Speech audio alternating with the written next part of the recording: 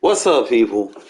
Let's try to bend and break these metas so that you guys understand fundamental football as opposed to trying to copy paste meta spam. We'll actually do this against the 49ers. I like to try to get as realistic as possible with things.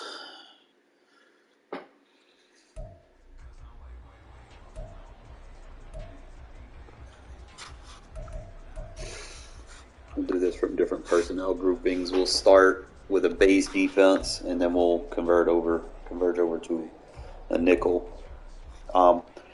You can play run fits from any coverage. It doesn't matter. It's just the basic principle is you don't want guys hovering gaps. If you're hovering gaps and your guy that you're in front of, you're aligned with, if you're not as strong or as big as him, you're going to get blocked and take yourself out of the play.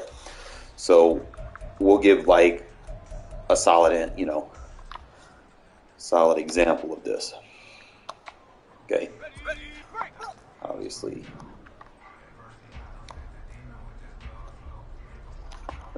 play with it a little bit so I can get the linebackers in the fits. Probably do this from a pinch. Let's go.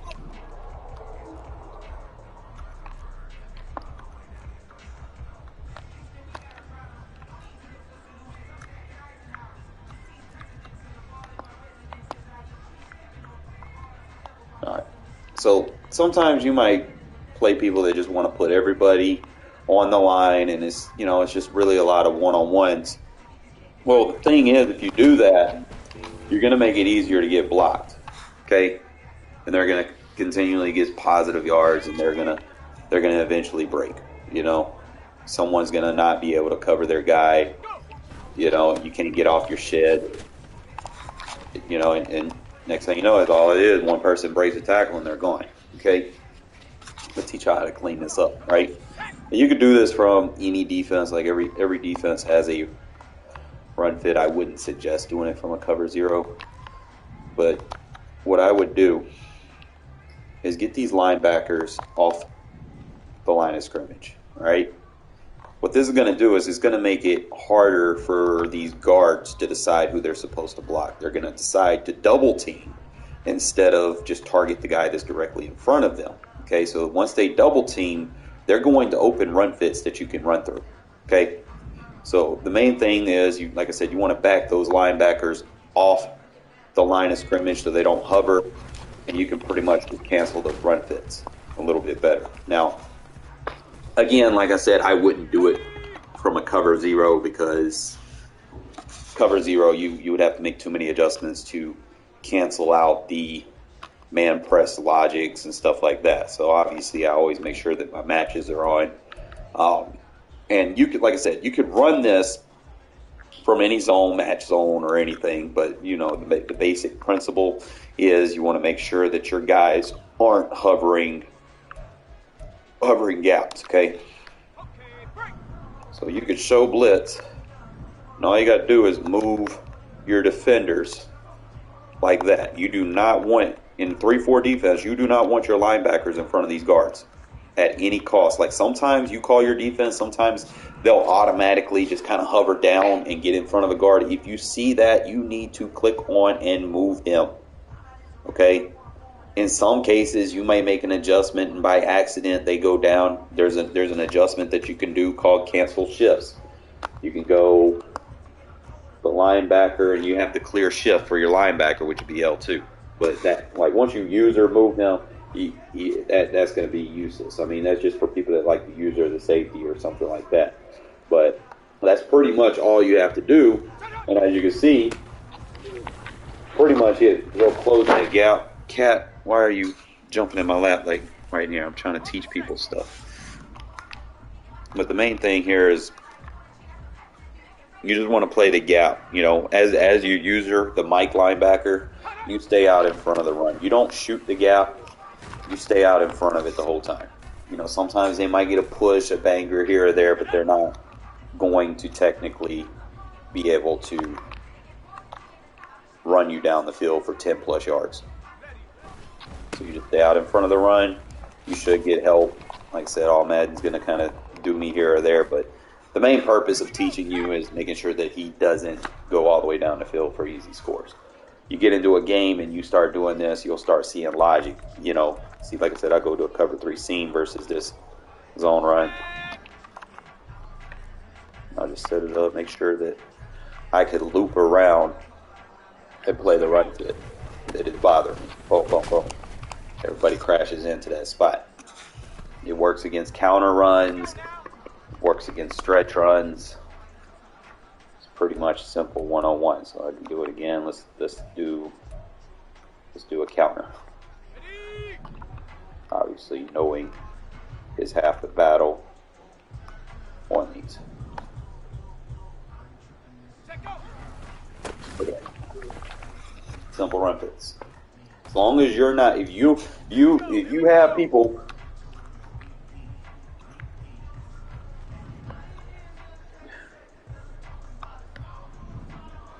You just have people sitting in those gaps just trying to clear everybody. It's going to be different for you. You're going to get blocked, and you might get a guy to squeeze. You see the difference? The trick is not to get blocked. And that's really just the lesson for today that I wanted to teach you guys so that you could see and understand exactly what I'm trying to tell you. Stop listening to the people that tell you to pinch the fucking line and hover gaps. The difference between the defense I teach you and the defense that these dumbasses teach you is theirs gets patched, mine doesn't. But that's really just the point of emphasis, really. You know, so if you're watching me play and you see me move people around, like I said, it works in nickel defense too. Just make sure your guys are not hovering over fucking linemen. The main thing that I teach you is match up your personnel. Make sure that the guy in front of you is an equivalent matchup one-on-one. You don't want a 230-pound linebacker lined up directly in front of a 300-pound lineman. That is a mismatch. You are going to get fucking pushed and shoved, and you're going to be hoping, wishing, and praying for a block shed that may or may not happen, depending on who the lineman is.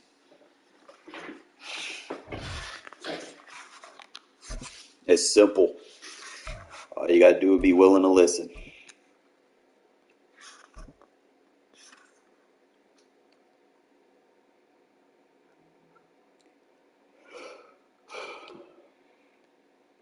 EA Sports coverage of the NFL has us at the Caesars Superdome in downtown New Orleans. Coming up, we've got what should prove to be a good one, as it'll be the Las Vegas Raiders taking on the New Orleans Saints. The ball on the tee, we're set for football, and we are underway from the Superdome. From his end zone, here's Rashid Shaheed. And he'll be stopped right around where he would have been had he gone down to a knee, maybe a yard shy of there at the 24.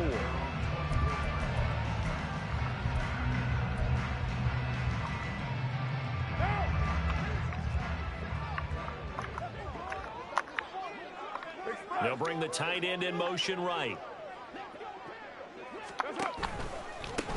They start the drive on the ground. Kamara. And they'll get him down after a pickup of 8, 2nd and 2. The success there, Charles, coming on the outside of the field, the ground game. Curious to see if that continues as we progress. Yeah, we often talk about a variety in play calling and usually between run and pass.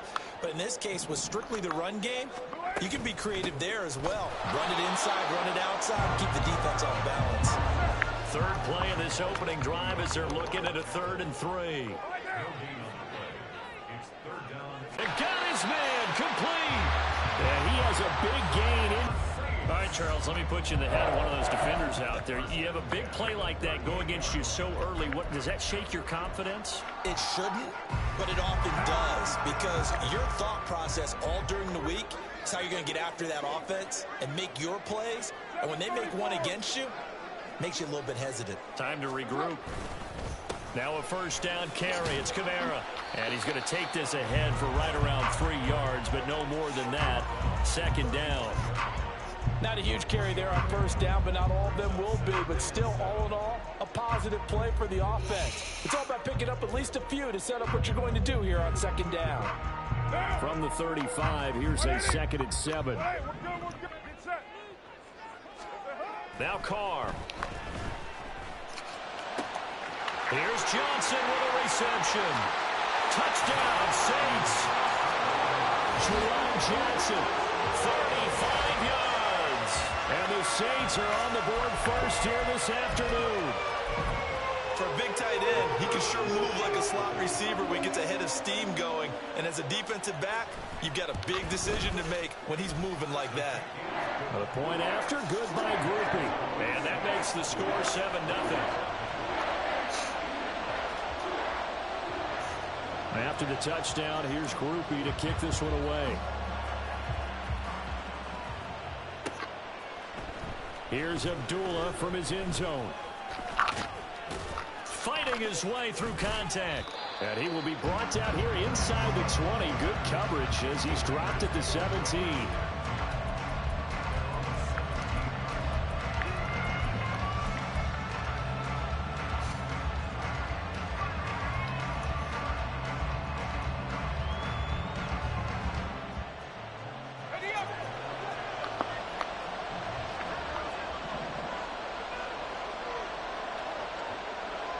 They'll bring a receiver in motion left. The drive starts with a run by White. And he'll be dropped just shy of the 35 at the 34. A pickup of 17 on a play that originated at the 17. That was good tough running right up the middle. Defense can't penetrate and make him slow his pace or change direction. That's often the end result. First rep of the game for Josh Jacobs. And able to get this one across the 45 before he's brought down. 15 more yards there and quickly another first down. We often give credit to the O-line there. 2 tight end formation. Those tight ends block pretty well also. Yeah, and that's one of the most dynamic positions in football now. The tight ends who can block at the line of scrimmage at the point of attack, and they can also get downfield and catch the football. Back-to-back good plays have them on the move on first down.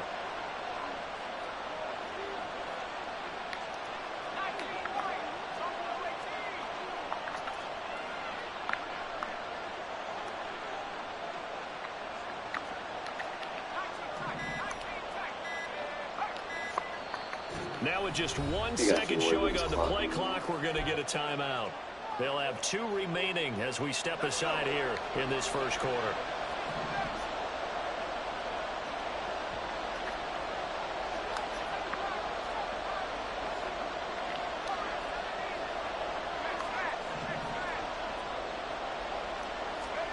O'Connell on 1st and 10.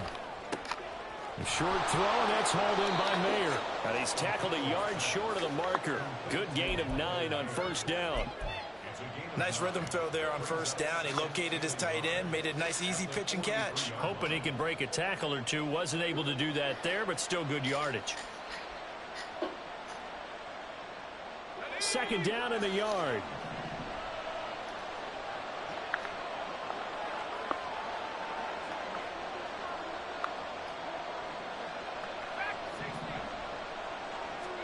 Now O'Connell. It's caught here by Adams. And he's going to be out of bounds down around the 35-yard line. And they just keep marching right along. First down on a pickup of 8 there.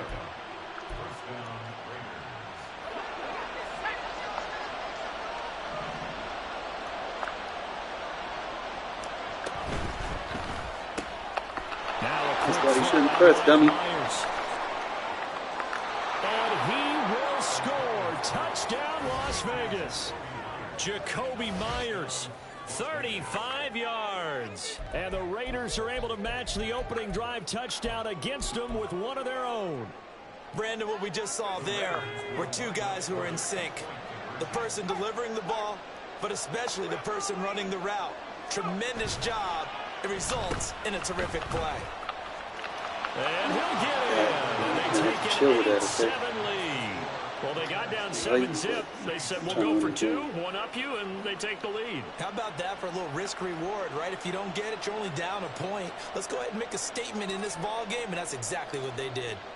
On is the Raider kickoff unit now as they will send this one away. And this will be a touchback, so they'll bring it out to the 25.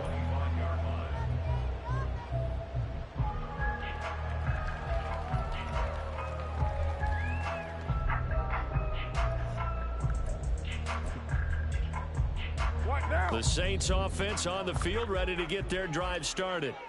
For this offense, Charles, remember the last time they were out here, marched it nearly the full length of the football field, and a lot of the attack went through the air, so now they'll see if they can duplicate that performance. Okay, my shoulder age a little bit, partner, because I can hear my high school coach, John Ford. I can hear his voice in my head. Laddie, when you put the ball in the air, 3 things can happen, and 2 of them are bad. But the way the game's being played now, this is just part of what they do. So I don't think they should change anything at all. They've been dominant. Keep throwing it around. And this will be taken across midfield and into Raider territory. A tight one. 8-7 our score after 1 on EA Sports.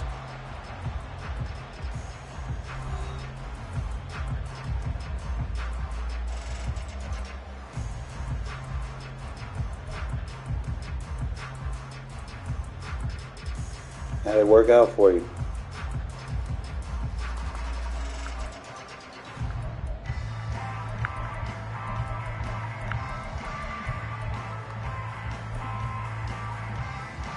Oh, look at you. From the 46, here's the 2nd down and 4.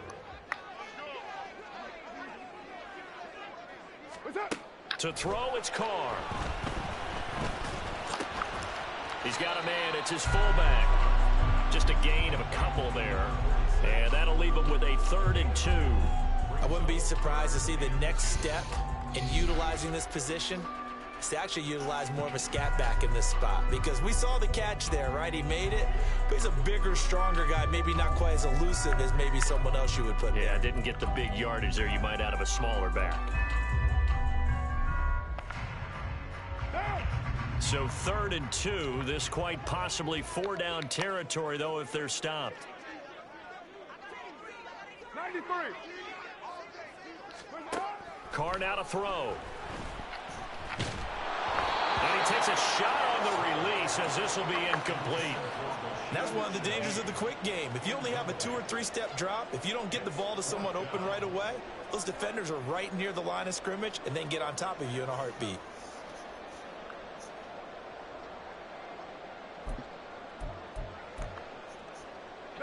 Feeling like they're not quite in field goal range yet. They're going to go for it on 4th. Carr going to throw.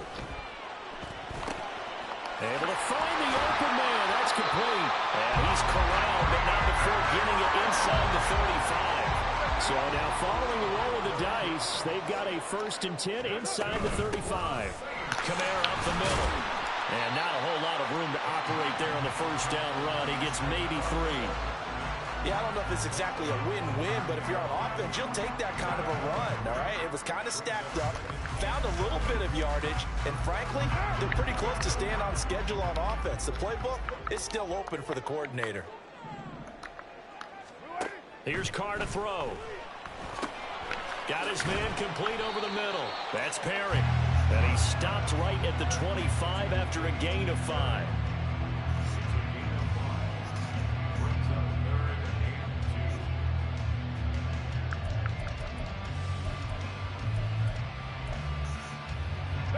They're trying to keep the drive going. This will be play number 8. It's 3rd and 2.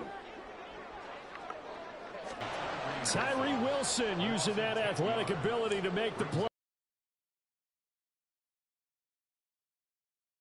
In that one right there. Nowhere to go outside. He had to keep backing up and backing up and backing up. Eventually dropped for a huge loss. And no move to pull Carr and the offense off. They're going to go on 4th down.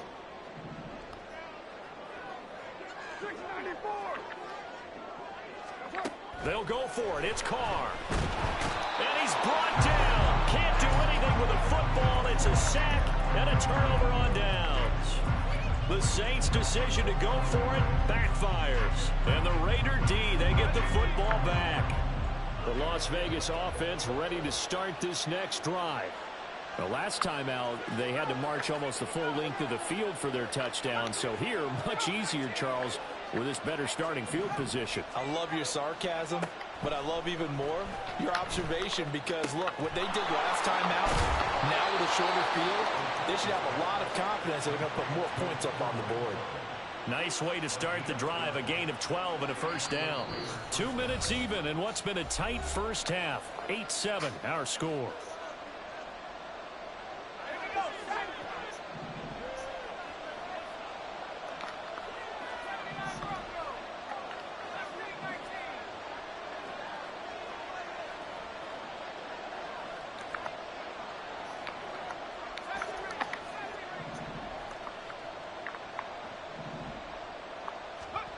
On 1st and 10, it's O'Connell. Looking left side, and he's got him in. That's Adams. And a pretty little juke move there on a nice gain. So the completion good for 7 there. And that will bring up 2nd down. At the 37-yard line. Got it. Ready?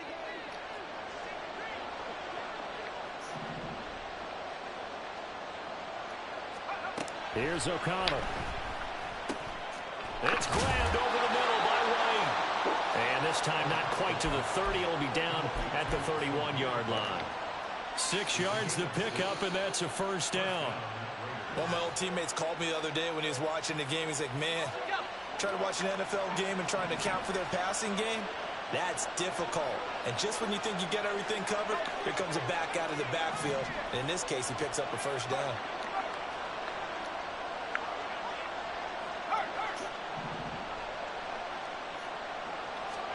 O'Connell looking to throw on 1st.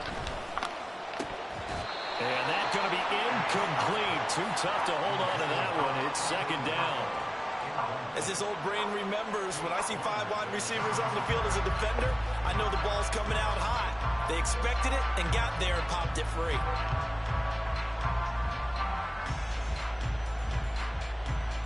Here's 2nd and 10.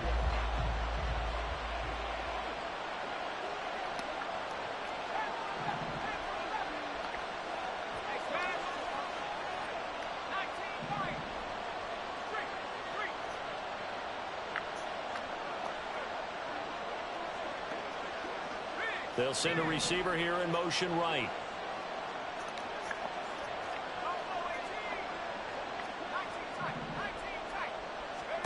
Sticking to the air with O'Connell here.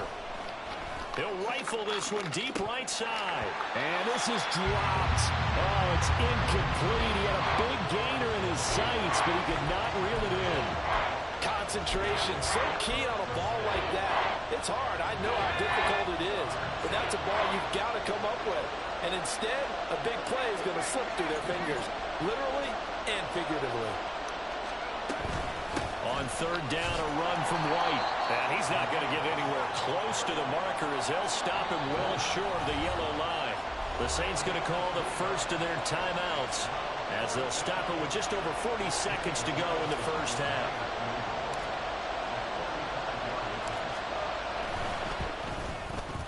The kick by Carlson is good. And the lead grows to 4. It's 11-7. Let me So finish they're this. able to end that drive with So, you gonna play me in the other league? possession ball game. Been hitting you up, you ain't You hitting want to back. end every drive with points. Most quarterbacks would tell you, let's end it with a kick, right? A PAT, that's number 1. Field goal you'll take. Punts, you really don't want to do that. In this case, they'll take the field goal and get prepared for the rest of the game. Mike. I mean, play the game so you can, you know, get used to the settings, man. So you're gonna feel a little bit different.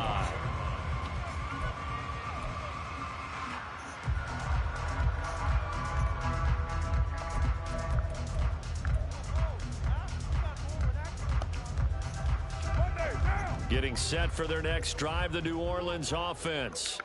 A slim deficit here in a one-possession game. Not much time left, obviously. We'll see if they can march this down the field, at least get 3 and take some momentum into the locker room.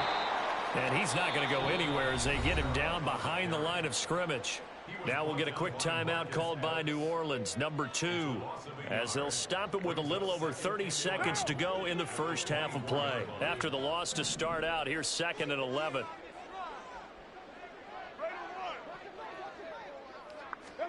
Here's Carr. That's complete to his running back, Kamara. Now the Saints will use their 3rd and final timeout as they'll stop it with 27 seconds remaining here in the second quarter. 1st and 10 at the 38-yard line. So here's a 1st and 10 at the 38. Hey, 734. Throwing now is Carr. And his throw's going to be kill, bro. I like the calmness of how he played the ball here. No panic in his eyes as that throw arrived. Tracked it from the moment it left the quarterback's hand, and that's just where he needed to be to knock it away. On play action, now Carr. Oh, he tries to force it in, and it's intercepted. And a potential turning point as they'll get the football in very good field position late in this first half. An unfortunate sequence there, trying to get points before intermission, but now the interception, and their opponents have a chance to possibly pad their lead. Yeah, they had an opportunity there, and they weren't able to capitalize on it, and that's something that could come back and haunt them later. They're begging their defense now to keep them from scoring before the half ends. Throwing on first down, but this one winds up to be incomplete. That was nice work there defensively to force the incompletion. Now, even though this drive started in plus territory, they're still not in field goal range yet, so they can work towards another couple of stops and not allowing that turnover to hurt. Don't press him. And the 7-yard line, the catch is made. I'll find out. You press, you can get beat. Perhaps a chance for one more Not quick first play and press. then another timeout if they hurry. We'll see.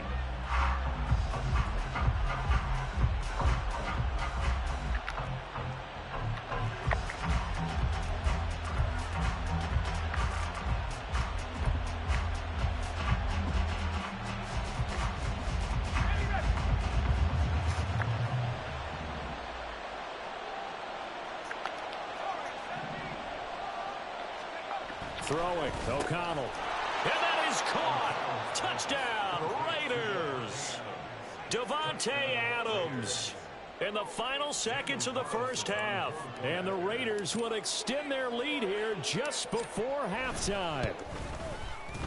Extra point by Carlson, up and good. And that pushes the lead up to 11. You just got comfortable with that. Like, look. So I'm not. time enough for a kickoff here. 5 seconds is remaining difficult. in this first half.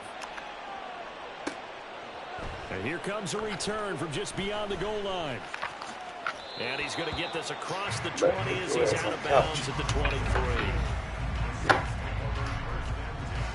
No. Lay down.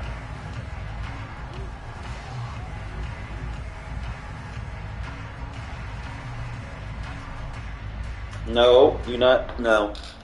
Don't try to jump back on me. No. You a distraction.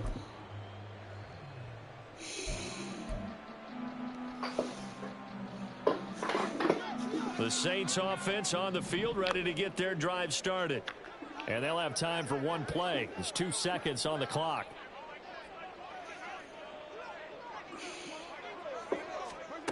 The final shot here before half for Carr.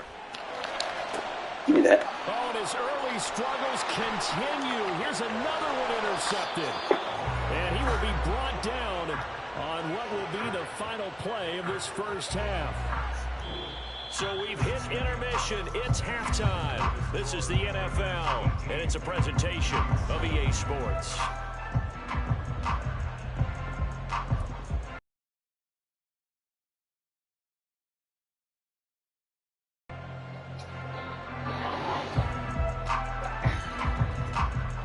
I'm Brandon Gordon, set and ready to rock for the third quarter. We saw this franchise come do on, this man. back in the 2009 Super Bowl. The Saints will start the second half with an onside kick.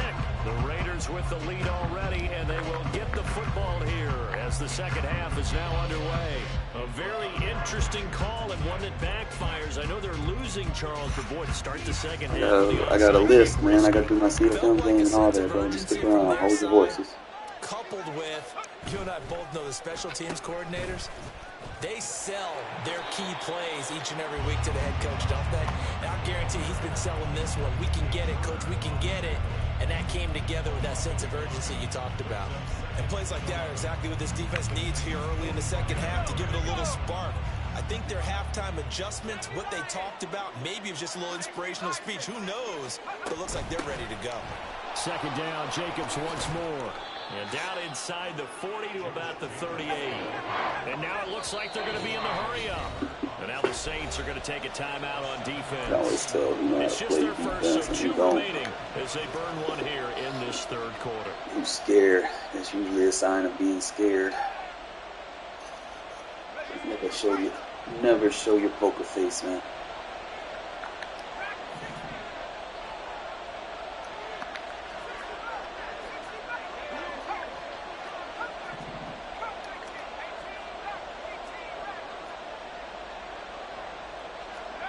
To throw here, O'Connell. And this pass I'll take it. The contact well timed there, and now 4th down. He was trying to get that one out to his running back out in the backfield, but that one was read and timed perfectly, and they were able to break it up.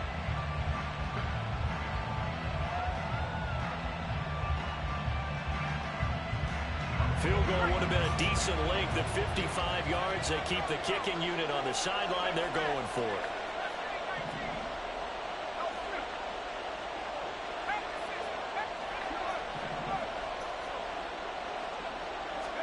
They'll go for it. O'Connell.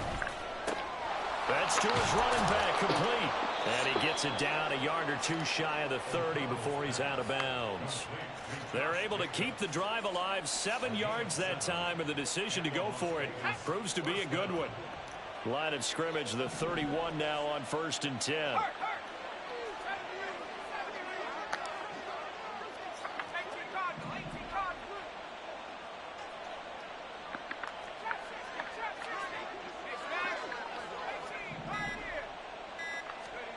Here's O'Connell looking to throw it. And that's complete to Adams.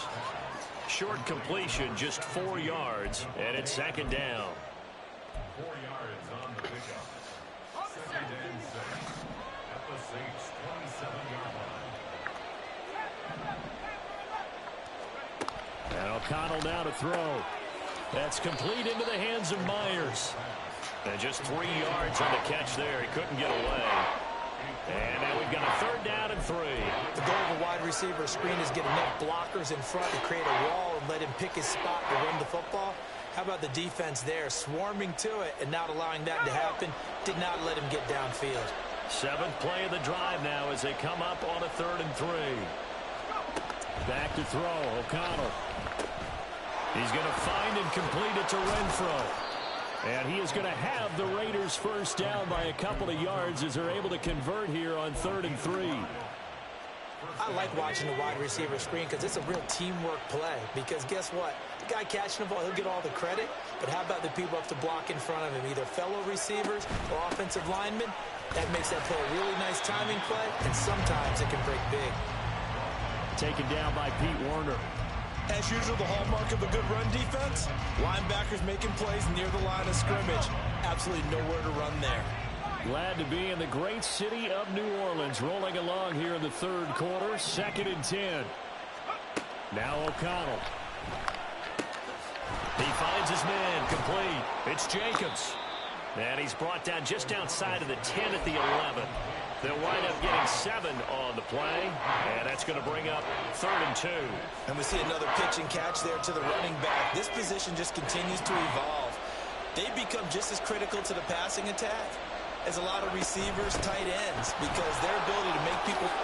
And he'll take it into Right, the if you end don't zone pace the for line, bro, a you're not going to run fits. Josh Jacobs taking it in from 11 yards out. And the Raiders will add on to their lead here in the final minute of the 3rd. O'Connell's throwing for it. And this is going to be caught. It's good. Stop baselining, and bro. that extends their lead by 2 more.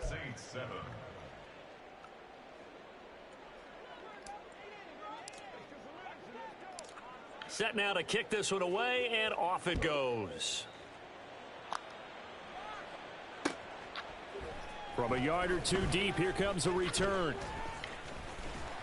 And he'll wind up getting a couple extra yards here for his trouble and bringing it out of the end zone as he's down at the 27. At their own 27-yard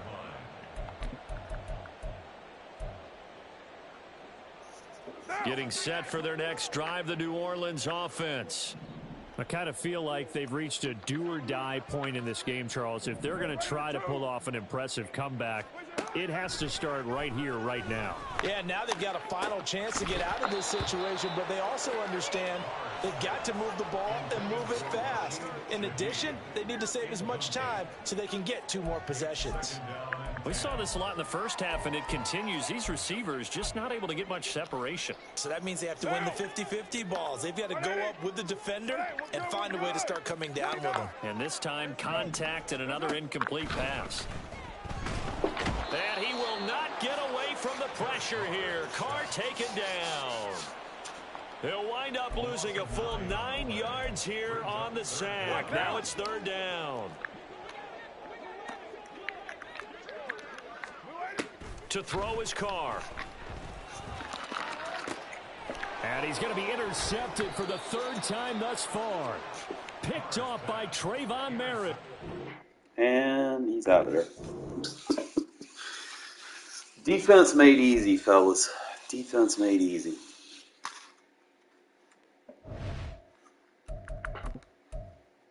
I'm not going to show you.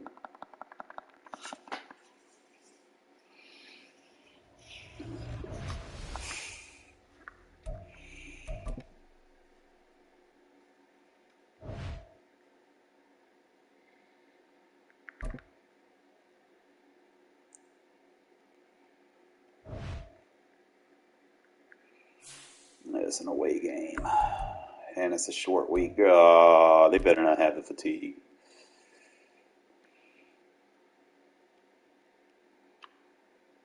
I know we turned it off, but ain't no telling.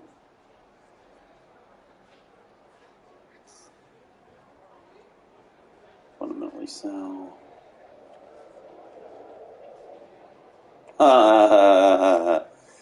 Oh, shit.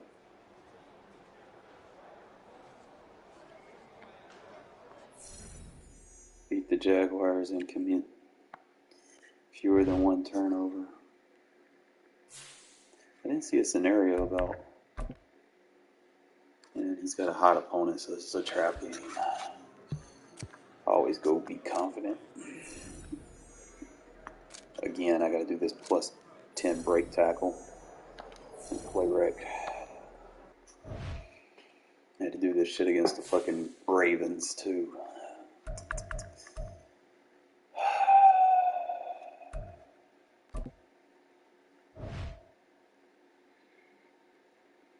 This boy is a runner. So I already know what I gotta do. Stick to my game plan.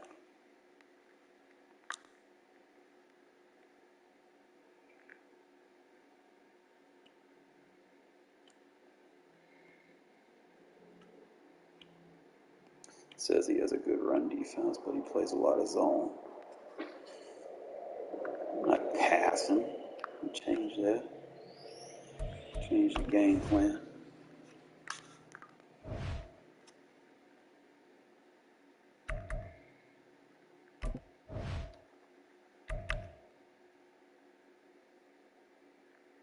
Who is this on?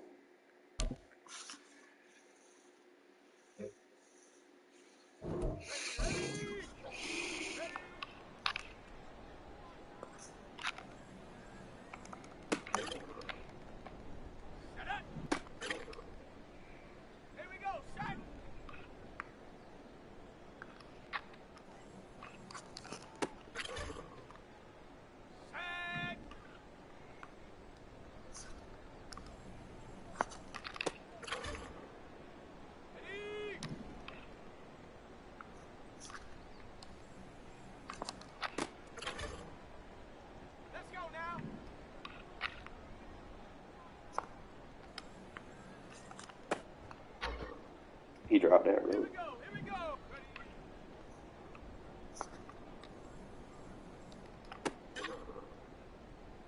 Alright, bro. Catch it in the fucking square, bro. Thank you.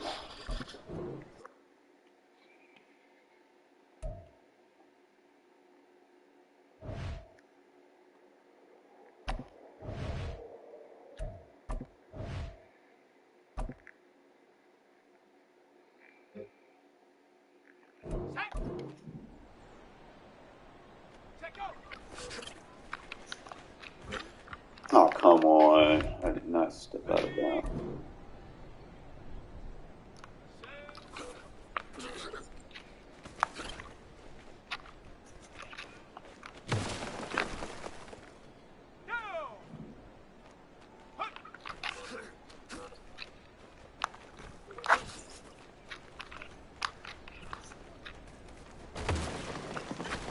You try to cheat me.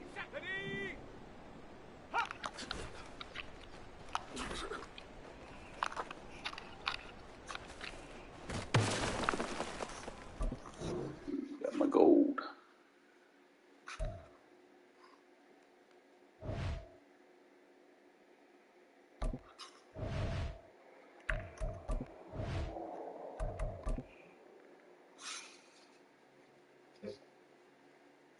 Got it. Ready? Hot, go.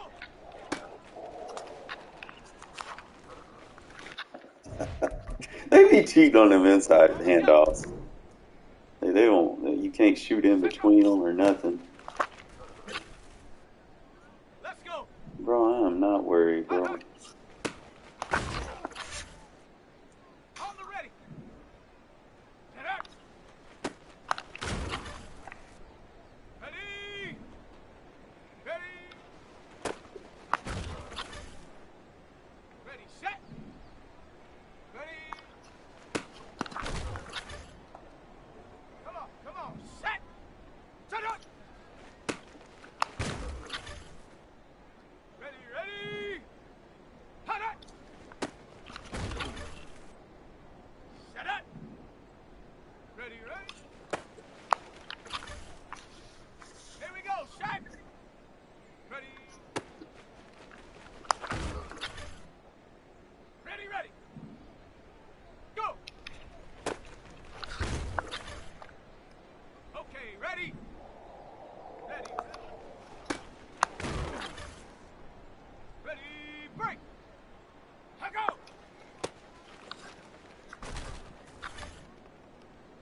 Set. Set, go. I already got gold, bro. Let's go now. Set. Here we go, here we go. This is so much easier to do against Zamir than it is Josh Jacobs. Josh Jacobs is damn near impossible. But I'm still going to use Jacobs as a feature back. I just got him in a different spot. Got to get more utilization out of him. Ready. Hot, hot. Let's go. Set, go. Ready. Ready. Come on. Set. Set up. Ready, ready. Ready.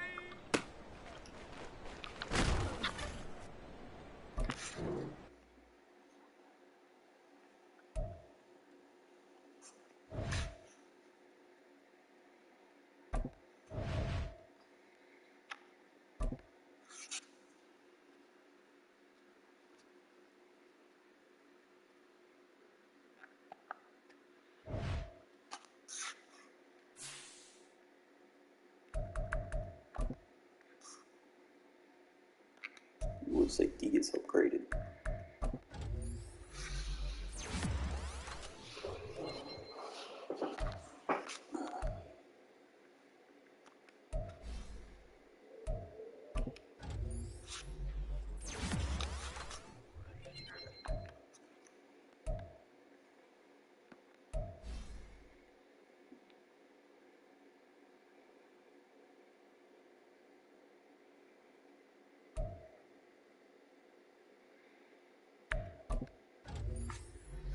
We in the green finally.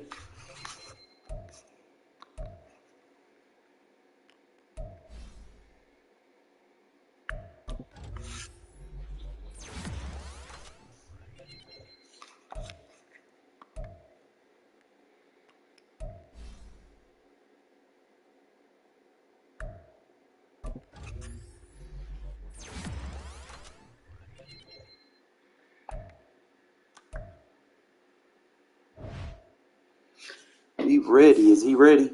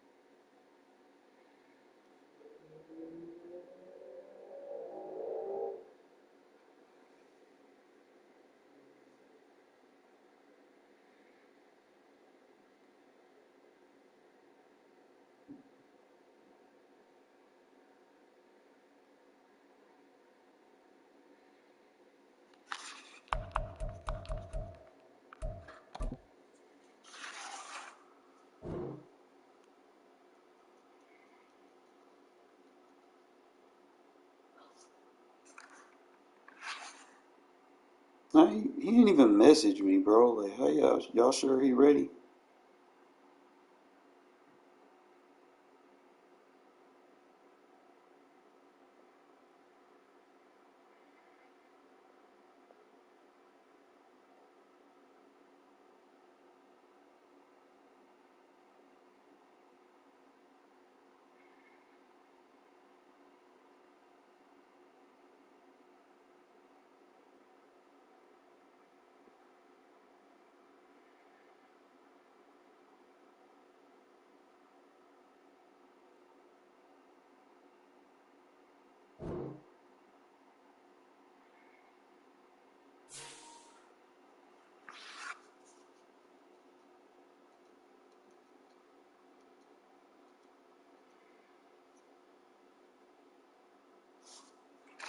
Now we wait.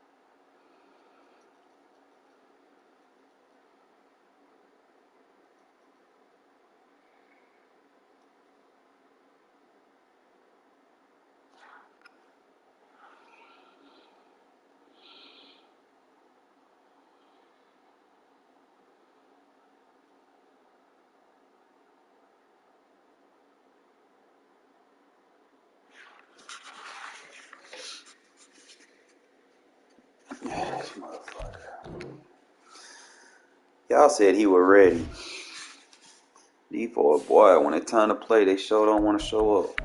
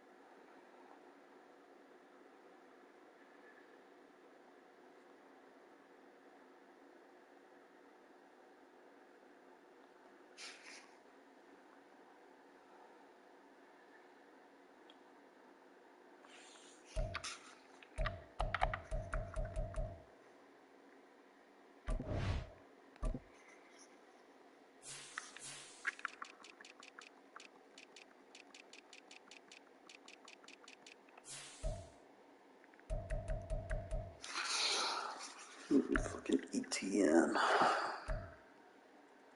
That's all he really got.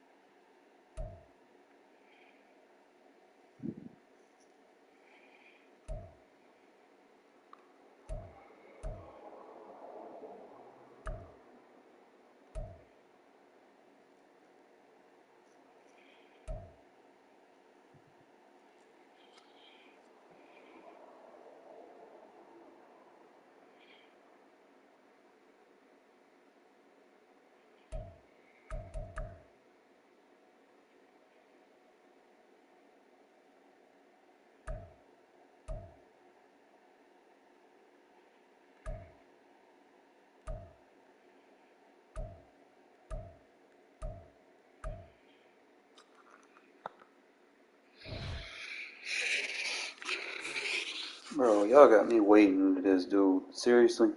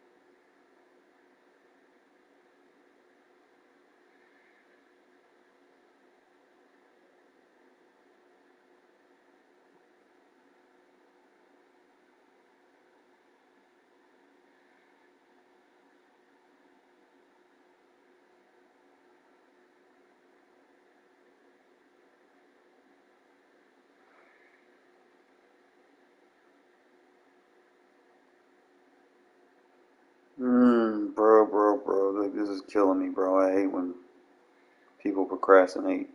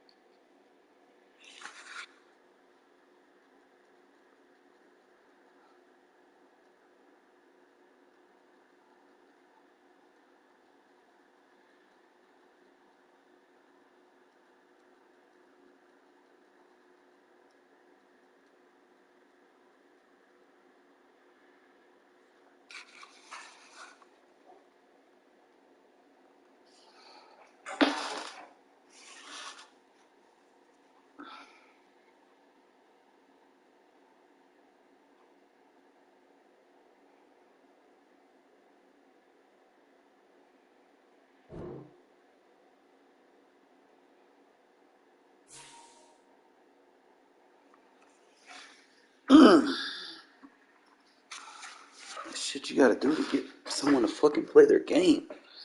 It's ridiculous.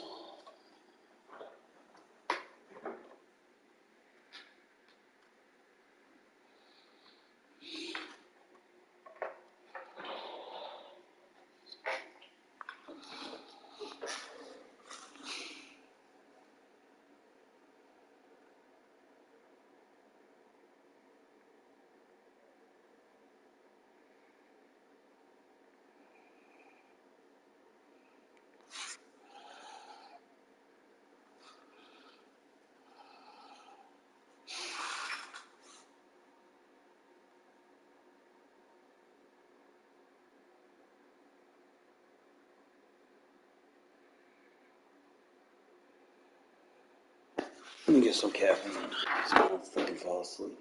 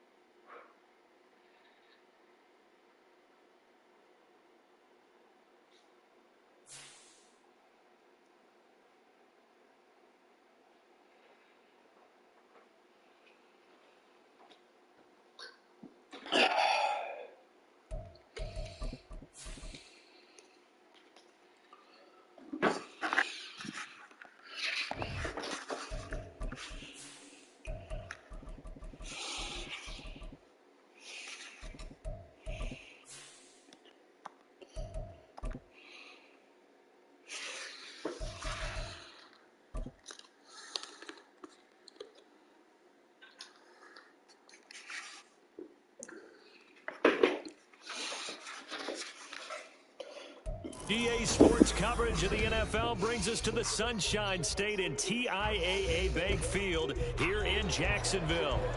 Tonight we begin the final stretch. Week 16 starts here as it'll be the Las Vegas Raiders taking on the Jacksonville Jaguars. The holiday season is upon us. We've got the gift of the NFL as we're underway here in Week 16. Washington now brings this out. And only able to get this to the 19, so probably should have opted for the touchback.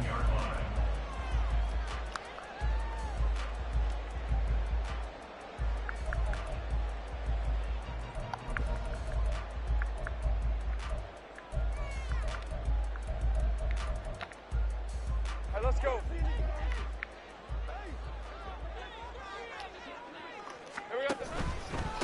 Now ETN to start the drive. And right away he lost the football. Oh, and one of the linemen on the other side has got him. And his guys will take over at the 30-yard line. As you and I both know, one reason teams script plays to start a game is so they can practice them ahead of time. I will guarantee you that fumble was not in the script. You don't think they had fumble written next to play one there? No, that was never in the script because they want to have good memories when they go into a ball game, not something that could have gone wrong. And shutting him off, now open field. And he takes it down to the 10-yard line.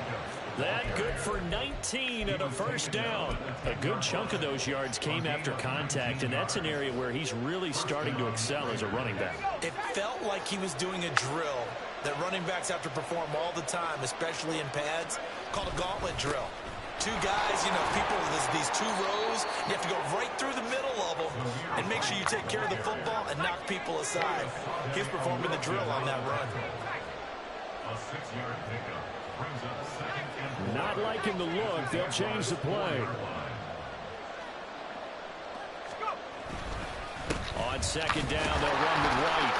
And he will push his way forward down to about the 3-yard line. Give him a yard on the run there, and that's going to set up a 3rd down and 2. And keep in mind, if you're thinking of staying on the ground, this is a top 5 rush defense. Yeah, but I don't think you shy away totally with the run. At least show them the hint of a run before you decide to throw the football. They'll come to the line, needing only 2 yards to gain the first here.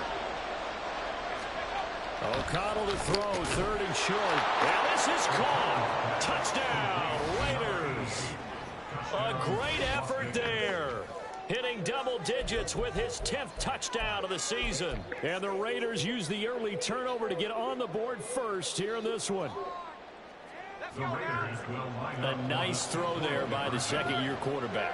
And I don't believe that was the kind of play he would have made as a rookie, because usually your rookie season is a continuation of your college days. A lot of one read, and if you don't have it, you just take off and go.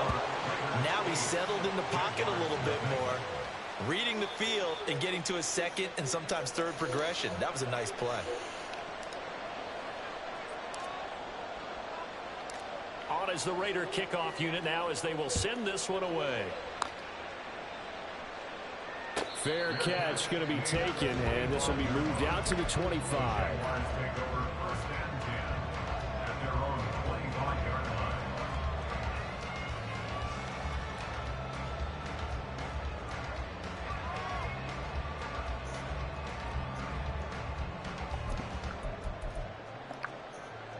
The Jacksonville offense set to begin their next drive. And listen, these Thursday night games, they're tough on the body. You just played on Sunday, 72 hours later. Hey, it's game day again. But I have to think a Thursday night game in September much more preferable than a Thursday nighter in December, no? No, there's no doubt about it. You mentioned how tough it is on the body. How about the mind? You're already tired, fatigued, right? Trying to battle for playoff spots. And here you have the quick turnaround. Now, the flip side is, if you take care of business, win that Thursday nighter, you go into a mini open week. Gives you a few extra days to heal up the body and the mind before you play your next game.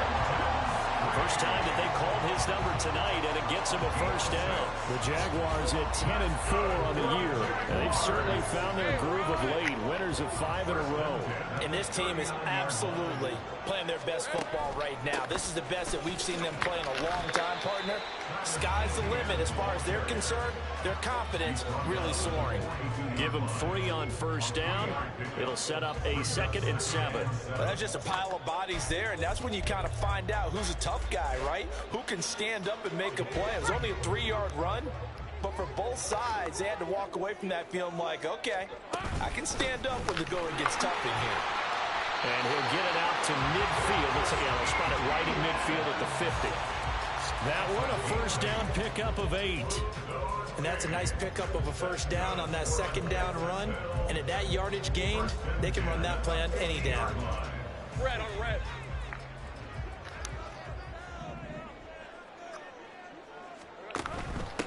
On first and 10, it's Bigsby. And he's going to be hemmed in and brought down right at the line of scrimmage. Call it no gain on the play, and it'll be 2nd down. You look at this Raiders defense. They are number 2 in the NFL against the run right now, Charles. Numbers don't tell you everything, but they do paint a pretty good picture. We're talking about 2 top 5 units going at each other. One in running the ball, one in stopping the run. I think this is going to be a whole lot of fun myself. Calling a gain of 3 on the play. 3rd and 7 now. Charles, Thursday night game, I think a lot of teams probably say shrink the playbook somewhat. Is that correct? I think you're right about that, because you just don't have the amount of time that you have in a normal week to put in a full playbook. So, as you said, you shrink the playbook. This is intercepted. Picked off by Nate Hobbs. And the Raiders are going to 5-yard line. So a first interception thrown for him there, and that really not the best decision either. Not at all, and that's something he did not do in their victory last week. No interceptions in that game, but this defense, they're able to take advantage of an early mistake. Now let's see if they're going to turn it into points. And he's taken down, but able to slip across the 35. Give him 13 yards on the opening play of the drive and also give him a first down. Usually we see runs like this as the defense breaks down later in the game, but this guy is setting the tone early, running through all types of tackles and putting the defense back on its heels. They go back to the ground, this time Jacobs. And he's dropped right at the 40. Gain of 3. Well, this defense for the Jaguars, they were fantastic a week ago in that win over Houston. Yeah, what stood out to me on tape, the way they were flying to the football. So that tells me that they've got all their assignments down, and they're playing with extreme confidence. He finds Mayer here. And he'll go down, but not before getting this inside the 30. It'll go as an impressive 31-yard gain. One quarter down, 8-0 the score.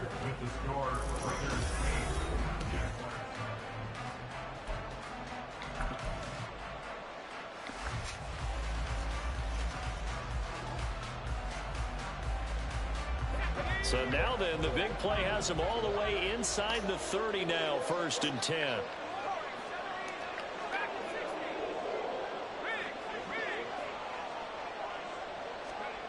Now it's O'Connell.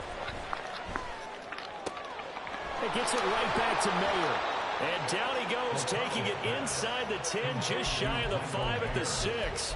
Back-to-back receptions for him, and it's another first down. Boy, how about the speed with which this offense can get down the field? It's taken them no time at all to get down here, and now they're set up with a 1st and goal.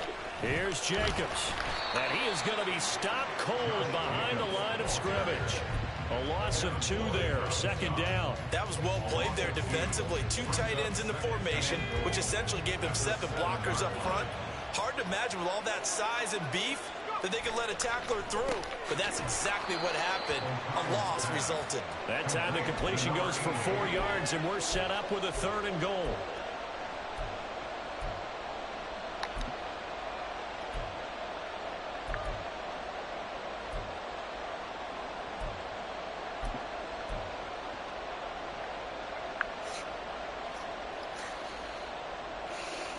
We're on week 17, I want to say.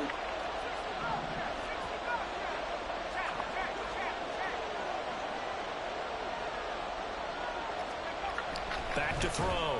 O'Connell. Touchdown! Josh Jacobs from 3 yards out. And the Raiders go up by 2 touchdowns. Now for the extra point, Daniel Carlson.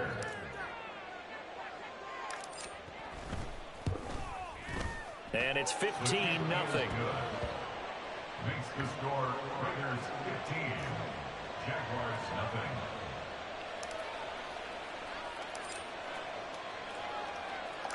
On as the Raider kickoff unit now as they will send this one away. And he'll elect not to run with it. And a fair catch on the kickoff will move the ball to the 25. At their own 25-yard line.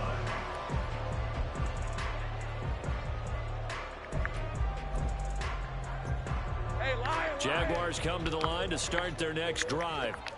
As mentioned, this one of the hottest teams in the NFL, riding that winning streak into this one, but now playing here on Thursday night. Do you think that this helps or hurts their momentum? Well, ordinarily, I'd say it hurts the momentum because now you get that short week. But when a team's playing as well as they are, it actually allows them to down focus and only worry about themselves and less about their opponent. So when you're playing well, you just worry about the things you're doing well and let the opponent deal with it. He's got it at the 15.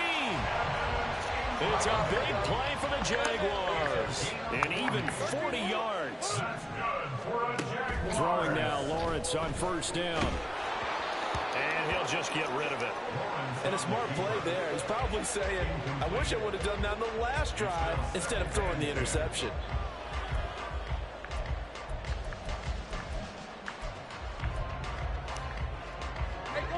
Second and 10. 11. be on the option. And nothing doing. He's immediately taken down at the line of scrimmage. No gain on that one as it brings up a 3rd and 10. He can rack up those tackles in bunches in the run game from that middle linebacker spot. And what he has to do is make sure he congratulates the guys in front and tells them thanks a lot, because as the guy in the middle, the Mike linebacker, you're counting on your front 3, your front 4. Oh, everything falling apart now. Another one intercepted. Picked off by David Long. And the Raiders are going to take possession here at their own 16-yard line. And that felt like a little extra pressure on that 3rd down attempt, and their mistake cost them points because they're inside the red zone. So you know you've got at least a field goal waiting for you. And in this case, they end up with nothing. First down throw, O'Connell. Well, this is taken in. It's complete. And he will be taken down, but a big play there as it comes just as we reach the 2-minute warning.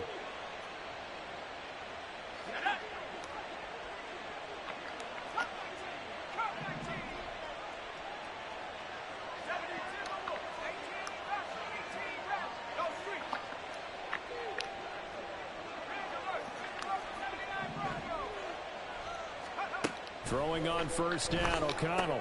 That's bullshit. One, and that's going to be intercepted.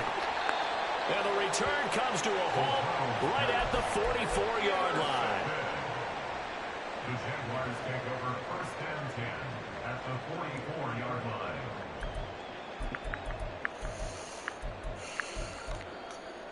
On red.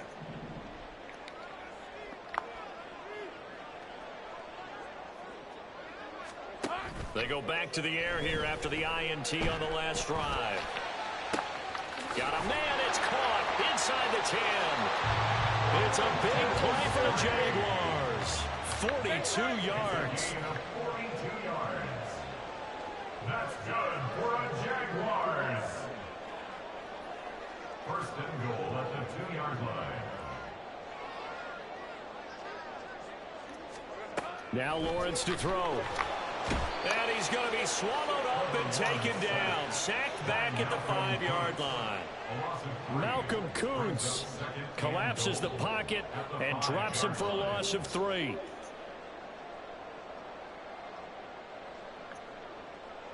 Back at the 5-yard line now. 2nd and goal. Take right, open. 11, Haggett. Go, let's go.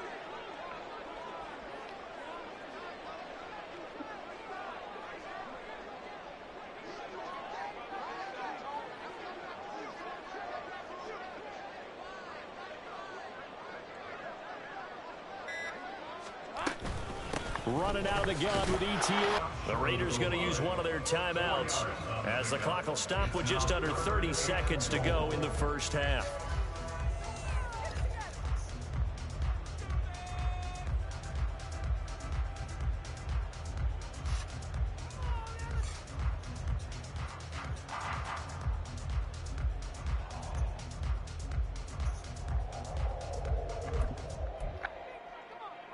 They've been denied touchdowns in the red zone twice already. Here comes 3rd and goal. Here we go. Bigsby will get it into the end zone for a Jaguar touchdown. Nick Folk for the point after.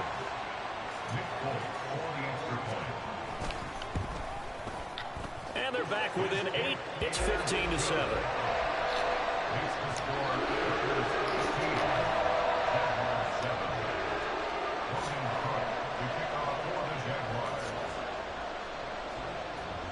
After the touchdown, Cook now to kick this one away.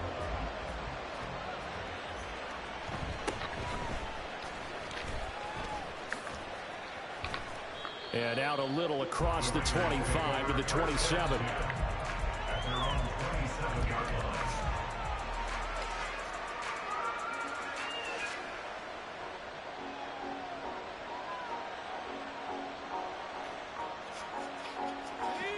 The Raider offense set to get this drive started.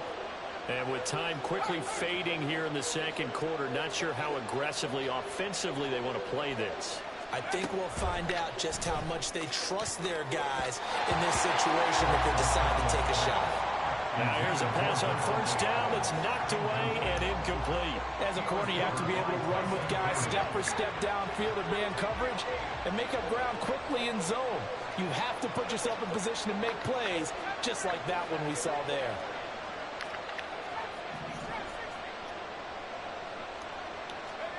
From the shotgun, O'Connell. The open man here, Renfro. And he gets this one just shy of the 40, down at the 39.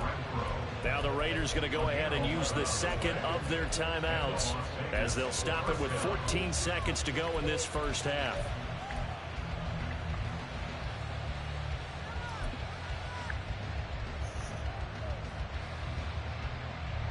Here we go. So from the 39 now, they'll come up on a 1st and 10.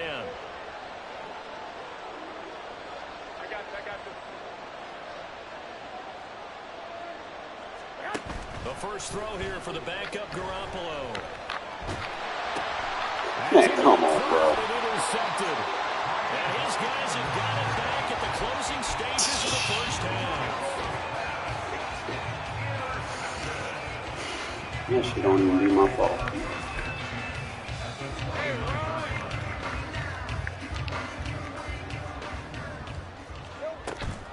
From the gun, Bigsby. And he'll go down right on the edge of the red zone following a pickup of about 7 or 8. Now whistles and a timeout with 3 seconds left in the first half. So 3 seconds here remain in the half. On is the field goal unit to see about getting 3 points. And now we'll get a late timeout as it comes in the waning moments of quarter number 2.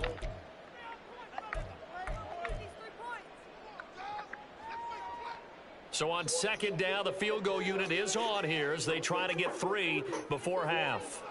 This will be a 37-yard attempt. Folk's kick is good. And that will do it for this first half. So 2 quarters down, 2 remain. Charles and I return after the break.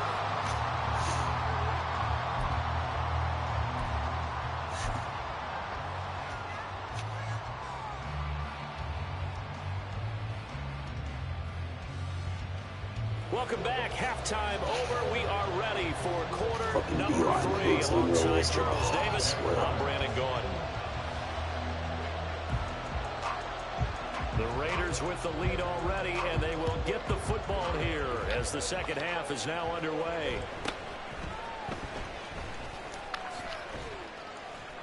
And up to about the 26-yard line, just across the 25. At their own 26-yard line. The offense for Las Vegas about set to begin the drive. This offense set to begin the third quarter. And, Charles, if they had a checklist of things they wanted to accomplish in the first half, certainly at the top of that list would be having the lead, and they've got that here. That's always the most important box to check, isn't it? But also, they've had some success in their passing game, so probably an empty box establishing the run. They're on pace for fewer than 100 yards in this one. So now they want to make sure that they get that going so they truly have a control in this ball game. And down the stretch, being able to be balanced. Either throw it or run it and try and win this ball game. A 3-yard pickup brings up 2nd and 7 at the 39-yard line. And they'll come up 2nd and 7.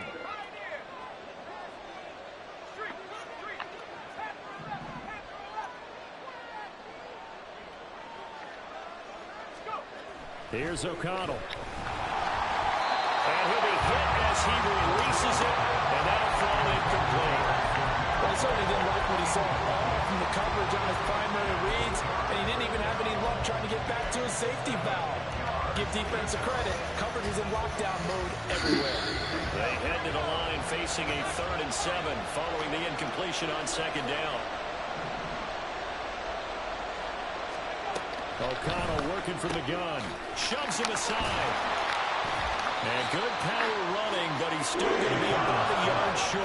And how about this one now? In their own territory, a gutsy call. They're going to go for this on 4th and a yard.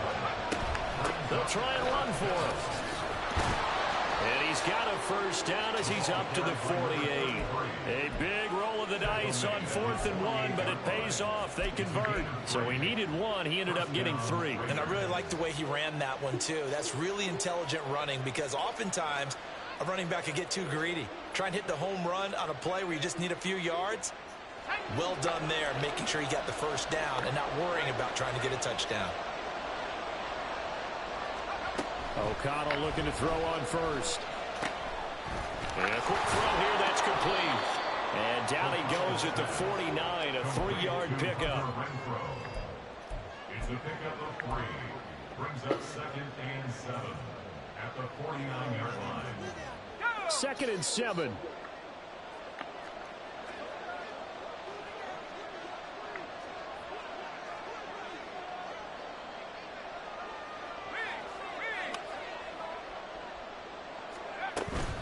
They'll go up the middle with White. And he is close to a first down as he's tackled at the Jaguars' 44.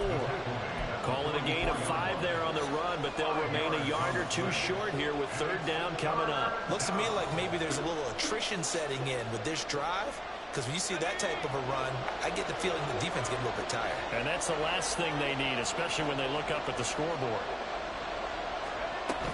They'll try to pick this up on the ground with White. And he's got the first before he's brought down at the 39-yard line. 5 yards is the pickup there as that extends this drive.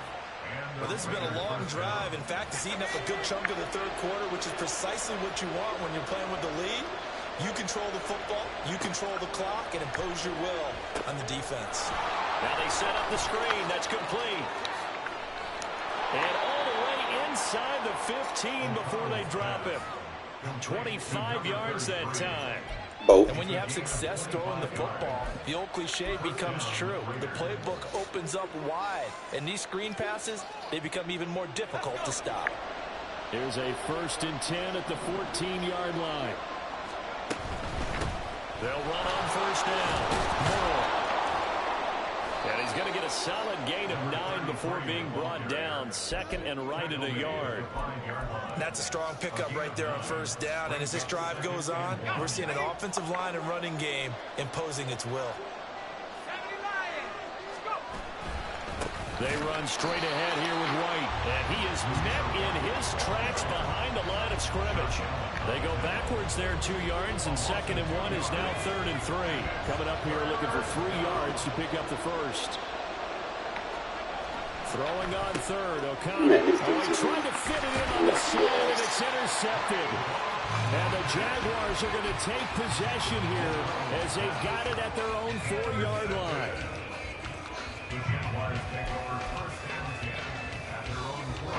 The Jacksonville offense set to begin their next drive. They take over here following the interception. That's the good news. The tough spot. Look at this. Middle of the field. A breakaway. He's got a full head of steam on his horse. Touchdown, Jaguars. Travis Etienne, his 12th rushing touchdown of the year. And the Jaguars have moved out in front here in the final minute of the 3rd quarter. And that run massively increased his production in this game, and now he's over 100 yards. And break out your calculator, partner, because his yards per carry went up significantly, right? Big-time jaunt all the way to the end zone.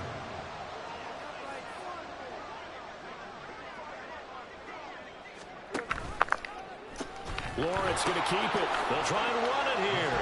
And he is into the end zone again. So get him some oxygen. He scores on the long run and then punches in the 2-point conversion for good measure.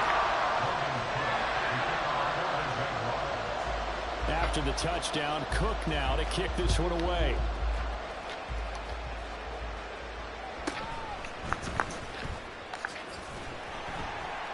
And his guys will get the football right at the 20-yard line. At their own 20-yard line. The Las Vegas offense ready to start this next drive. They are looking to make a bit of a 180. They are sputtering right now.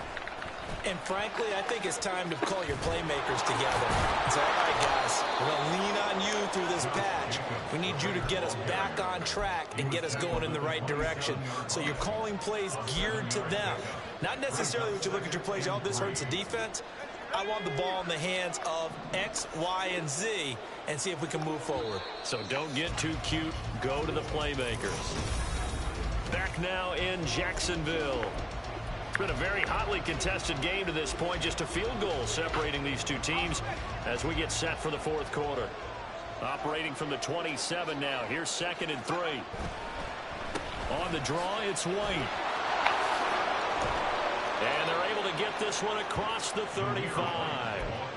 That one will go as a gain of 11. Raiders having a first down as well. We'll definitely see some open running lanes, and he's taking advantage of it right now, but that shouldn't be a surprise. Defense has the lead. They're playing for the pass first. Here's Jacobs on 1st and 10. And this will be good for a pickup of 9 to the 46. That was a good run, probably right on the edge of breaking into something really big. So the defensive guys right now are talking about, okay, what can we do to slow him down before he truly gets started?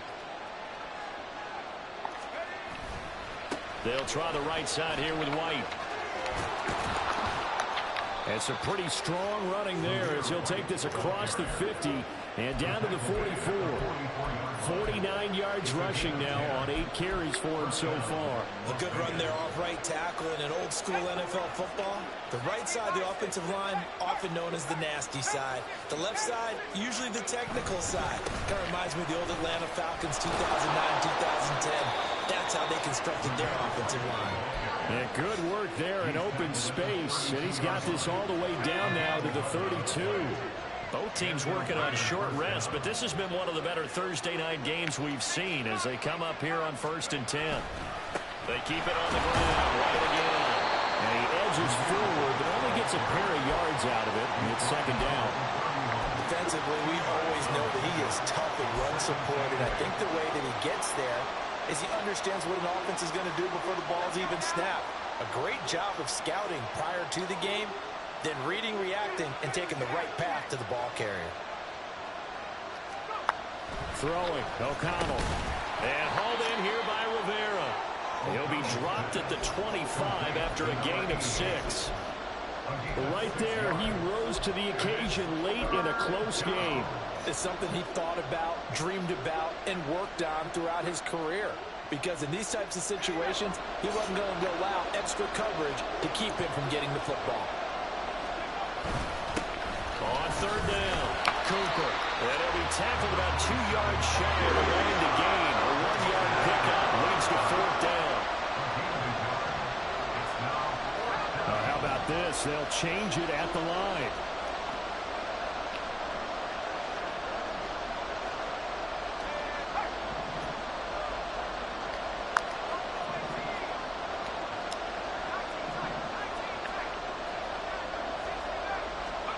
O'Connell here on 4th down. Pass taken in by his big tight end. And they'll get this down to the 10.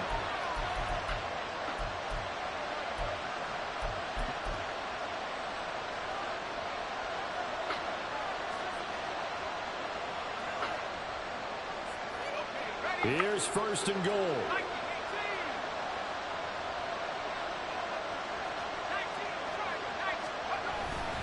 Here's White. Looking for a seam, but finding none. He'll get back to the line of scrimmage, and that's it. This defense, tough to run against. And those linebackers, they'll go side to side up the field, and there they get them for no gain. If you can't get linemen upfield to the 2nd level to occupy them, they have a field day just running to the football and putting ball carriers on the ground. Not many yards after contact when they wrap up like that. On 2nd down, Jacobs. And he's in. Touchdown, Raiders. Josh Jacobs with touchdown number 2 in the game, and now 11 on the year. And the Raiders put together a 4th quarter drive to take the lead. Carlson now to add the extra point.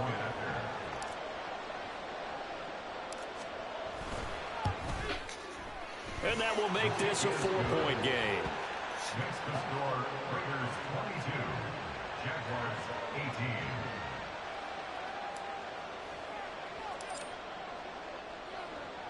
On is the Raider kickoff unit now as they will send this one away. And a fair catch taken. No time will come off the clock. And they will begin this critical drive at the 25-yard line.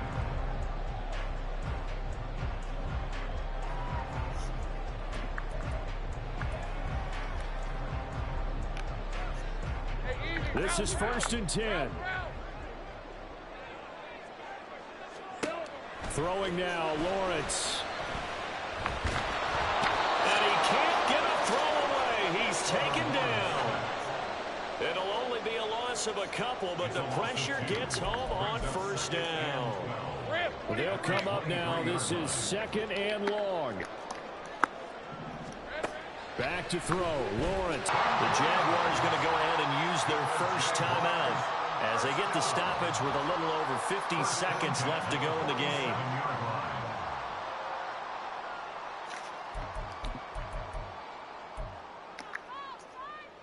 Two timeouts still available in this final minute. It's 1st and 10 now. Here's Lawrence. It's incomplete. Took a shot, couldn't connect. That's certainly not the worst thing. It stops the clock and lets your offense catch its breath and lets us exhale a little bit. Now I expect them to call a couple plays in the huddle so they're ready if a tackle happens inbounds. Under 50 seconds to play. Here's 2nd and 10. Throwing there, but this pass is going to wind up incomplete. Back-to-back incompletions, but we know this is definitely 4-down territory. Time not on their side. I don't think they want to try and get the first down in 2 installments. I think they got to go and get it right here, right now. Lawrence. And he knocks the ball away, and it falls incomplete. And that's the downside of taking these big shots because they're definitely lower percentage plays. And now you look up, and it's 4th down. So not only do you have to worry about getting big yardage, you also need to just keep the game alive. No choice but to go. Here's 4th down now.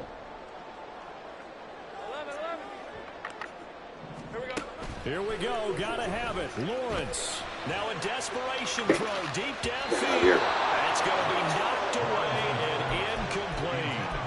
They had to go for it with such little time remaining. And the Raiders with the football now in excellent field position.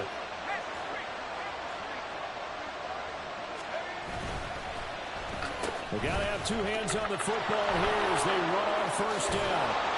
And a pretty good burst right there as he'll take this down to the 33. The Raiders going to use one of their timeouts.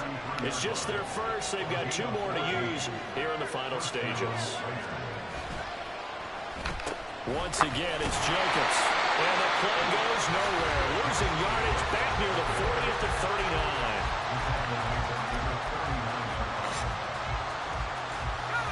Second and long, but you got to figure this almost certainly another run. That one looks like he'll throw here. Got a man that's caught inside the 10. Don't press the me. Raiders going to go ahead and use the second of their timeouts. That'll leave them with just 1 remaining in this 4th quarter of play.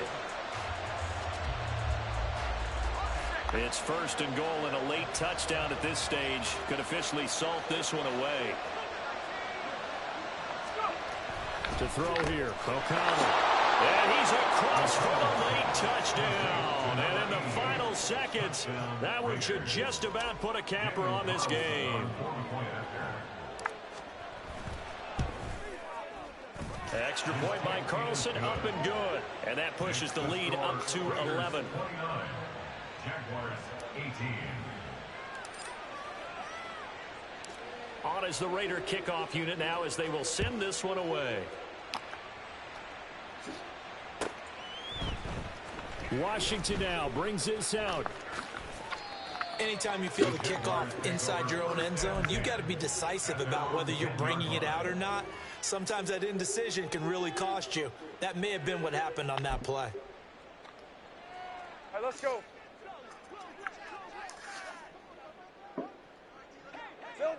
And they will take a knee here. Now the Raiders going to burn their third and final timeout. It'll be their third and final timeout, so as they talk things over, we'll step aside. Smart move. Take the knee. And they'll indeed take a knee.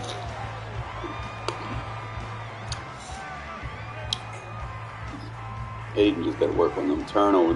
Them 2 turnovers are bullshit. So this fucking D-line interception. Las Vegas Raiders. And they were really helped by their defense. Took me out of my game plan. I was like, fuck this shit. We just gonna run the ball. You ain't got to run defense for real. What I mean by that is in the old days, pitching shutouts was big time. That was paramount. But the big thing was holding people down, holding down their yardage, right? Don't let them throw the ball through the air and gain a lot of... But now, it's about taking the ball away. Taking away possessions, getting the ball back for their offense. They had 3 takeaways in this one, and it led them to victory. So for the Raiders, it's an important win for their playoff hopes as they hit the 10-win mark now at 10-5. And now they'll get the weekend off as they get a little extra time to prepare to face the Denver Broncos. Meanwhile, for Jacksonville, it's a bad time of year to take a loss like this as they drop to 10-5. And they'll get a chance to redeem themselves at home next week. Needed that win.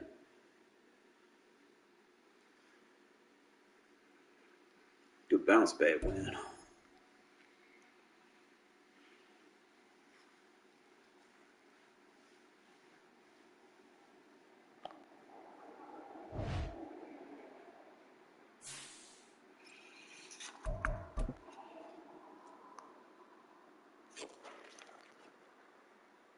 And I stole his momentum.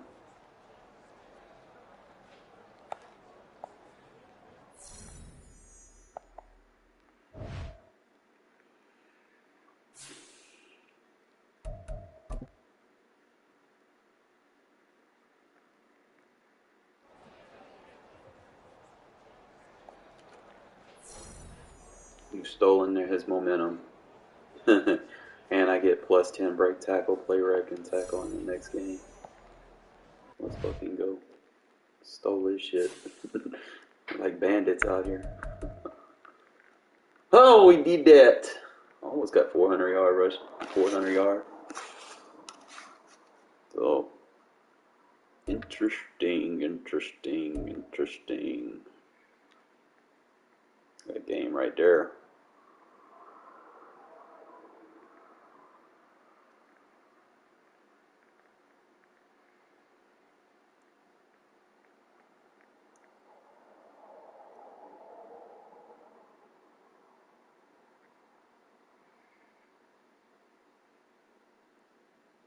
Got people trying to creep up on my ass. The Jets fucking beating Titans. Come on, EMT, bro. You're supposed to win that game. Keep people off my ass. I'm trying to be a lock. I can't lock in, man, if y'all not beating them people on the outside looking in. Who else I need to fucking... I need the Bears to beat the fucking Colts. Let's see. I need the 49ers to beat the Chargers. Bet.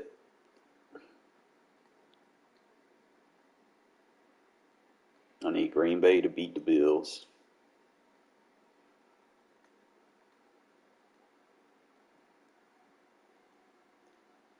Yeah, but I was hoping you would have won because I got goddamn win out pretty much. I mean, I'm a lot, but I don't like being so close, like having someone crawling on your back. Bro, he was actually easy. He got lucky with picks. Like, I wasn't intimidated. Like, I could have did what I wanted to do. It was just them fucking D-line interceptions that he got away with. So I just kind of just stopped passing the ball because I seen the bullshit starting to happen. So I seen he didn't have a run defense for real. I don't know why it said that he had a... See, I got the number 1 defense in the league.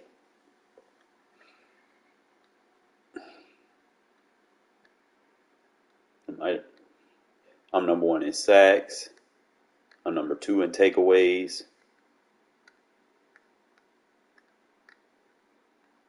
You don't throw it to Jamal Adams.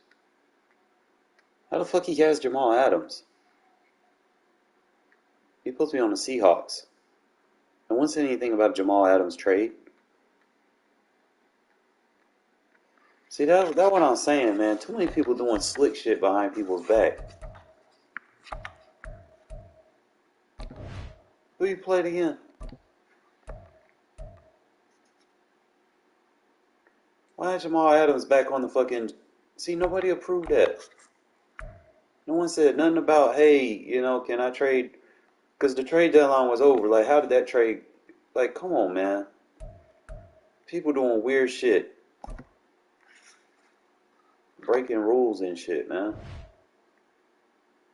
Because no one said anything about trading for fucking Jamal Adams. We about to fuck around and find out. Let's find out what's really going on.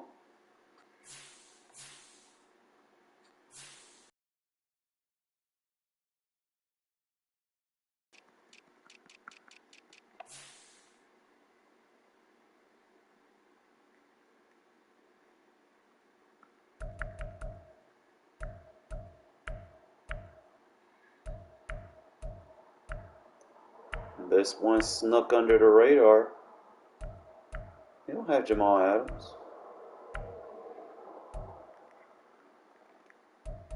Oh, I was about to say, like, bro, you gonna have me goddamn put people on alert.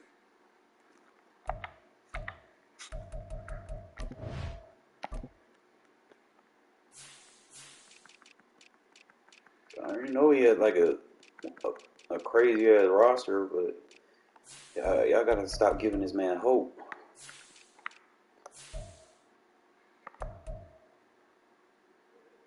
You don't really got running back depth. He don't got no fucking receivers. How you lose to him? He only got 4 receivers on his roster. What the fuck? Man over here got no depth.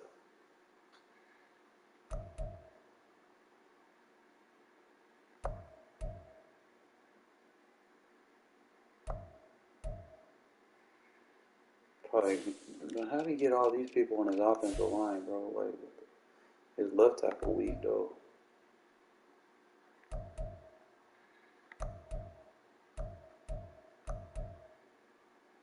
Not a very smart person at constructing a roster, I can tell you that. You got too many defensive ends, for one.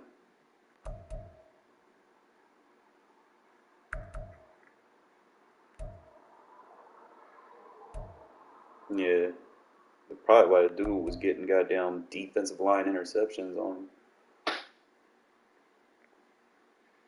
What's the point of having 6 defensive ends and 9 linebackers? Like, come on, bro.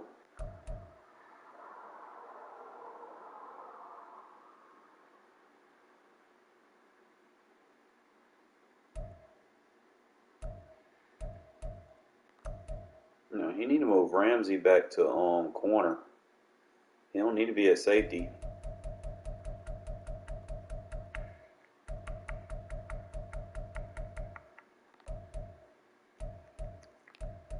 Award winner, safety Tony Adams. What award was he?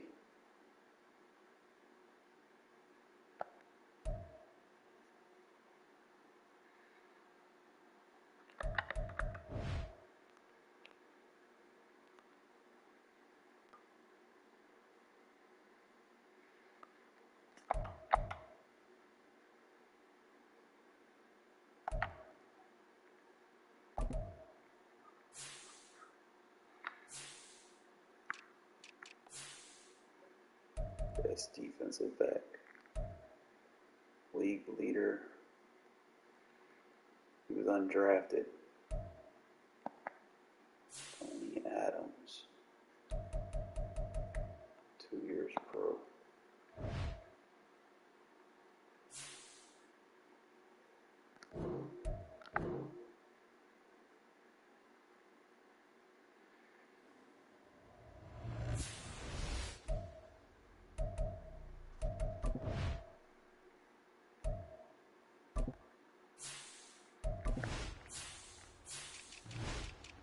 I doubt he's on this team. He's probably a free agent or something.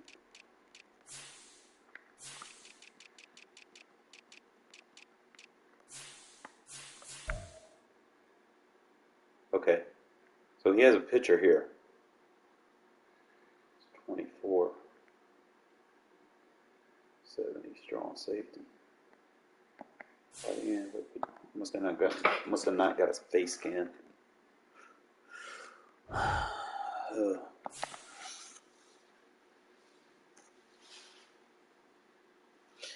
You never know about these franchises, bro. When you have multiple commissioners, you never know.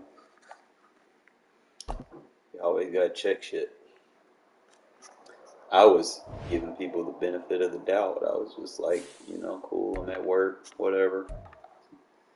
Be too light on folks, man. They'll go to the next one. Try to take advantage of people. Let me see. I just need to look at all the transactions and see what's really going on.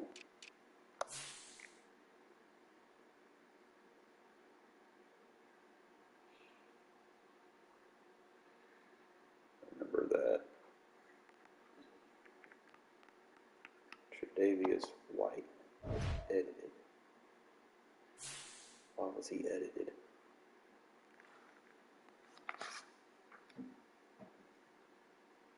The Carolina Panthers? I don't remember. I play so many games.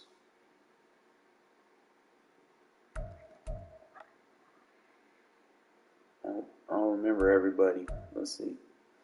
Stats. I'm trying to think. What was I doing? Stats and awards? No.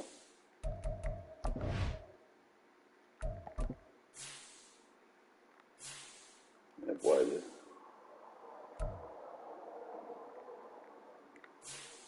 I'm not. Depends when Simple decide he want to play me.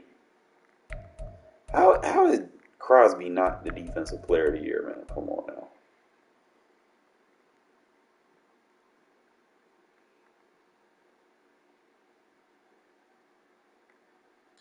That boy was a no-show when he played me, bro. How is he offensive rookie of the year? The Rivera boy, he offensive rookie of the year.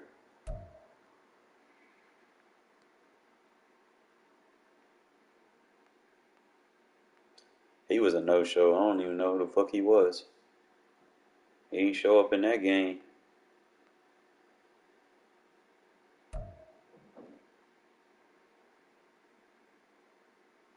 I mean, O'Connell's like the number 9 in the league.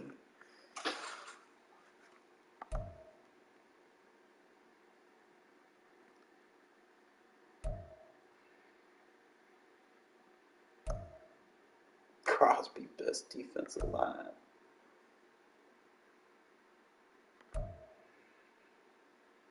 How do I not lead this in like every category?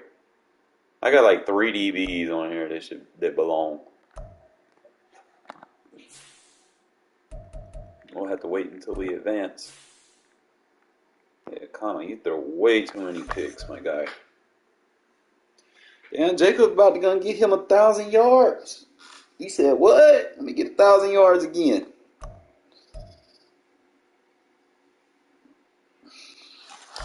I just started using him late, man, but he been balling for me.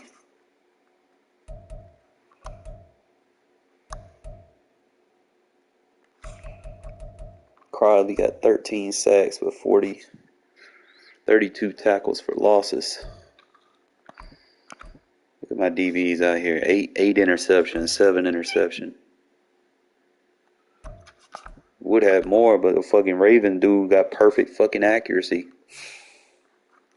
Where it just animates you not to get a fucking pick. And I felt like that was bullshit. I felt like I got robbed. Let's see.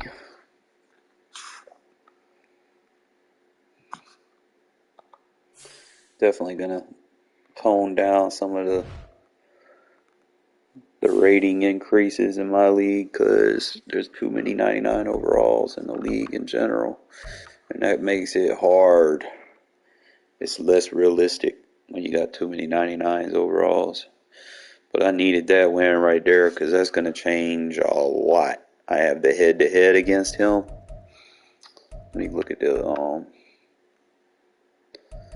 Standings. I'm gonna look the side by side because it's gonna flop. See, we side by side, right? And I beat him in a head-to-head. We gotta go look at the AFC. He got his division though, his division games.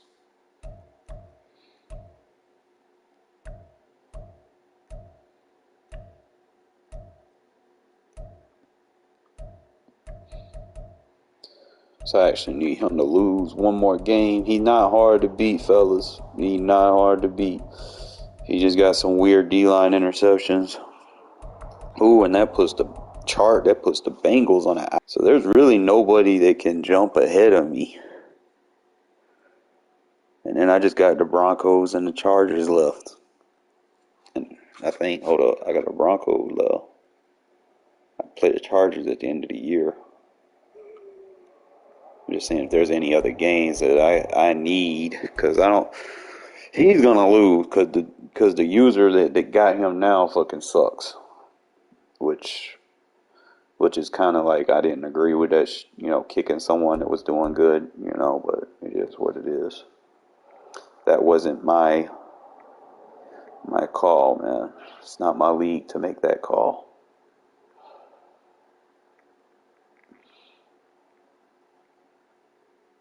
And he just runs a glitch offense, bro. Like, that's the only thing saving him. He got a 99 overall quarterback.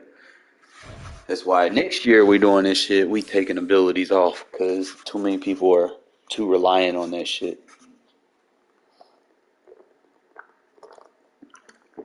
Yeah, he sucks. Like, I beat him 43-0 and made him switch teams. Like, he's horrible.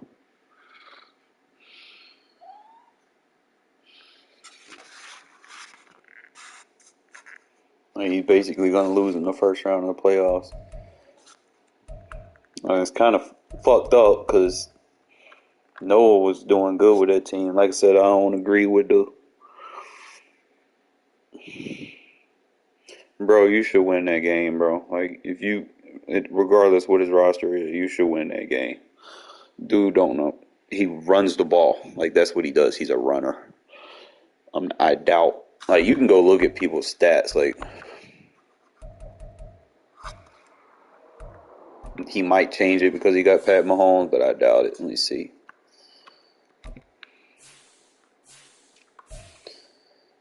So all you gotta do is just go look at the schedule. See, you can look at schedules to see who people like. Let me find out Chiefs.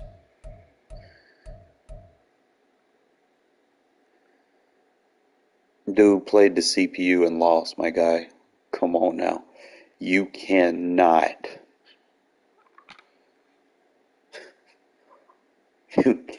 You cannot be serious, right? Go look at his stats. Bro.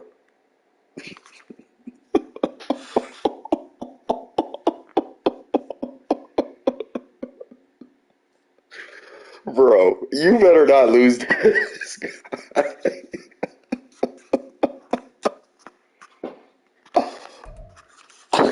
20 attempts, yo. He's still a runner. All you gotta do is go out there and play run defense, bro. You bag that shit. That's sad. Like, you should be able to beat this dude, DJ, like dead ass. Like, he not. No offense to him, but he not a comp player. He should have had to pay $10 more to switch teams. Like, they need to do something like that. Fucking need to holler at Pack about that. Be like, hey, you switch to a fucking playoff team. You need to come in and buy in again, bro. Yeah, he fucking sucks, bro. I'm trying to tell you.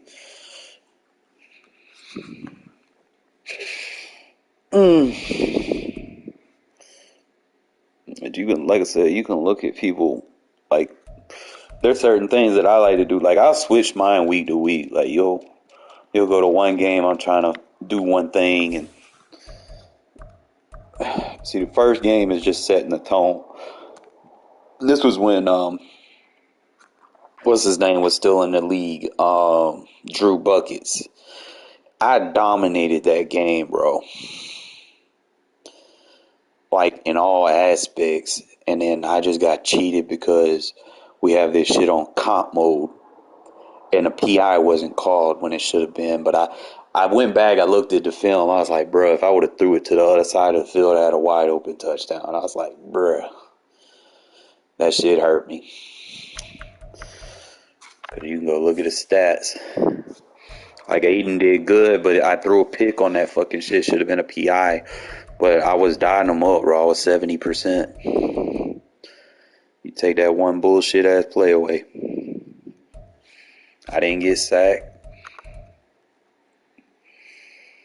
I did a good job balancing the run game.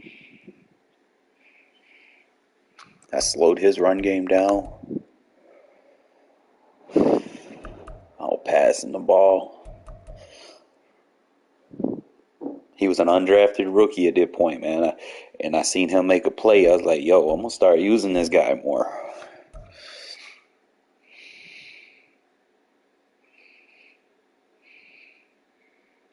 That PI fucking hurt me, bro. Because I threw it.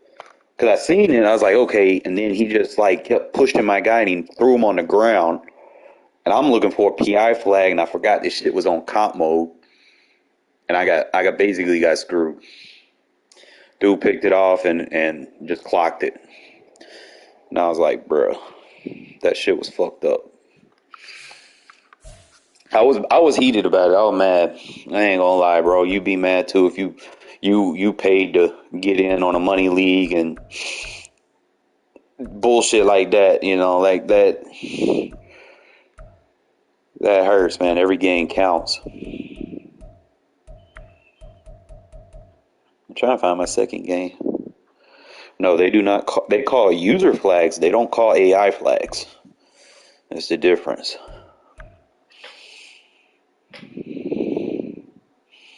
It's the AI flags that don't get called. Which, you know, is important because this game, I just had a field day. Like, if I see that you suck, bro, I'm running the score up.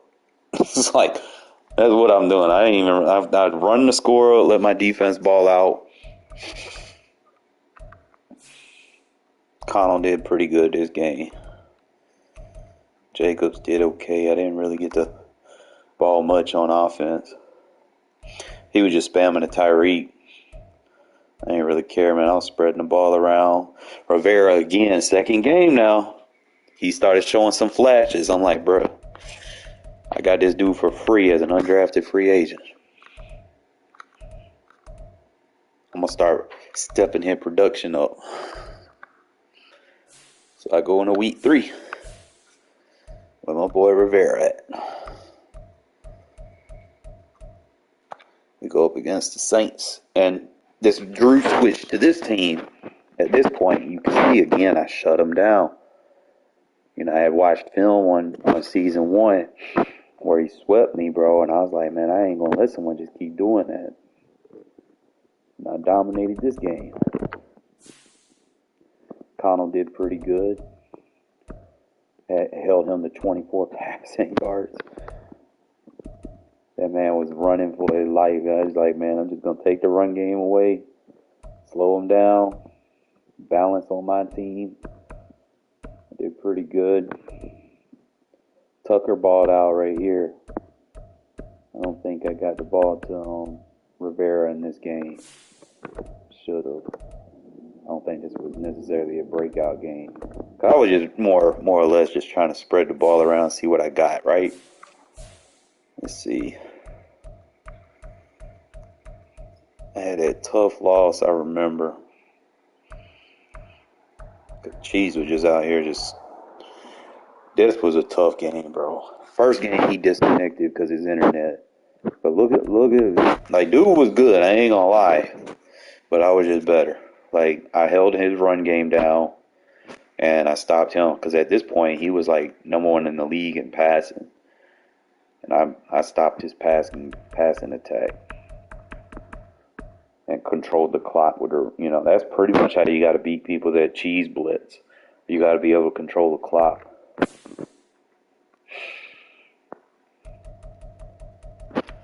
Man, Connell had a rough one, man. He got sacked, but I still over 70% completion. Still wasn't afraid to put that ball in the air. High risk, high reward, but it was a tough game. Yeah, he was spamming the fuck out of that shit. He was doing the one where you couldn't pick it up. That's what the one that was pissing me off. Like, you have to get rid of it fast as fuck. And that's how I ended up beating him, because I would have some play where I just throw that bitch as soon as I snap it, trying to get him out of it. Right? See, Tucker balled out in this game because of that. Adams caught a couple on him. Myers caught a couple. Again, Rivera got a key catch for me in this game. And I'm like, bro, this guy really doing some shit for me, right? So it's like, this point, I done put him in a comp game. He got a big key reception. I'm like, bro, I gotta see what he about. So we go play the Browns. Look at these stats, bro. This shit was just a fucking, again, win the time of possession. Had one bullshit interception. Should have been a touchdown. Got Tucker involved, trying to help on the run game. And this was his breakout. This is when I found out what I had. When dude was just being unguardable. Keep in mind, he's 6'5", and I had him matched up on Ward, or DJ Ward. What that corner name is? I forgot his name. And I was like, bro, you doing that to Denzel Ward? And he didn't get no interceptions? And he was locked up on him the whole game? I was like, bro, that's a wrap. that gonna be my receiver of the future. And I think after this, I kind of promoted him.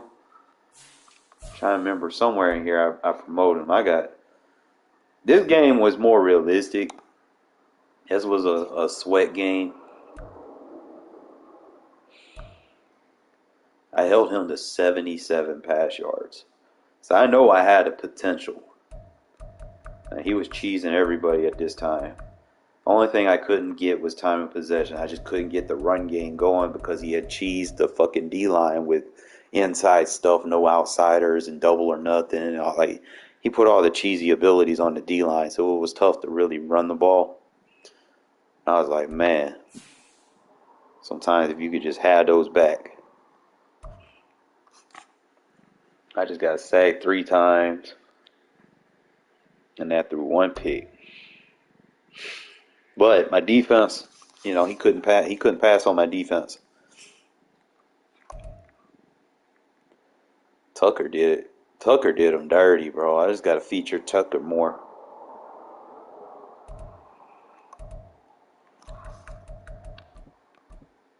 Crosby got in the backfield, got after him. I just couldn't get no picks.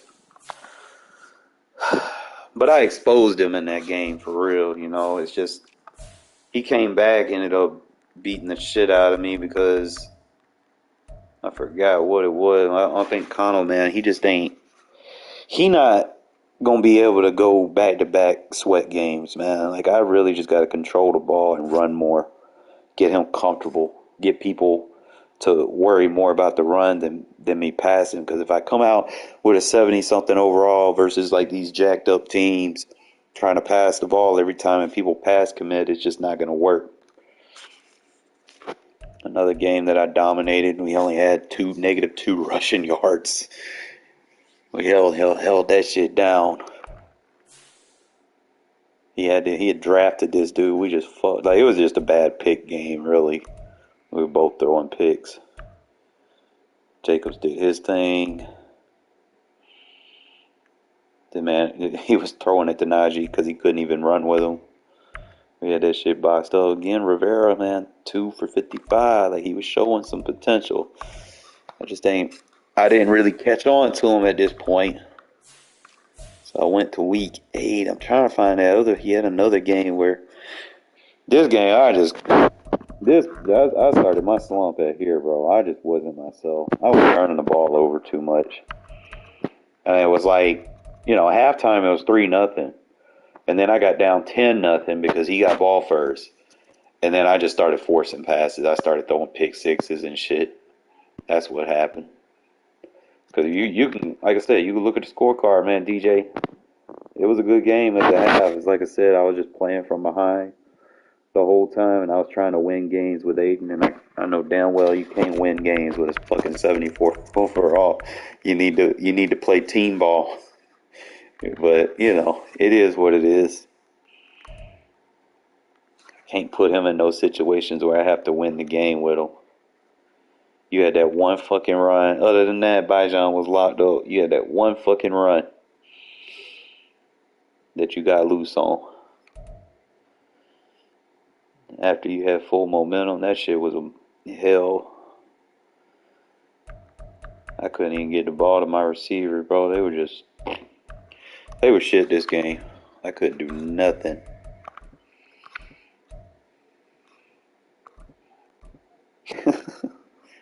I mean, like I said, you can always just go look at these games and see what really happened. And like I said, you just go look at half. It was 3-0, bro. And then you scored it the second half, and then I was just behind, and I was just trying to throw myself back into it, not force passes. I think we all been there, where we get to those moments where we're just trying to make a play. I mean, I've been there plenty of times. Sometimes it works, sometimes it don't. I think I had a bye week right here.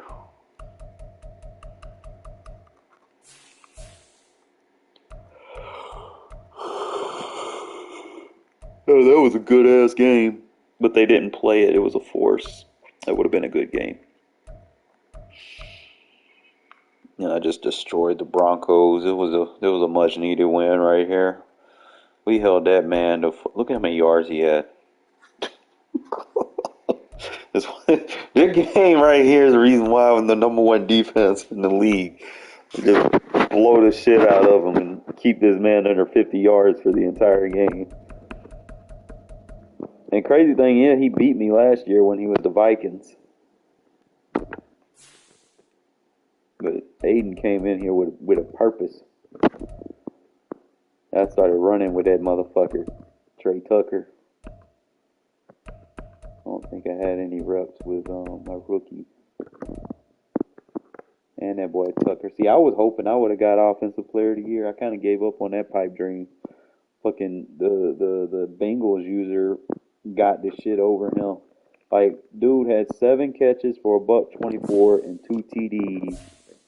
And then had another 13 rushings for 204 with 3 TDs. How the fuck he didn't get Offensive Player of the Week? Someone explain that.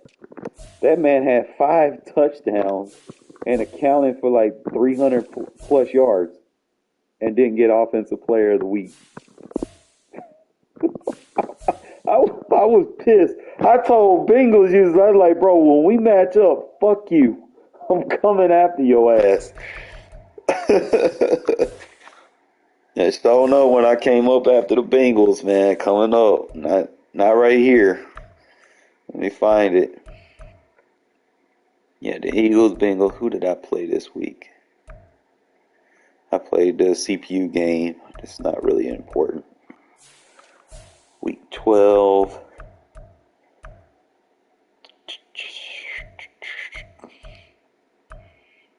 He got the best of me on this one because he had that threat detector on. He was just seeing my fucking plays. That in Omaha. Threat detector in Omaha. I was like, bruh. And I was able to control the clock and everything. I dominated. I just couldn't fucking... It was those interceptions for me. My interceptions went for like pick sixes and shit.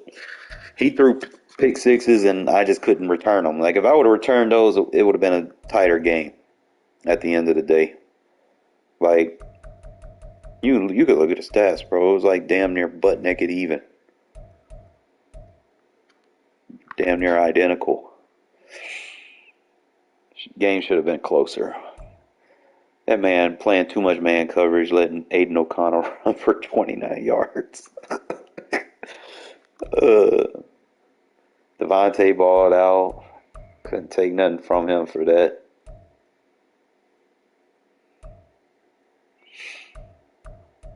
I got to start getting that other dude involved in the offense more.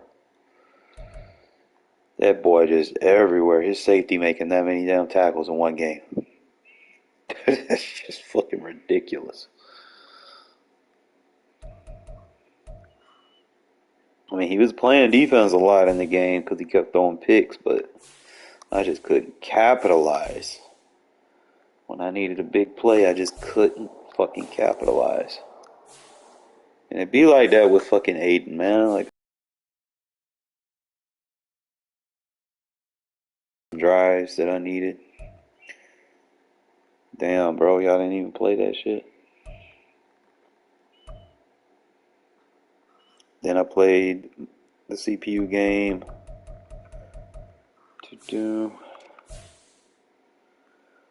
Where's that game that we played? There we go. I told you I was gonna get after simple right here. I ain't just sit there and run my mouth for nothing. We held in the 4-yard rushing, established dominance, had 21 first downs. Obviously, we controlled the clock, won the turnover battle.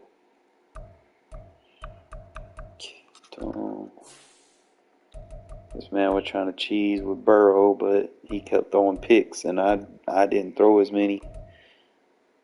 Started getting the two-headed running game going with Zamir White and Josh Jacobs. Adams did his thing. Rivera, again, another breakout game. 6 for 94 for 3 tutties. Told you that man didn't do shit against me. The head-to-head, Rivera's the better receiver against that. Like, come on, man. Give me the Offensive Rookie of the Year. That's what I say, man. You just go back and look at whoever your opponent is, man. Go look at their schedule. Go look and see what their stats are. You can pretty much get an identity of what they want to do, who they want to go to, who their threats are on both sides of the ball. Oh boy, this schedule, man. The remaining schedule. Who I got?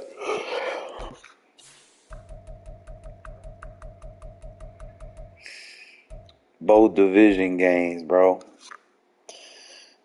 Both division games. I don't even know if he gonna play me again. I don't know, but I gotta go to Mile High and play him. I doubt I beat him 66-0. Cause like I said, he beat me last year when he with the Vikings. And I gotta win that game. I gotta finish out with 2 wins. Cause it's about playoff seeding and locking in. Cause I can't for some odd reason, I can't let the Jets come back in. I need to see his schedule. I can't give him a chance. I'm not sure who he has left on his schedule. Oh, that's tough. He losing that. He'll win the Dolphins, but he losing that. He is losing that.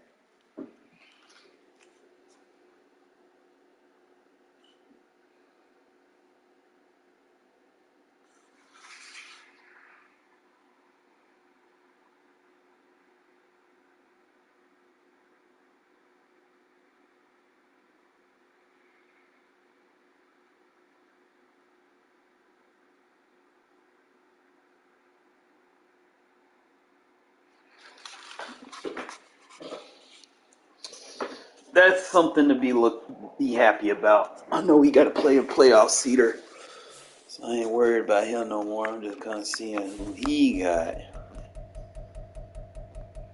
Oh man, Dallas, you got to play him next. You need to stream that. I don't know what your record is. You got the Cardinals. You should win that. CPU. But then you got to play Pack, bro. You got two tough games to finish the season.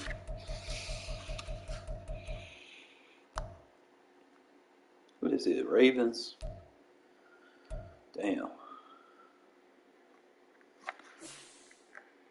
He's just been blowing people out everywhere.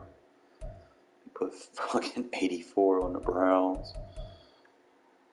Just, how did the Bronco score 46 on him?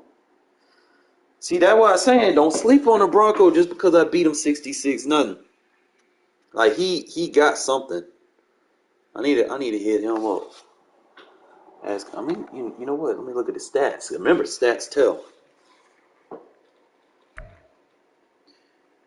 I told you that dude didn't have no fucking run defense.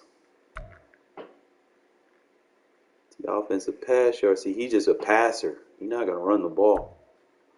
Not for real, unless he get in the red zone. That'd be like the only time he'll try to do them little read options and shit with the quarterback. So you got 27 first downs on him. He had been controlling the clock. Yo, you control the clock, you get him off the field.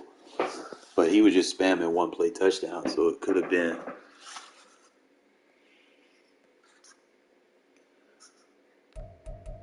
And see, I blew him out, but see, I'm not going by that, man. I know this dude, like I said, he beat me last year.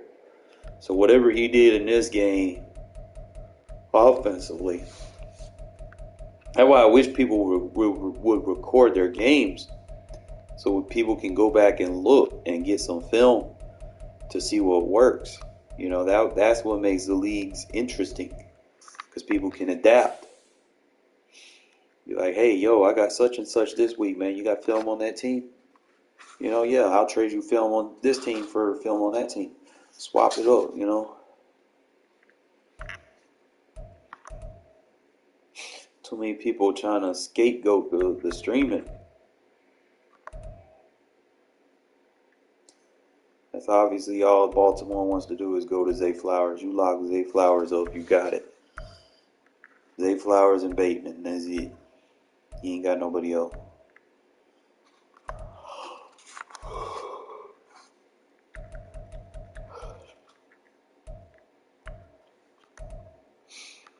Keep the ball away from his playmakers and good. Cause I didn't do bad against the Ravens. The turnovers, man. That's what hurts me. And it don't be like turnovers that I can help. Y'all watch the Jags game. Fucking D-line picks and shit. Like, the stupid interceptions. You can go back and look at the thing, man. I dominated this guy.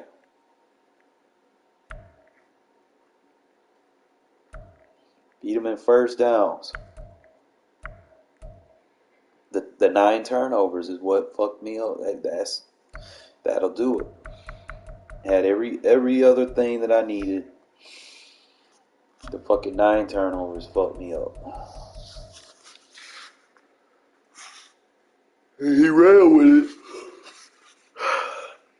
Come back from that. Like I said, when I start losing, man, I be trying to throw myself back into a game, and that shit just don't work. I got to change my mentality on that. Like when I get down, cause I know I can do it in regs. Sometimes I can just throw up shit and go get it, and then make it a game again. But CFM is a little bit different, man. Like you get the weird shit that happens, the picks that they shouldn't get, they get.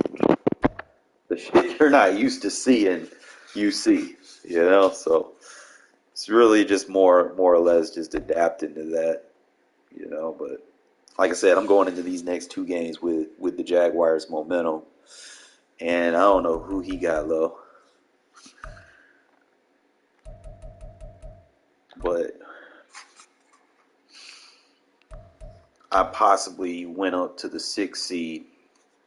And he possibly... It depends because, like I said, the division. But I got the head-to-head on him. So we'll see how everything shapes up. I need the Colts to start losing. I really need the Colts to start losing. Because if he slips... Now, actually, you know what? I'd rather he win. I'd rather him stay home team.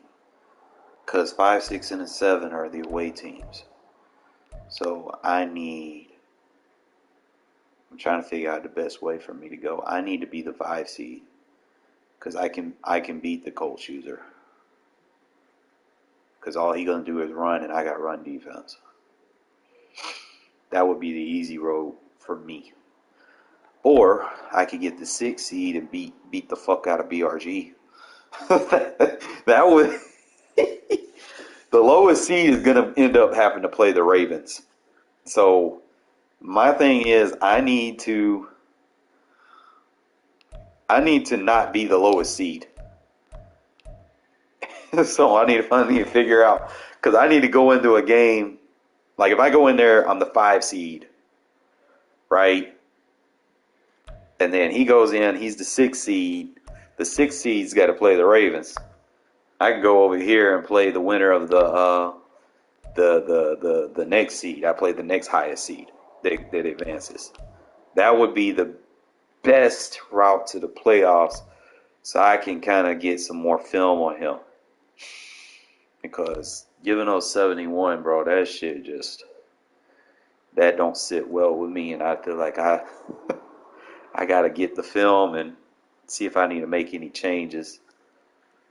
But I really don't, like, bro, DJ, you in the playoffs against the CPU team in the first round, bro. The only game you got to worry about really is the Packers if you sit right there. There is no threats. Like, you got 2 CPU teams in the fucking playoffs. There is no, like, bro, the NFC picture is so fucking easy. And I know you can beat the Packers, bro. I know you can beat him because he don't have a run defense. I mean, he might be trying now, but as much as I know about him, he do not have a legit run defense. That man was in my DMs asking for, we don't have a Bucks user, and we don't have 2 guys that were supposed to be top seeds. They had got. No, we do got a Bucks user, but he not been playing his games for real. Like he not the same as he was early in the year. It's like I guess when I beat him, I kind of broke his soul or something, because I was his first loss, and dude just kind of lost interest playing his games or something. I don't know. That's all I know is he was undefeated when he matched up with me, and then I won that fucking hell game, and then he just started losing games after that. Like I had looked at him like, bro, like dude was tough, man. All these people doing these little weird ass fucking these blitzes that you can't pick up and shit, and I'm like, bro, like, I go back and watch the film on that shit. It's like dudes are just screaming through the line untouched. My offensive line was just dumbed out. I'm just sitting there just pressing buttons just to get rid of the ball. What is it, Fat? What is you doing, bro? You always do this shit. What? Is it time to go to bed? What? What? What? You doing too much, bro. What? Give me 1 sec. I think I know what he wants. Always wants something. Yo.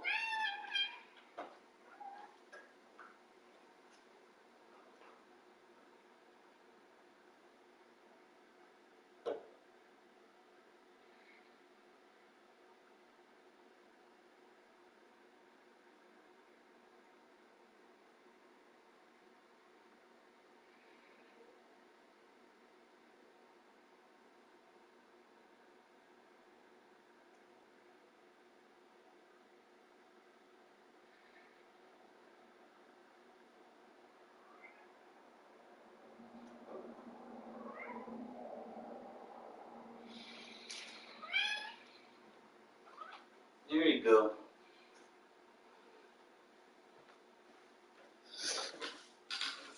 But yeah, there's just a lot of weird shit. That dude had 76 passing touchdowns, bro. Like I say, people be breaking the game. And he got kicked for having a custom. And then I guess the Chiefs got kicked for trying to justify it. But after the fact, This was like after we been said no customs, bro. Thought everybody got the point, and I guess Pat just like, fuck it. You gotta go. And I was like, man, hey, it's your league. That's the only thing I said. I'm like, it's your league. I don't condone it, but it's your league.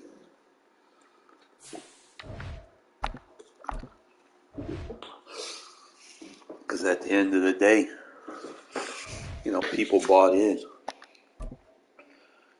You know, but at the same time, man, no customs, bro. Like, don't run no customs.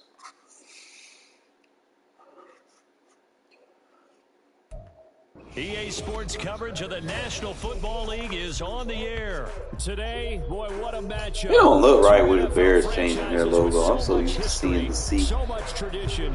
They might be about to move. move. Here, as it'll be the Chicago Bears Why else would taking you on change the your Las logo? Vegas Raiders.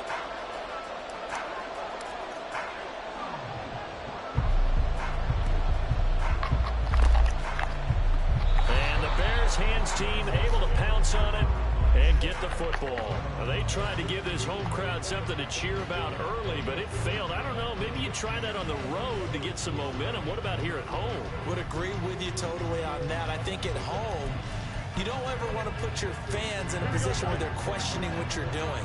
And right now, they have to be in the stand saying, why would we even do that? We're already behind you. You don't need us anymore. And this one, boy, an unsuccessful attempt, that could really change momentum of this game in a hurry. It's a 7-yard carry to set them up with a 2nd and 3. You often say that sort of opens the playbook now, 2nd and short. What do you think, early shot here? I like where you're going. Obviously, we've been together for a while because you know me. I want to take that shot early and loosen things up. Foreman's going to get it again on 2nd down. And this time not quite to the 30. It'll be down at the 31-yard line. A gain of 5, good enough for the first down. A quick burst there, and he nicely bit off a pretty decent gain.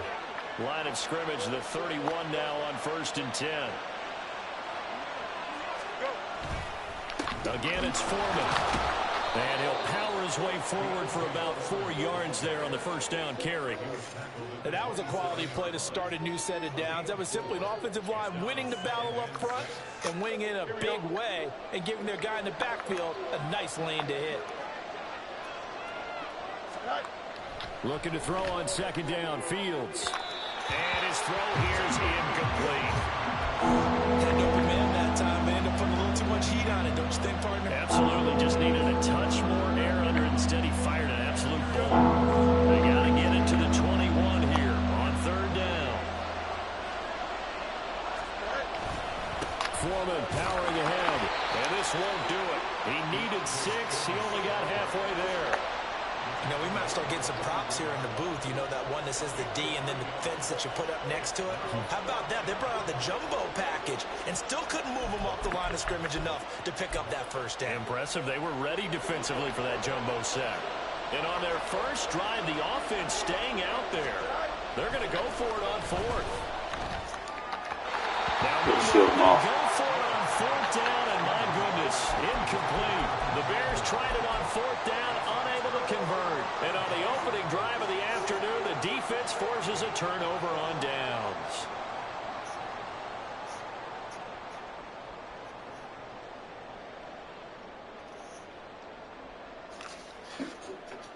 Ready up.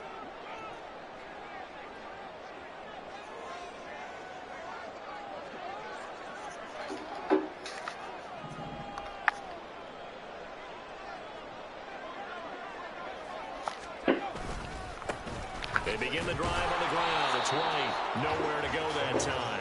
Might have gotten a yard up to the 25. Well, sometimes you just have to give credit to the defense. Great job there at the point of attack, holding up. They won their battles at the line of scrimmage, left him no space to try and run. A really nice job swarming to the ball carrier. Clock rolling as we hit the midway point of this first quarter. On 2nd down, O'Connell. And his throw's going to be incomplete. Haven't met a corner that's worth their salt yet that ever admits to worried about man coverage. How about the play there, breaking that pass up? After an incomplete pass on 2nd down, that'll leave him trying to convert on 3rd and 9. Now it's O'Connell. Eluding the pressure right. And this effort will not get it done. He stopped well short of the first down at the 29. He'll wind up getting 4 yards there on his own, but it also brings up 4th down. Nice call on defense, rolling out the nickel package for that big 3rd down play, and they did an excellent job locking down coverage and forcing him to try and run for it, and he doesn't get there, which brings up a big 4th down call.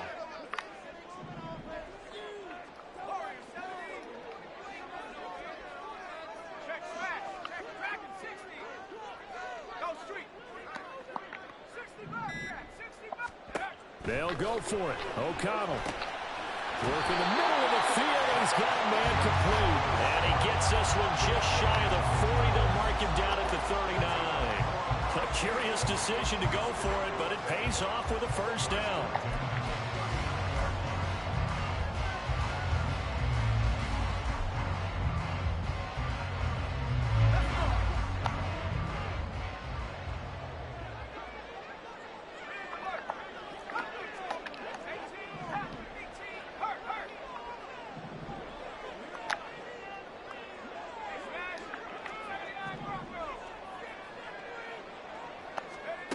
Back to throw, O'Connell. That's to the Notre Dame man, Michael Mayer. And he'll be out of bounds just shy of the 40. Well, they had a gain of 10 last time, now a gain of 20 here. When this offense can get their tight ends involved, they can move the football. Here, a nice route, able to look it in, and picks up the first down. So into Bear territory now. This is 1st and 10 at the 41. Play action. Now O'Connell. And his throw is incomplete. Come on, EA. Had them back on their heels, but they earn a brief pause by forcing the incompletion. That gives them a quick chance to regroup and try and mount a stand before they're backed up even further. O'Connell now on 2nd and 10.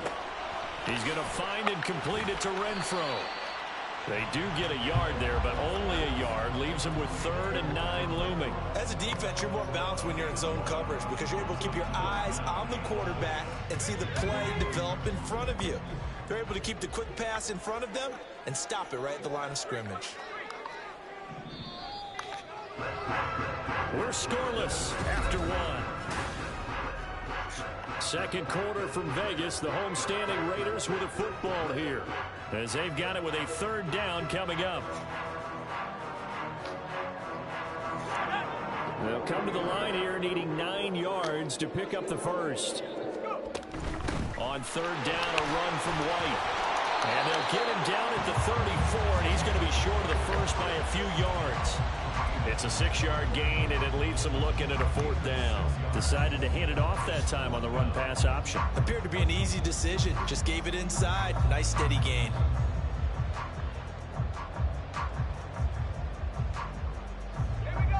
Would have been a decently long field goal, 51 yards from here, but instead they're going to go for it. In motion goes the tight end. On 4th down, O'Connell.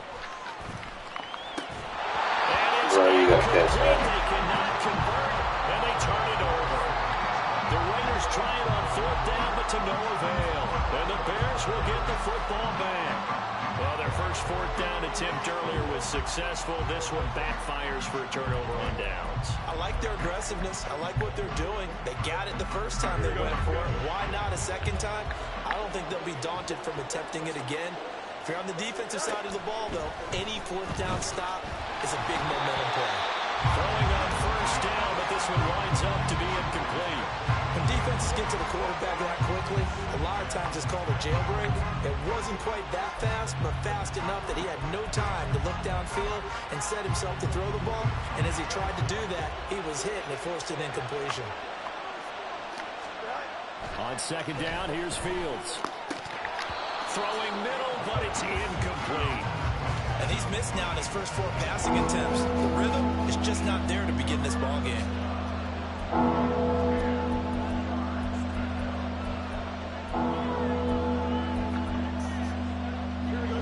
Now they face a 3rd and 10 after back-to-back incompletions. Here's Fields. And down he brought down a Raider sack. He could not get away that time, and it'll be a loss of 11 on third down. Loki rolls back into the game.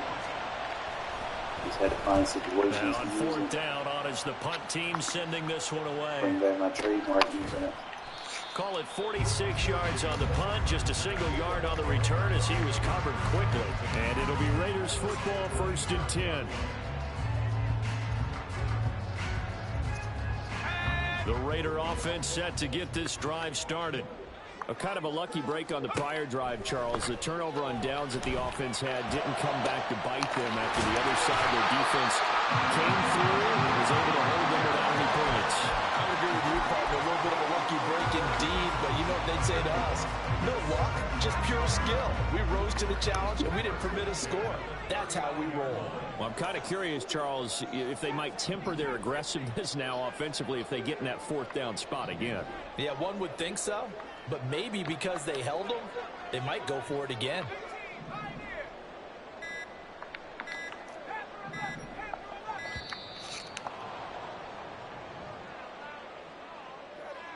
So they'll go ahead and accept the penalty. Oh, they gotta get rid of this clock runoff, man. It's just not realistic, man.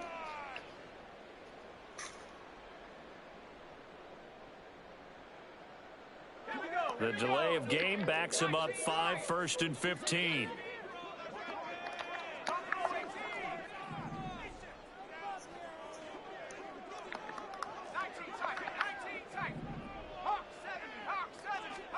Here's O'Connell looking to throw it. That's caught. It's DeAndre Carter. Without the previous penalty, that would have been a 1st down. Instead, it's just a gain of 10.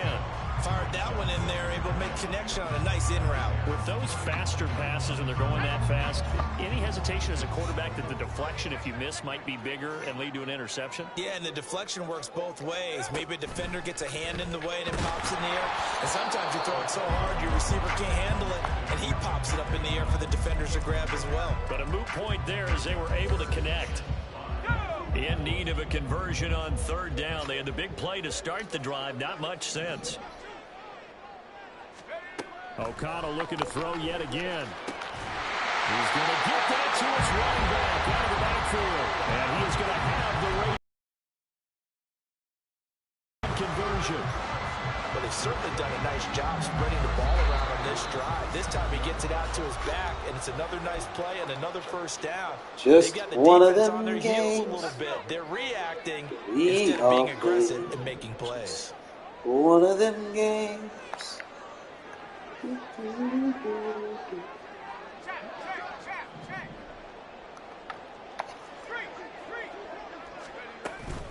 First down, here's White. He fights forward for a modest 2-yard gain, 2nd down. Certainly a nice job there by the defense rallying to the football and getting him on the ground, but I think the play gets made by the defensive front because if they can't get upfield, their job is to go ahead and get low, almost get into a ball sometimes, stack things up, and make it difficult for the runner to find a hole. That's caught by Myers. And they do get him down, but not before he's able to slip it inside the 5-yard line. Well, that certainly has to feel good. It's not all the time that the play caller should get all the credit. Sometimes I think in the huddle, the quarterback just says, hey, who's going to make a play for me? I just need something right here. And the end result there, nice 1st down. Drive keeps moving.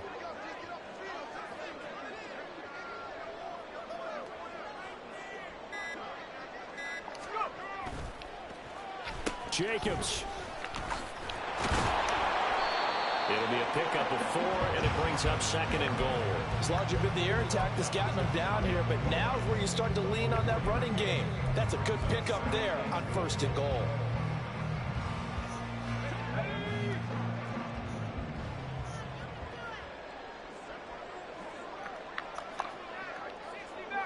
They'll motion out one of the tight ends. Throwing on 2nd down. Here's O'Connell. And that is caught. Touchdown, Raiders. Austin Hooper there to make the grab. And the Raiders will take the lead here in the final minute of the 1st half. So that really an almost perfect drive as they chew up some clock and wind up scoring late in this first half. And remember, they've got a chance to double dip here because they're going to get the ball first to start the third quarter. So they potentially could go up 2 scores before the other guys get a chance to do anything. And no, it falls incomplete.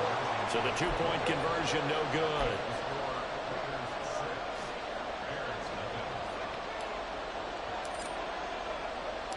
On is the Raider kickoff unit now as they will send this one away. Tyler Scott now from his end zone. And in hindsight, probably should have taken a knee as he only gets this out to the 16-yard line.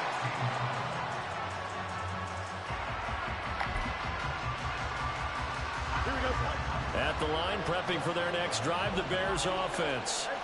And the ball backed way up, so thinking with this amount of time on the clock, probably just sit on it, and we'll see these two teams go to the lockers. Yeah, I don't think you want to overthink it in this situation. Either side of the... Oh, he tries to force it in, and it's intercepted.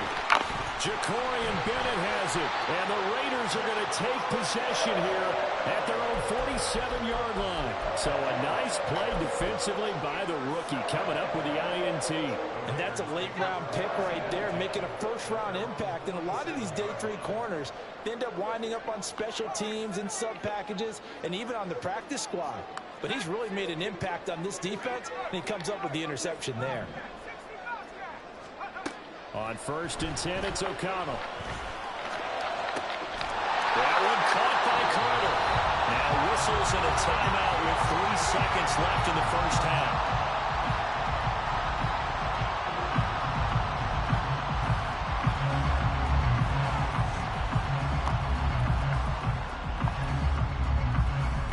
So 3 seconds here remain in the half. On is the field goal unit to see about getting 3 points. The kick by Carlson is good. Take your points, fellas. For this first half. That's it for the first Possession half. game. 2 more quarters to go. We'll have plenty more to see after the break.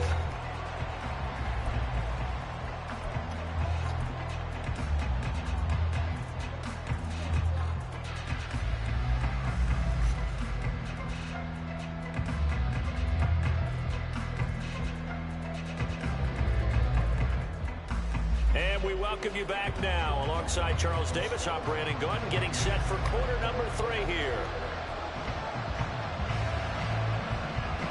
The Raiders with the lead already, and they will get the football here as the second half is now underway. Here's Abdullah from his end zone. And he'll be out of bounds here just past the 20-yard line.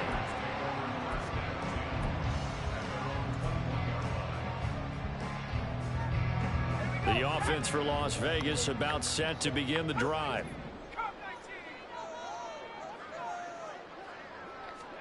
Throwing on 1st down, O'Connell. He'll buy some time right. Later. He's got him in, complete. And he'll be taken down, but not before they work it across midfield. The first play of the second half, a big success, over 30 yards. So the line of scrimmage moves all the way across the 50 now as they come up 1st and 10.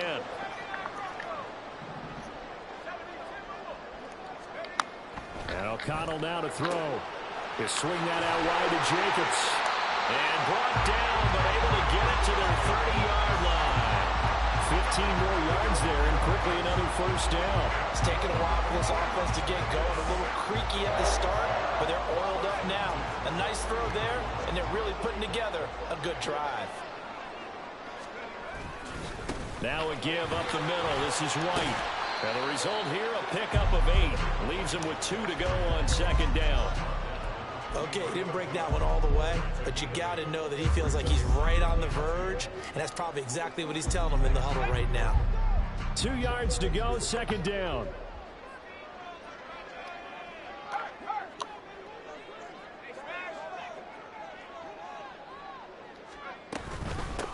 A first run for the backup, Abdullah.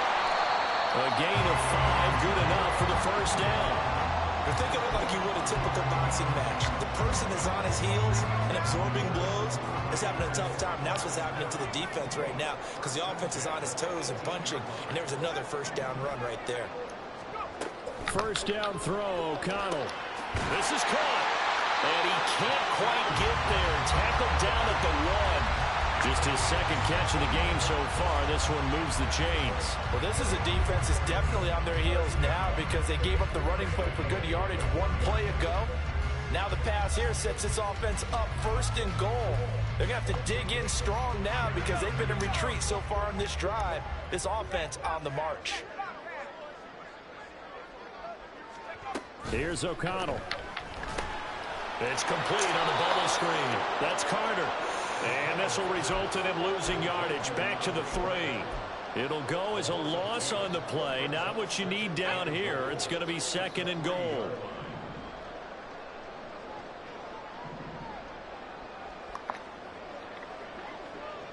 And they'll send the tight end in motion here. O'Connell to throw on second down. This a screen to Abdullah. Touchdown Raiders. Amir Abdullah from 3 yards out. And the Raiders take the opening kickoff of the third quarter and drive right down the field to extend their lead. That drive that really increased their cushion felt very military to me. Very precise. Methodical, that's one of the words you've taught me. And they just got it done. And slowly but surely now starting to pull away a little bit. Things looking good for them here in the third quarter. Not only pulling away, but you mentioned that slowly but surely. You also drain clock too in the drive down there. So you really give yourself if I'm not in a situation for you to use it. Scott on the return out of the end zone. And ultimately cannot get this out to the 25-yard line as he's dropped at the 23. Come on, man. Play it out. You're doing good. Just got to do better on defense. Play calling.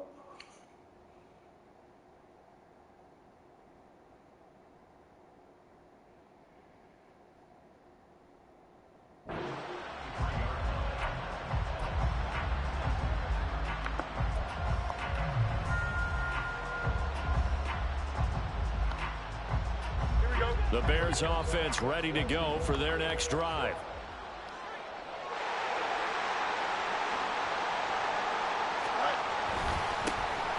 They'll try to get the offense going with Johnson. And not much there. Maybe a yard up to the 24.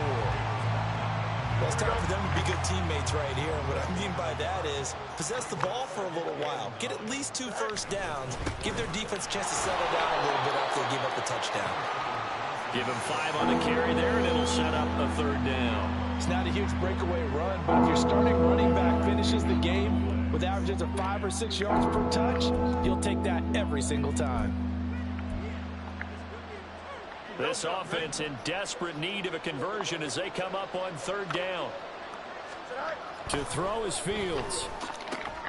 He's got his target. That's complete. And he will have the Bears first down as they're able to get the third down conversion. Well, we talk all the time about playing situational football, and right now I think the scoreboard is dictating what they need to do. Where they are in this game, they've got to push the ball downfield, take their shots. I've been fucking with it, man. I'm just trying to get it a short amount of time. Where I want it to be, man. I just got to get those reps. Here we go.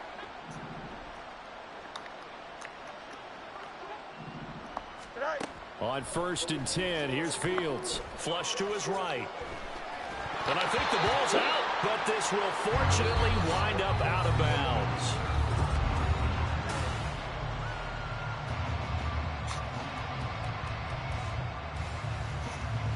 Here we go, son.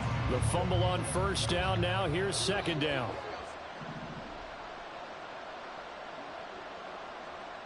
Fields changing the play.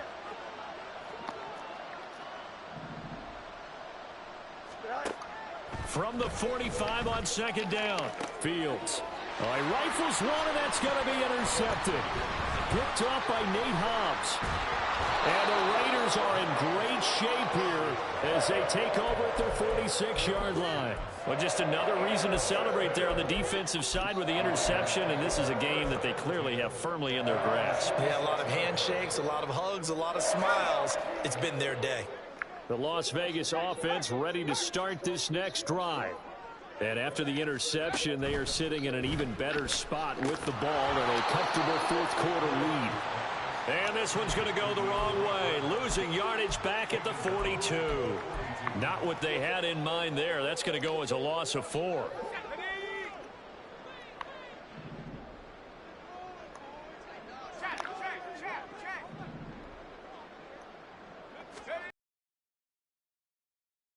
And 3 yards there takes him to the 45. Brandon, I've got to think this offensive line has got some smiles on its faces. And I know it sounds crazy, but they practiced for this back in training camp. They knew they'd be in situations where it'd be extra defenders in the box coming after them, trying to keep them from locking down a game. Right now, they want to show the world they're up to the challenge.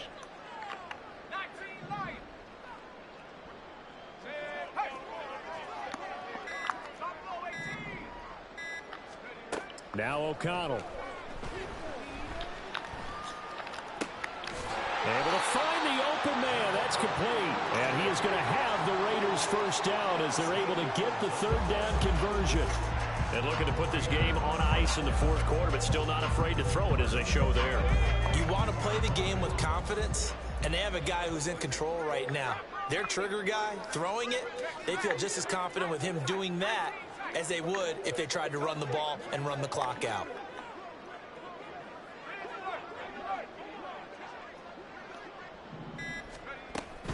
On first down, Abdullah. And he's going to get a solid gain of 9 before being brought down. 2nd and right at a yard.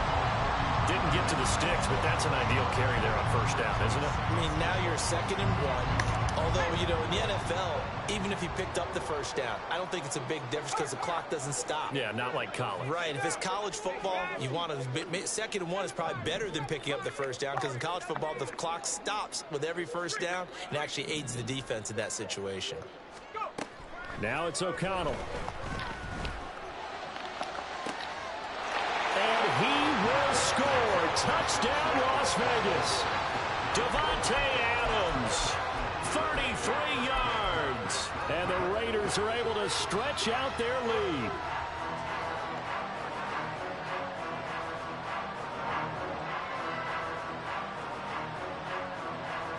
And now once again, they'll line up to go for 2.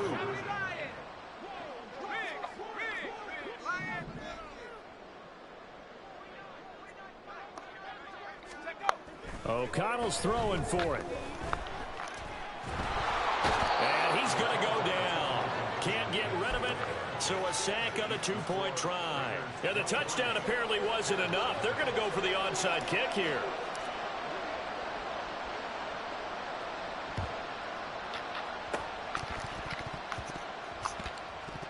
And Bro. the Bears hands team able Are you to serious? and get the football. Motherfuckers, act like y'all want the goddamn ball, man.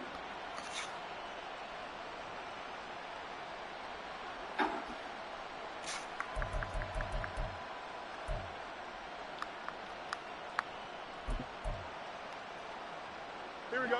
And they'll try to squeeze in one more play here before the 2-minute warning. Right. They run it on first with Foreman. Oh, that dude And got a a decent ton gain for it. there as that takes us to the 2-minute warning.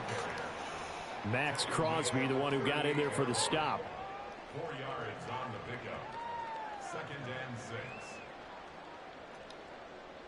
6. From the 38 now, here's 2nd and 6. They run again with Foreman. And he gets it down to the 32. 6 yards the pickup, and that's a first down.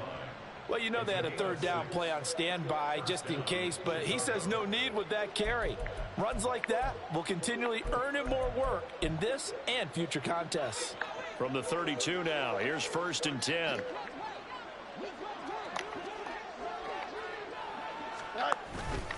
Up the middle, Johnson. Oh, come on. Give him 9 on the carry that time, and they're set up with a 2nd and 1. Well, partner, I know this type of running back. I mean, this size, this intensity usually gets better as the game goes on. I can just tell you from experience, the first few quarters, oh, you're eager. You come running up there, I'm going to tackle this guy. By the 4th quarter, you're coming up and thinking about it. And D-line wearing down 4th quarter. Yeah, that's not a guy they want to see consistently. 2 yards on the pickup, and that's all they needed to move the sticks. 2nd and 1 is often an invitation to take the big shot downfield. I bet the offensive lineman said, are you kidding? We just get on our backs and let's go get the first down. They love being physical. Finally, a first red zone opportunity for these guys. 1st and 10 right at the 20. A throw there, but that's going to wind up incomplete. And that's another play that's painted the picture of this game overall. It's been a blowout. It's been continually fueled by big turnovers and stops for one side and an inability to advance the ball from the other. After the incompletion, here's 2nd and 10 from the 20. Here's Fields. Oh, the ball comes out on the hit, but they'll say it's incomplete. We just saw there, that's really been a common theme all afternoon. A lot of pressure. That forced the errant pass. He's been under duress this entire afternoon. He just had to unload that one. He's fortunate it was just incomplete and not intercepted.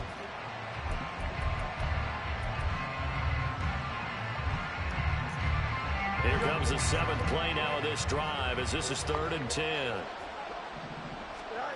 Fields. Flushed out right. And he's able to get it to the edge of the red zone at the 20-yard line. Only able to get back a yard for his efforts, and that leads us to 4th down. Now the Bears going to call the first of their timeouts as they stop it here with just under 40 seconds to go in the game. Here we go. The decision made for them. They've got to go. It's 4th down. They snap it to Fields. And he's brought down. Can't do anything with a football. It's a sack and a turnover. Oh, come on, bro. They can't, man.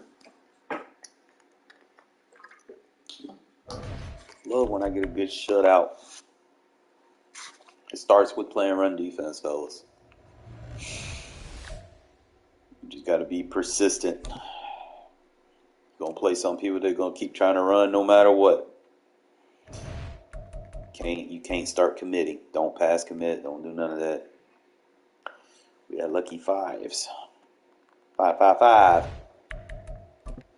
That's them phone number area codes they be coming up with for like the cartoons and movies.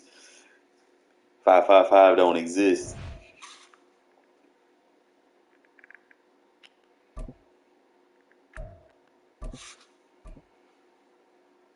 It's the Raiders versus themselves. He quit. He didn't want to see me, bro.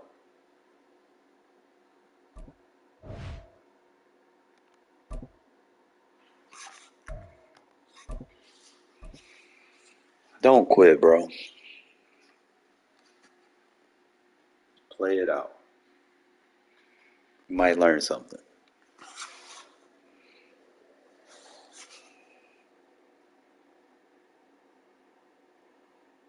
It's the NFL on EA Sports, and we are in the Steel City at Pittsburgh's Acrisure Stadium. Today, boy, what a matchup. 2 NFL franchises with so much history, so much tradition, getting set to do battle here, as it'll be the Las Vegas Raiders taking on the Pittsburgh Steelers. Charles and I have been looking forward to this one all week. And with the terrible towels waving wildly, we are underway from Pittsburgh. And they will elect to not bring this one out as our first drive will begin at the 25.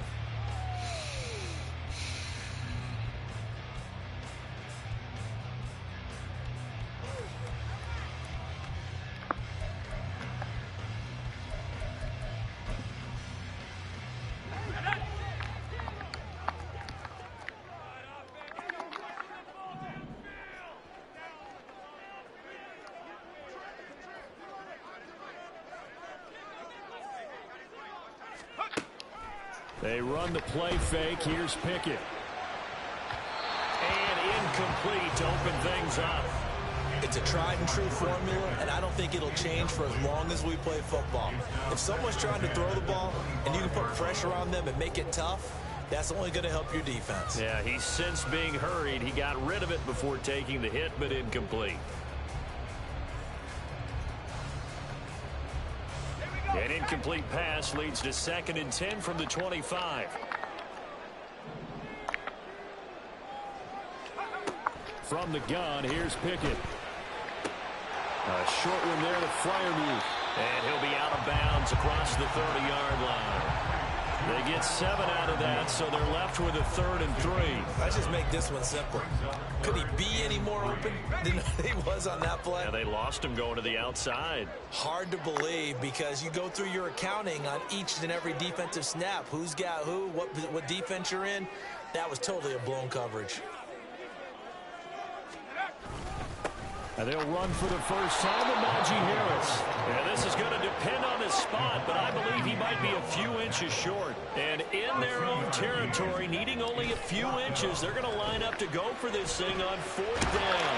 And he'll be taken down, but he does have first down yardage. They only needed a few inches, but still some anxious moments there, but they do convert on 4th. If there's one thing they aren't lacking in, it's confidence. They took a big and maybe unnecessary risk going for that 4th down. He put them on his shoulders, though, and paid off the big-time gamble.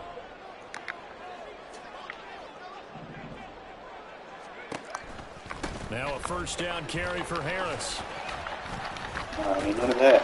A 6-yard gain gets him right around the 43. From the lineman to the guy running with it, that was a well-executed first down by the offense. With 2 shots left to get the first, you can get a little aggressive here on 2nd down if you want and try for some bigger yardage. Line of scrimmage, the 43 on 2nd and 4.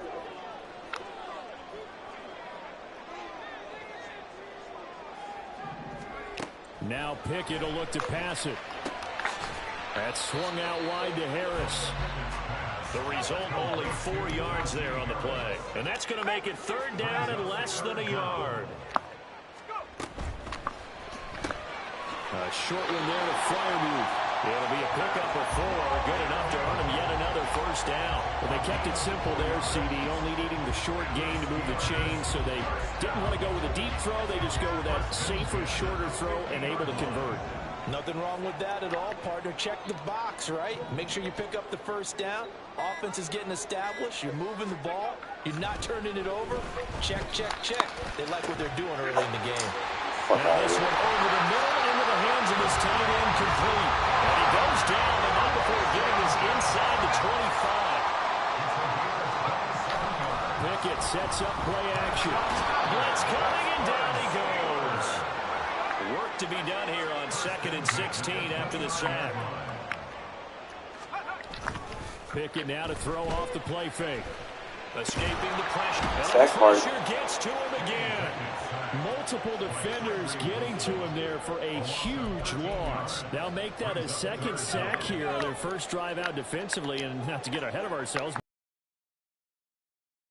Point. Well, they're going to have to find a way to tamp that down, aren't they? So if you're the play caller, you're telling your quarterback maybe some screens, maybe some draws, hard count, use your voice inflection a little bit, anything when to try going and slow that conservative pressure goes down. wrong. After the delay, they're backed up even further for 3rd and long.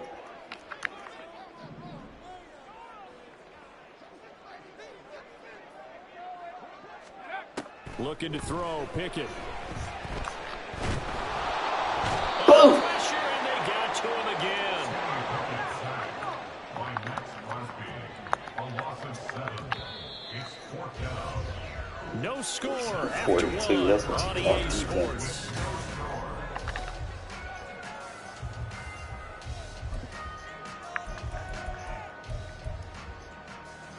Okay, look at this. The punt team nowhere to be found. They're on the sidelines. Offense going to go for this on the opening drive. Going across the formation, he finds Freiermuth. Out of bounds. And he's going to be out of bounds, a few yards shy of the line to gain. And that's going to be a turnover on downs.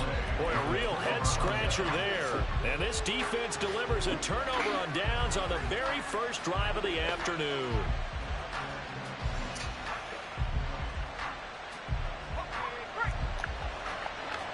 Thanks for baselining.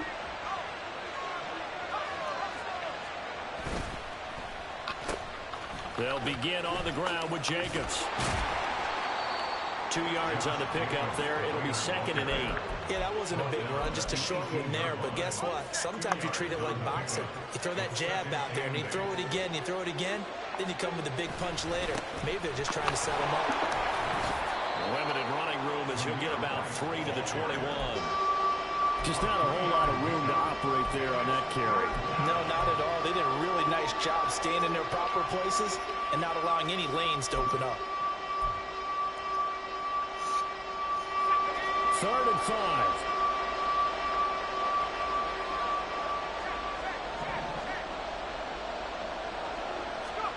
Back to throw, O'Connell.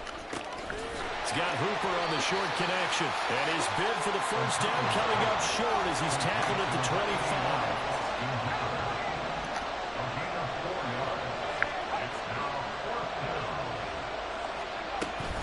They go with Jacobs. And try to push his way forward. I think he's going to be short. And he is short. Boy, a curious decision to go for it. Doesn't pan out. And it'll be a turnover on downs. On 1st and 10, it's Pickett.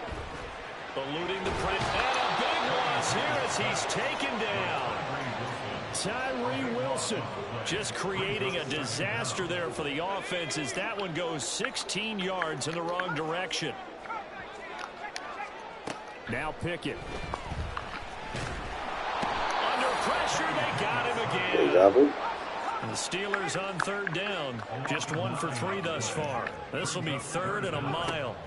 From the midfield stripe, they'll look to throw. Got his man, it's Warren. A crazy sequence here. A huge gain that time, but it still leaves him well short for 4th down. 2nd quarter, 2 minutes to go. Tie ball game.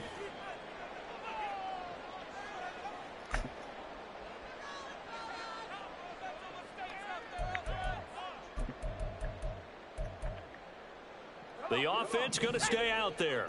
They've converted once, failed once. What can they do here on 4th down? Pickett will look to throw it here. And it's going to be batted down. It will go the other way with the football. The Steelers try it, but they come up empty on 4th down. And the Raider D, they get the football back. The Raider offense set to get this drive started. And the shutout, at least for now, is still intact. Great job by the defense after, Charles, last time this crew was out here, remember, they gambled in their own territory, didn't get it. But the defense held, gave up no points. And Brandon, sometimes it all just comes together, and I think the head coach senses it today. His defense, they're absolutely on fire. It doesn't matter where the ball is on the field. When that defense trots out there, no one's moving it, no one's scoring, and he's playing to it right now. Well, that group's chasing a shutout. Teammates here on the offensive side going to try to provide a touchdown and gain the momentum even more on this series. Now a 2nd and 2. In motion left goes Myers. On 2nd down, they'll run with White. Only a yard on the pickup there, and it'll bring up a 3rd down. Typically, we think it's the strong safeties that are better tacklers, especially closer to the line of scrimmage amidst traffic. But in this case, how about the free safety coming up and making the big-time play?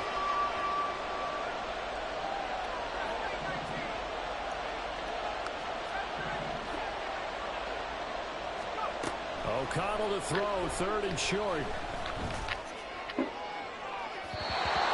Unable to connect, incomplete. Give them credit, they took their shot, but it's going to bring up 4th down. Well, they have that one snipped out defensively. That's a tough one to connect on when you got multiple defenders in the area, and it winds up incomplete. Josh McDaniels going to take a risk here. They will go for it on 4th down.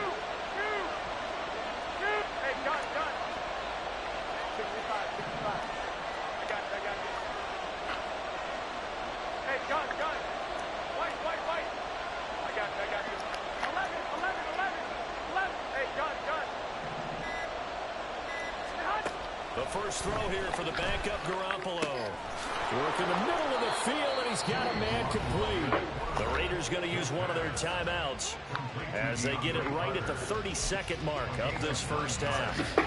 So the drive will indeed continue. 1st and 10 at the 35-yard line.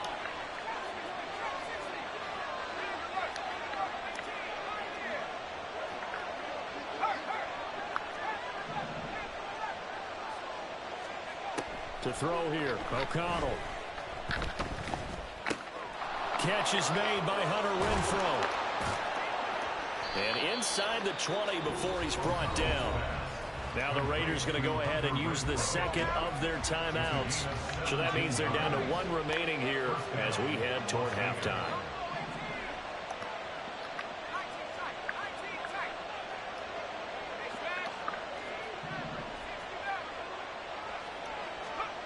And once again, O'Connell back to throw. And that is incomplete. 16 seconds now on the clock. But there's an incompletion, partner, and the struggles through the air continue because so far their lack of passing production has led to a lack of points.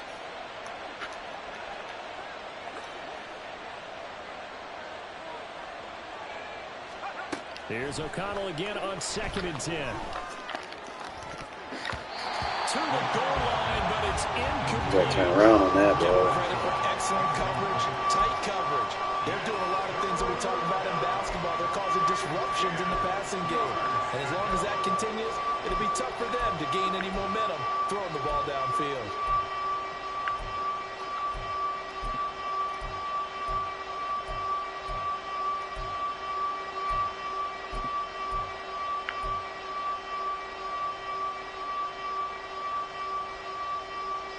This offense was on the move. Now 2 straight incompletions have them looking at 3rd and 10.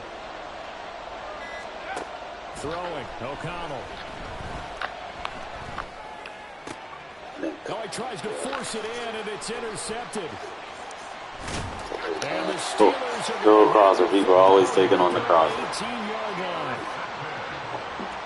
The Steelers take over 1st and 10 at their own 5.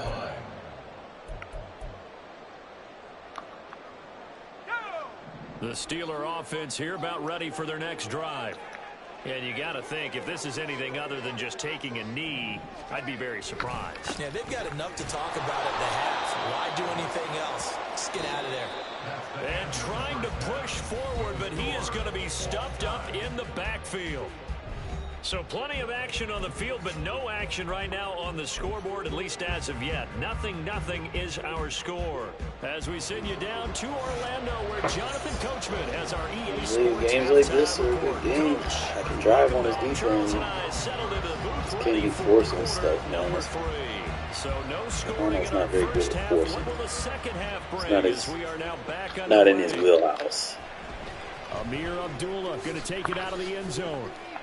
And no alley to be found. The coverage was solid, and he's dropped at the 18.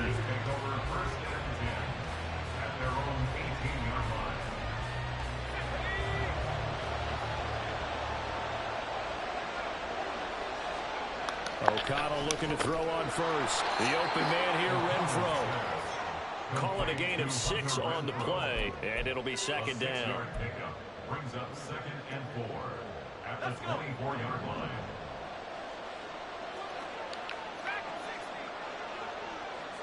In motion left goes Myers.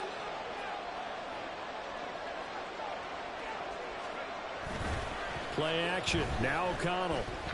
Rolling to his right. Oh, what a read on the outside as it's intercepted. Yeah. Picked up by DeMonte Casey. He got out of the pocket there. Trying to get a man a chance to set his feet, man. He was calling, his receiver was calling for the ball, wasn't he? He certainly was. The problem, he called for it too late, and when he delivered, they were all over him in the secondary and came up with the interception. Here's a throw to his running back. It's complete. And he takes this just a few yards shy of the red zone before going out. The Steeler first down on the pickup of 11 yards. We always talk about having to read defenses and how complicated that is. Well, this was an excellent read. Read the pressure and got rid of the football before it even got to him for a nice game. And when they're blitzing like that, running back usually a good spot to go with the football. Without a doubt, because he's right in your sight line or he's near you.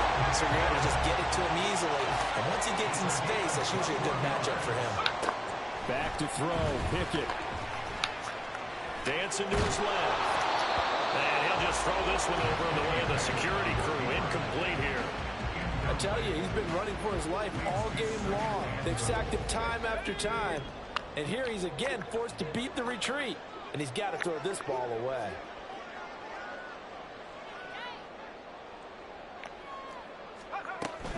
Harris will get down close to the goal line, but not in, as he'll be marked down at the 1.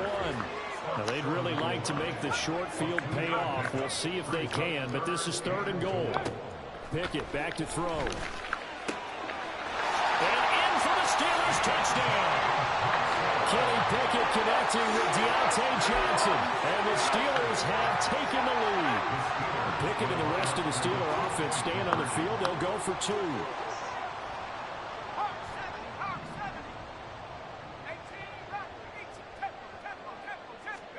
They'll try and throw for it. And this is going to be intercepted. Picked off by Trayvon Merritt. Well, as most teams do in their 2-point attempt, they pass the ball. Instead, it gets intercepted. Remember, if you pick it off, you got a chance to take it all the way back at 10 points yourself, right? Yeah, not the case there. That's why you got to be really careful with those throws, especially to the outside.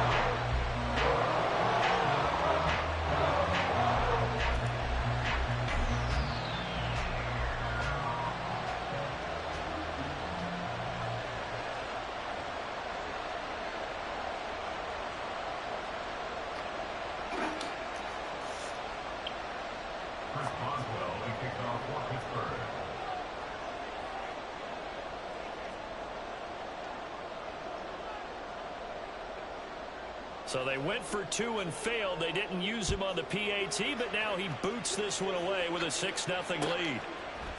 Here's Abdullah from his end zone. Oh, a good return up past the 30. And they're going to have good starting field position. He's out of bounds, but not before he's across the 35. The offense for Las Vegas about set to begin the drive. And with the way this offense has played thus far, to be frank, they got to feel pretty grateful to be in the ball game. I would agree with you totally, because they've done all of nothing offensively in this game. Yet they still find themselves in a position on this drive where a touchdown can give them the lead.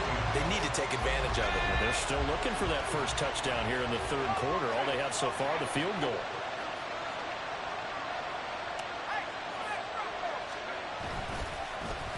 On 2nd down, Jacobs bulldozes past him, and they bring him to the ground just shy of midfield. That one good for 13 and a Raider first down. 13 yards. And a Raider first down.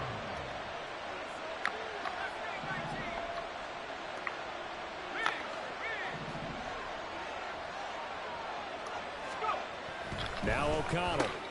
That's caught left side. Myers with it. This will be stopped about 2 yards shy of the marker. 8-yard gain, 2nd and 2. Brings up 2nd and 2 at the 43-yard line.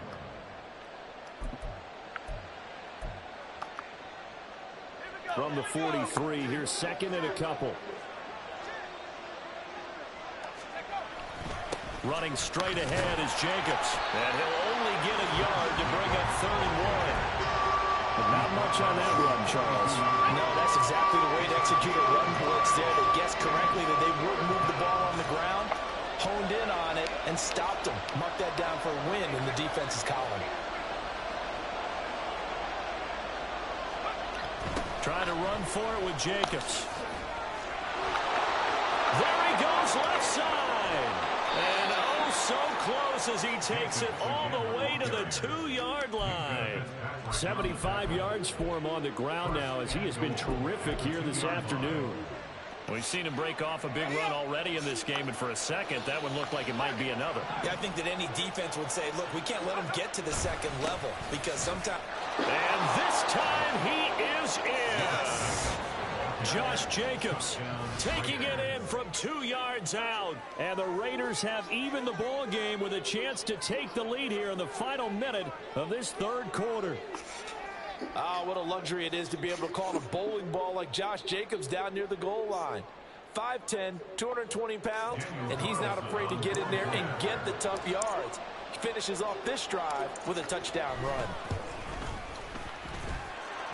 Extra point by Carlson, up and good. And they take the lead here at 7-6.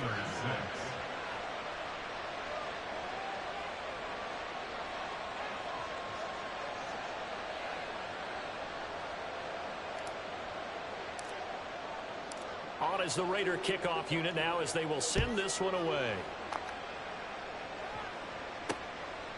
Igwebuike to return it from his end zone here. And that decision to bring it out ends up not being a good one. Costs him about 5 yards as he's tackled at the 20. First and 10 at their own 20-yard line.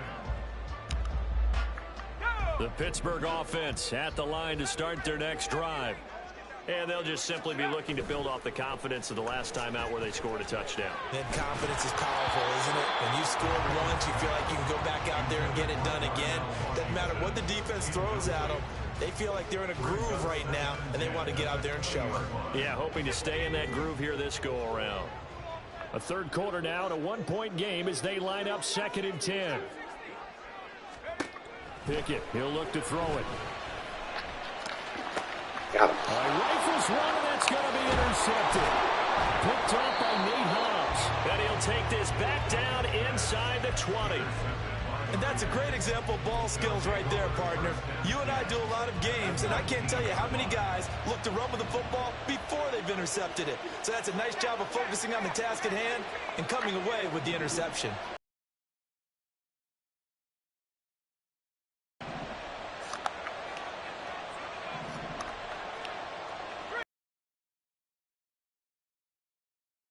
Off the play fake. O'Connell sliding out of the pocket. Bro, you gotta be able to throw on the fucking run, bro. God damn. Defensively, they have to come right back out and defend their red zone.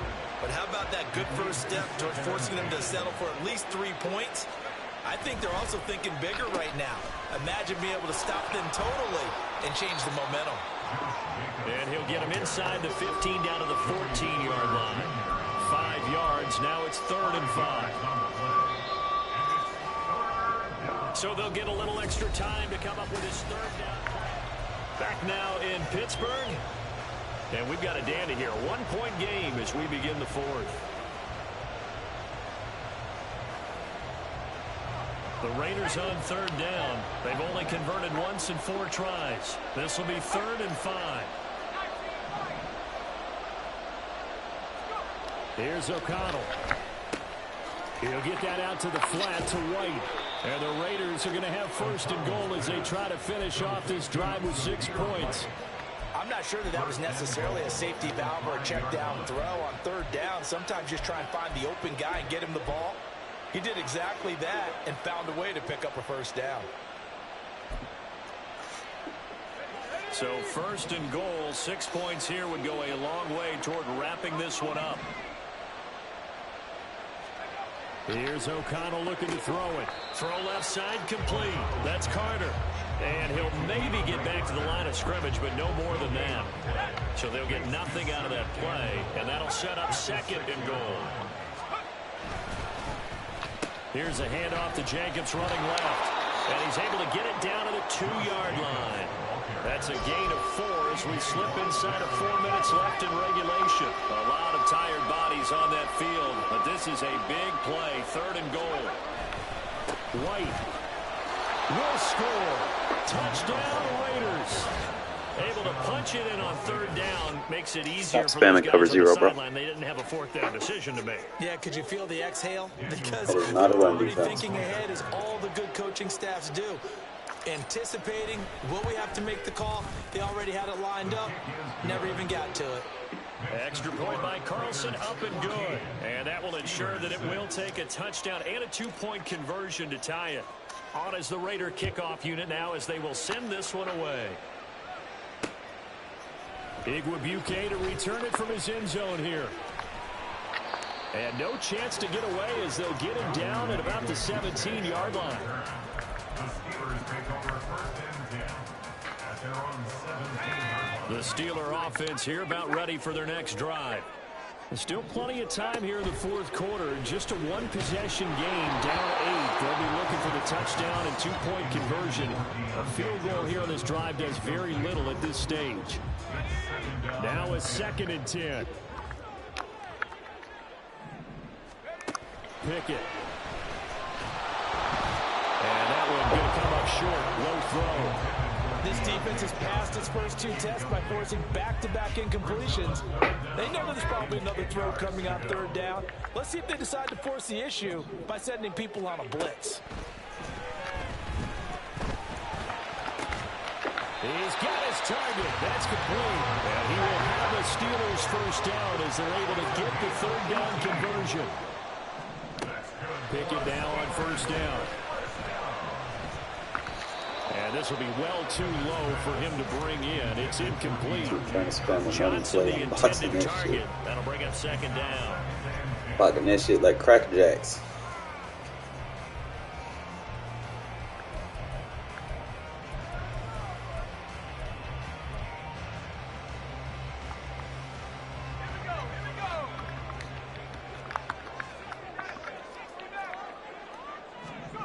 They'll throw again with Pickett. That's caught. Allen Robinson. They get 6. That'll leave them with 3rd and 4. And now they're in the hurry-up. Looking to throw. Pickett. That is caught. Oh, no. He got stupid. And they take over. They'll set up shop. He got scared. 46-yard line. And partner, I know hindsight's always 20/20, but man, just in general, those laterals, they can be so risky. We see the risk that can be involved right there. And you just have to know, and we've seen it because we've been in a lot of practices. It's not something that's practiced very often. You know, in that situation, you don't see guys really working on it. Maybe like we're bringing the rugby guys in to help us with tackling. Maybe we ask them to help us with the laterals as well. 1-on-1. Do not play man coverage on me, bro. That's going to be caught. Do not. Touchdown. Jacoby Myers, 46 yards. And the Raiders have opened up a 2-touchdown lead here in this 4th quarter. They're going to try and run. And he is going to be stopped short of the goal line. Oh, they'll mark him inside the 1. He just couldn't keep churning those extra few inches. And the 2-point attempt is turned aside. The return man down to a knee, and this will come out to the 25-yard line.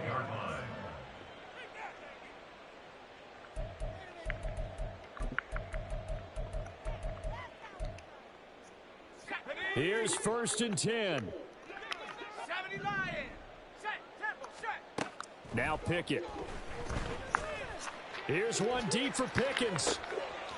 Oh, this is taken in. It's complete. Under. So the Steelers with the football as we get you reset. They've got a 1st and 10 as they search for a late score. 1st and 10 at the 32-yard line. On 1st and 10, it's Pickett. That's caught by Johnson. And he's down into the red zone at the 16 after a gain of 16. 1st and 10. Looking to throw here. Pickett. Oh, hit as he throws there. Incomplete. Limited time left on the clock after that incompletion, so I think both sides are going to savor every second to prepare before the next snap. Because once the ball's in motion, it may be a non-stop push to finish this drive off. Everyone better be on the same page right now, because I think they're going to try and get several plays up in quick succession if they can. Another throw on 2nd down, and this one incomplete as well. And now the focus is really clear. They need to get that 1st down and either get out of bounds or maybe use one of those timeouts. And now a tough spot here. This is 3rd and 10. Pickett to throw. To the end zone, but it's incomplete. That means it's just one last chance left, and this has to be a 1st down or a touchdown, or this game's over. Here we go. This is 4th down. Pickett, 4th down, desperation time. And it's incomplete. They cannot convert, and they turn it over. They had to go for it with such little time remaining. And the Raider D, they get the football back. The Las Vegas offense ready to start this next drive. Now they are really in the driver's seat. In the 4th quarter. And now off to the races down the right side. Fuck around and find out. Keep doing that game. It's not going to bode well for you. 67 yards. All came together for the offense on that one. A short throw that turned into a nice pickup.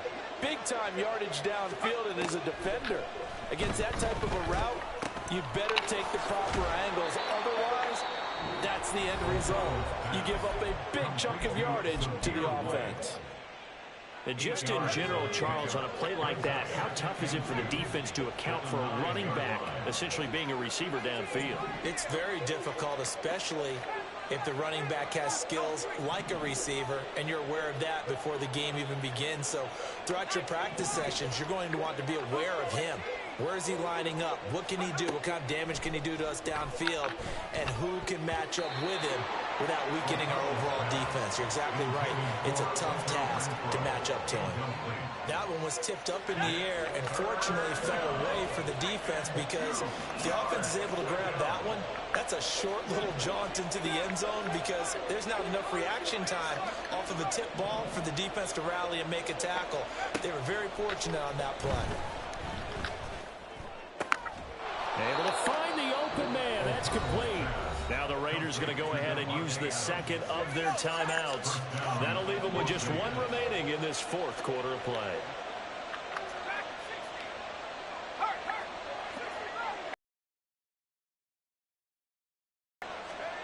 That one looks like he'll throw here. And his throw here is going to be incomplete. Brandon, some of those windows that throw the football that exist when you're between the 20s, they don't exist when you're this close to the goal line. But as a former DB, I liked it closer to the goal line. Tighter windows made it easier to cover people, actually. Throwing on second down. Here's O'Connell. And he's going to be intercepted. O'Connell. Why did not let me click on the quarterback, bro? Like, that's lame. And he brings this one back. It's a pick six. I got to work on O'Connell on those short throws, man. He's horrible. Here we go now as we get set for a big two-point conversion.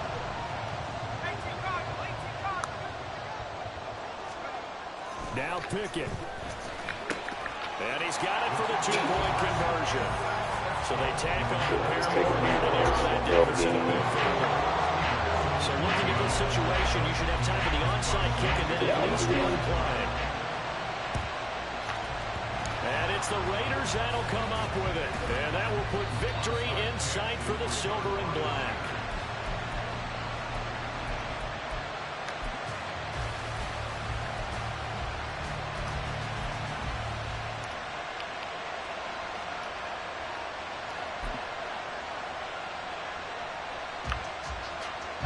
Couldn't ask for much more to this point in the second half. A gorgeous day, one-score game. 1st and 10 here.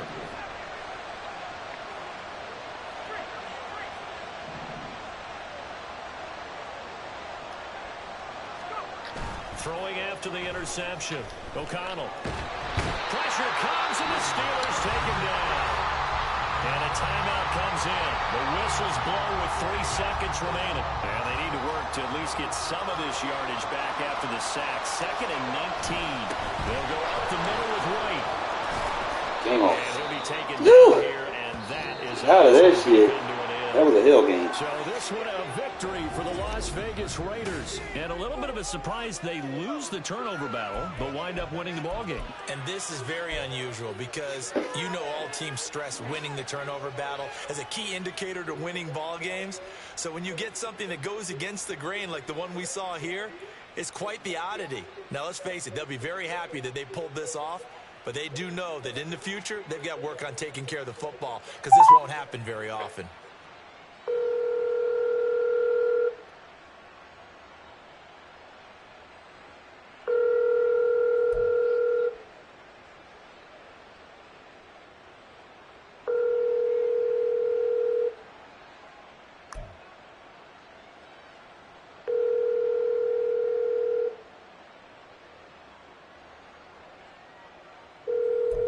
Voicemail. The person you're trying to reach is not available. At the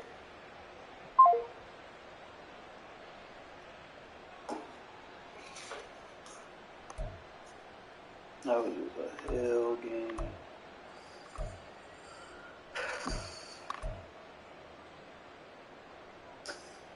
Connell just gotta get better at them little quick passes to the outside. It looks like he struggles at them, man. It's like I can make the quick verticals, but anything where receivers got to cut into their routes, he not hitting them like he should. It's like you got to wait till his feet set. Hit throw under pressure suck. Like early in the game. Hold on, we'll start down here. Pretty much play the solid run defense. Make sure you get your linebackers out of. See, the reason why, I'm going to show you this now. Pay attention. The reason why I back both of those linebackers off, I want to get double teams on the D-line. I don't want my linebackers getting one-on-one in a situation where they can get pushed back. So we forced the double teams and see how we opened the gaps with the double teams by pushing the linebackers back. Now, we did get a disengage where they had to go to their block, but he held turbo. We were able to kind of clean up so his block couldn't get through there. So, I mean, there'll be a couple of reps I got him in pass situations. This is where I hit him with the cover zero. You want to sneak your cover zero blitzes in. You don't want to spam it, because if you spam it, people can catch on and they're just going to quick pass on you. I like to do it in this situation right here where you ain't got enough people able to block it. Try to get in the backfield before you have a chance to kind of throw it off. I think I hit him with the cover 3 this time. I got stuck on my D-line user.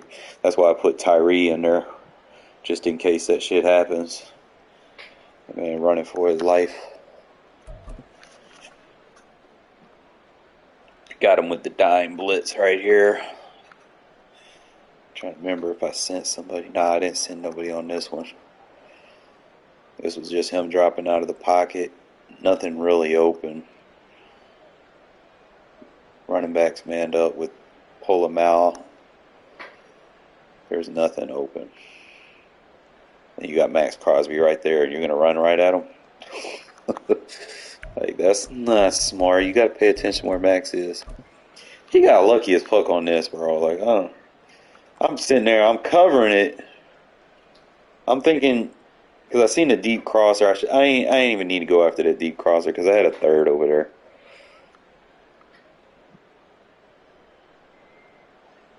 But he got so lucky with that. That was so fake.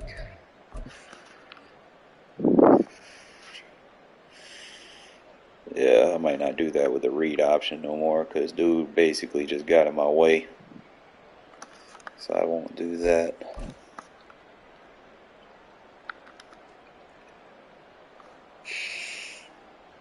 Tyree just hawked him down.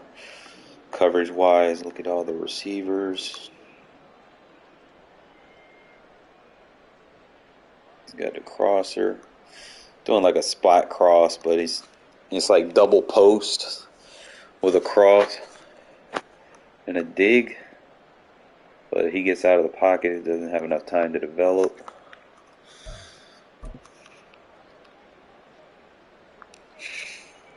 Went gun emptied. I sent the corner blitz on this one. I didn't think he would be able to pick it up fast enough or not look at the flats. Sometimes you got to take those risks. Because they're high risk, high reward. They're not looking at the flats. You can send those flat defenders as blitzes. Tried to send it this time, and he hit the flat that time. Surprised I didn't get through. He took a bad angle. Well, that's just stupid interceptions. I'm trying to get flat foot so I can throw it to him, and he take forever to stop, man. I like Renfro. I probably would have threw it to him, but my man can't throw on the run. And I could have, like, if he could have threw on the run, I could have threw that over his ass, but try to bait him right here on the 2-point conversion. I decided to blitz the safety. I changed his alignment to where he was right behind the defensive tackle, so the defensive tackle would take the double team, and if they picked him up, one of them would, and then the defensive tackle would get the block shed if they release. So I was just kind of waiting to see. And I put him in a hard flat because he tried that smoke screen shit. And then I was sitting right there just waiting on it. Lurk City.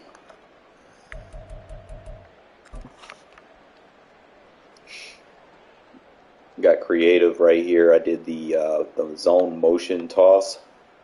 I don't use it a lot, but you know, sometimes in sweat games, man, you got to open that playbook up. Does a good job. Catch him over pursuing. Surprised I couldn't even goddamn run a touchdown for that. Went power right there. Flipped it. Good pick by Nate Hobbs. Trying to remember what I was in right here. I want to say I was in I was in Palms defense, big nickel over G.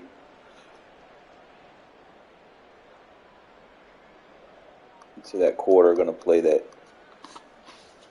Like if you don't throw that quick,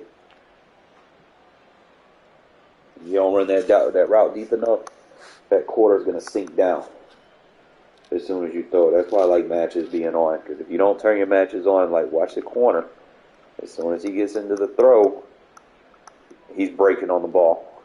It's almost like he's got one step ahead. It's something that I think y'all should keep game on. So he breaks on the ball and jumps it.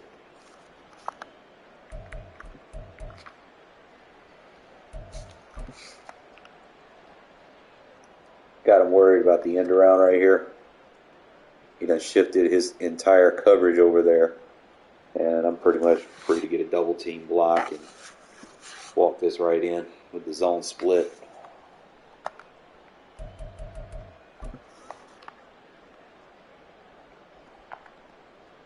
Send the safety blitz. He picked it up that time. I couldn't get underneath it, but, you know, I'd rather him not get over the top of me and me miss a fucking interception and him go for a touchdown. Then I'd rather just, you know, stop the play wherever he catches it at.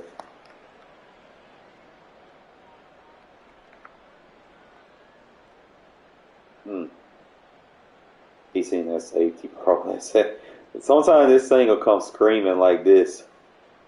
Like the center doesn't know who to block. This is why you don't want to cram the offensive line. You put everything in front of the offensive line, they know who to pick up. I be trying to tell you, stop base aligning. Stop getting your fucking linebackers or weaker guys lined up with these fucking offensive linemen. When you can just spread everything out, match up with your coverage, and confuse the offensive line. They don't know who to block. Look at them. They don't know who they're supposed to double team. They don't know who they're supposed to block. And look at her. Like, we're in the backfield untouched with a fucking safety. He doesn't know where the blitz is coming from. And he fucking threw that shit away. He got scared. I be trying to teach people, man. That's one thing I do on this channel, man, is everything is about alignments. You want to make sure that your one-on-ones, even in the box, your one-on-ones make sense. I've been trying some new stuff with the bunch here. Trying to get Renfro on those little short underneath routes, make him respect it, so it opens up everything deep. Now, I seen him bracketing. It's right here is when I see I got a clean pocket. I'm looking at one-on-ones downfield at this point. I see that you got a safety over there covering grass. You have no help over the top over there. I'm looking at it. I was like, fuck it, bro. You in man coverage on me. No help. I'm going to throw it. I gave myself enough time. I wanted them to run down the field a little bit more because of Aiden's throw power. So it would give me time to, you know, click on and come back to it for a clean catch. So I get the click on. I try to run them off twice. It's just a little trick you can do, just kind of swerve off on man coverage. So I ran at him twice real quick. I didn't like the first one because he was still kind of close. So I went right back at him again. so I could turn around and get the easy user catch. It's just an easy way to pick on man coverage downfield. Especially if they want to sit in that cover zero, no help over the top. Told him to get out of cover zero, man. We go back to our vert slant combo. Try to tell him, man, I'm going to follow that safety. I'm going to follow that tight end. He going to block that safety.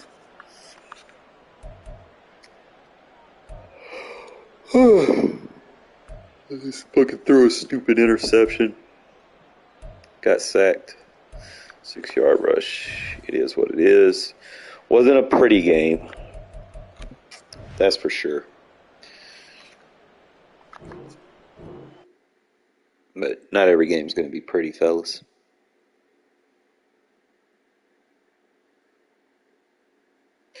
Not every game is going to be pretty, man. You're going to have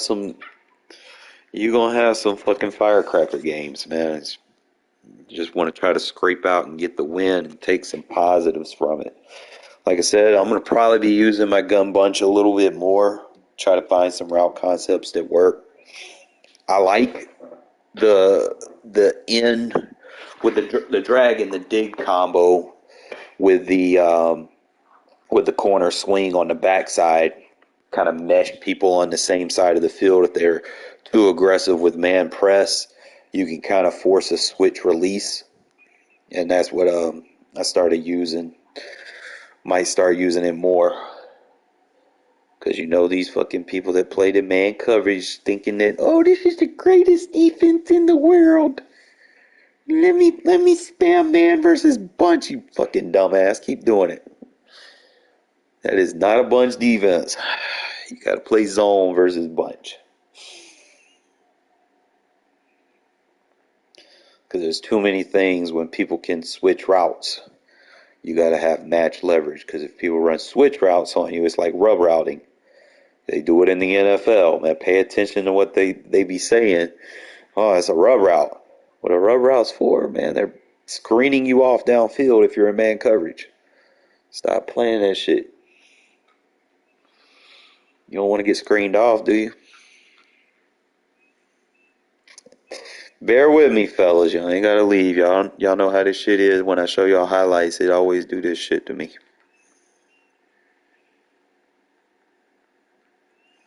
I don't know why. But it disconnect me from the servers. Makes no sense.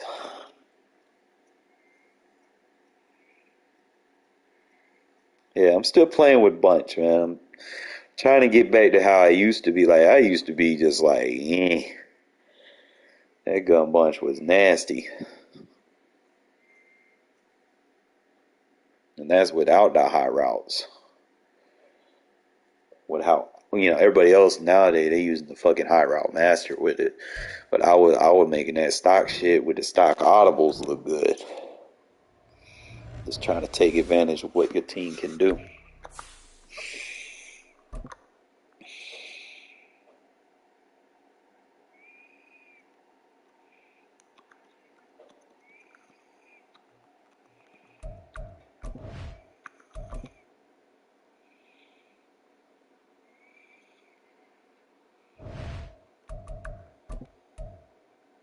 Yeah, dude had a good record too.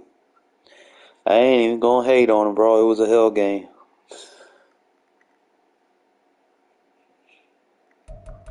And Steelers always tend to give me fits, bro. They got a good ass defense in this game.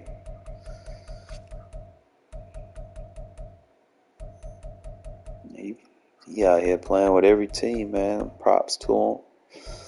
I give him that.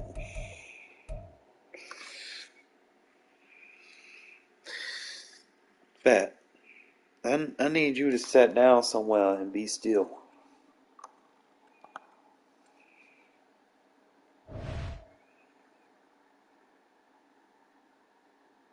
Yeah. That was a tough ass game. I knew at halftime what time it was, bro. I had to kind of buckle down. Like anytime fucking I can't just do what I want with Aiden. I already know. Oh man, dude left on me. He heard me talking about AOC. Oh, see, look, this shit bullshit. You see how they switch your playbook? I ain't with that. I always check your playbook. Because they'll try to switch. Like when someone quit on you like that, they'll switch it to their playbook. When you try to quick up again.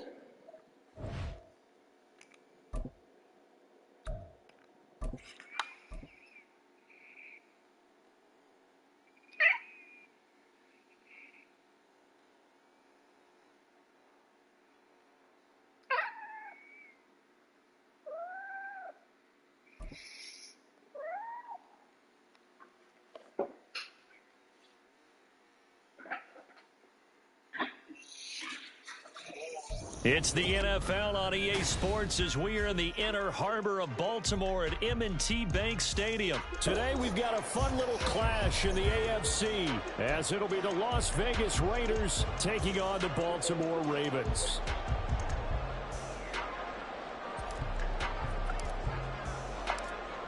Get strapped in. It's just about time to get the party started. And off we go from M&T Bank Stadium. And he will make it to the 20-yard line and no further. The Ravens take over first and 10 at their own 20-yard line.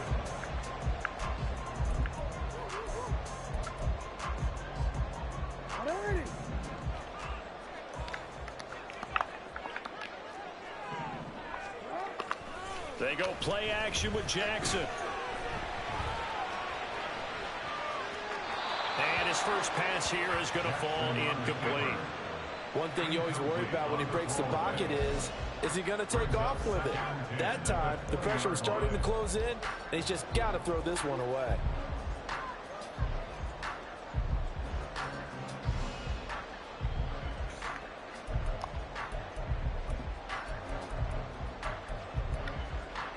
After the incompletion, here's 2nd and 10 from the 20.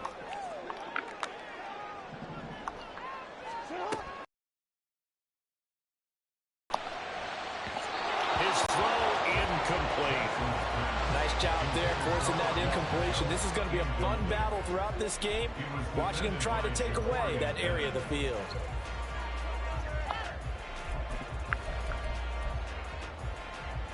So now an early 3rd and 10 here on their opening drive. Here's Jackson. They're looking deep here for Flowers. And that's caught inside the 35. It's a big play there for Baltimore. 48 yards. Things are looking pretty darn good on this first drive, aren't they? Came right out and set the tone, this time with a big pass play. And if the peek behind the curtain that they gave us or their game plan, I don't think that's going to be the last one we see. I think you're exactly right about that. So the big play changes the complexion of things. Here's 1st and 10 just outside the 30. First carry now for Gus Edwards. And he's going to get this one down to the 30. They follow up that gigantic gain with the tiniest of pickups, 1 yard. Yeah, things were pretty stacked up there in the middle of the line. A lot of bodies, not much space. I think ultimately he was fortunate to get anything out of that run. 2nd and 9. Jackson. Open man is Hill. He's got it. Down inside the 10. And all the way in for a Ravens touchdown. Justice Hill, 30 yards. And the Ravens will jump on top with the game's first score here this afternoon. Getting your back involved, what's the importance there in the passing game? Well, oftentimes you can create mismatches because who's going to cover him, and you get him into space, which is where he likes to operate with the ball in his hands.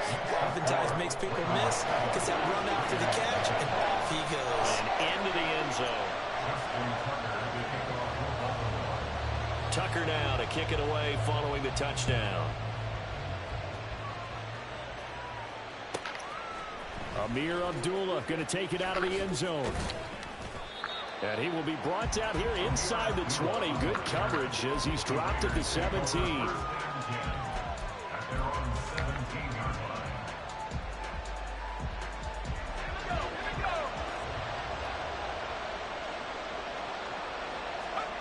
On 1st and 10, it's O'Connell. Catch is made by Hunter Renfrow.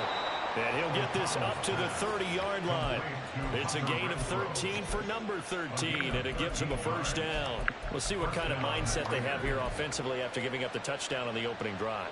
And based on our time with them, prior to this game, I feel like they've got a good mindset going in. In fact, the discussion that we had with the coaching staff was, we may give up some points in this game, so our offense has to be ready each and every time to either equal or try and get us ahead and try and keep us ahead. This is their chance to respond to that first touchdown given up.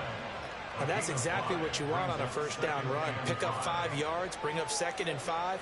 The defensive line, though, they've got to figure out a way to out-leverage the guys up front because the offensive line is winning at the point of attack. On 2nd down, O'Connell. And this throw incomplete. And the defender all over him that time, but it's going to lead to 3rd down. How about that? Red man coverage and decided to test him early. But they proved up to the task and forced the incompletion. They come up now 3rd and 5 following the incomplete pass.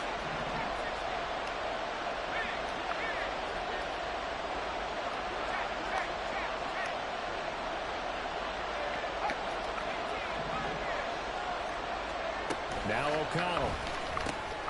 Work in the middle of the field, and he's got a man complete. And he's going to be taken down with the first down at the Ravens' 44-yard line. Nice 3rd down conversion and even 20 yards. Plenty of things to talk about here, partner, but to me, their defense gave up a touchdown on the first drive. How about how they're responding, coming back? That's a big 3rd down pickup to keep their drive alive. So in Raven territory now, here's a 1st and 10 at the 44-yard line.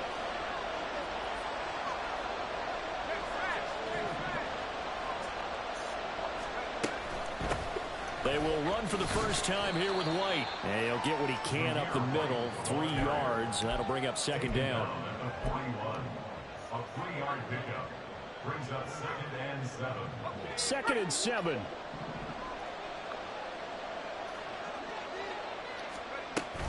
They stay on the ground with White. And he's going to be down close to a first down at the Ravens' 35.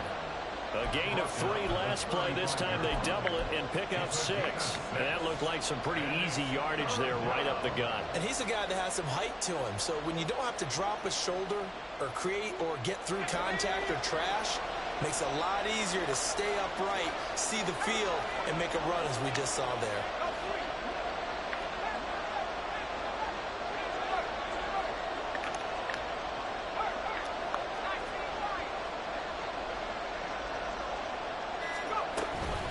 On 3rd down, here comes Jacobs. And he gets it to the 34. Good enough for the first. Well, they just watched the other team take the ball downfield and score, so they knew that this drive, this opening drive, was on them. And, boy, that was important to pick up that first down there and keep this one going. From the 34 now, here's 1st and 10.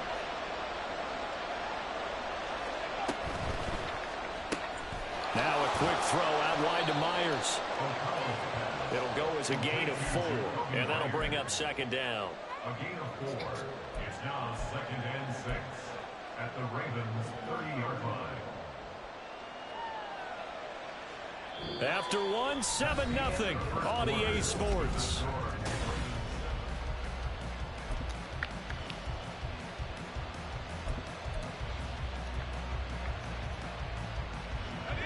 Second down and 6 now.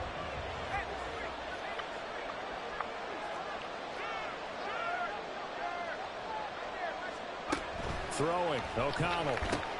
He'll get that one to Carter complete. Only able to gain a couple there. And that'll bring us to a 3rd and 4.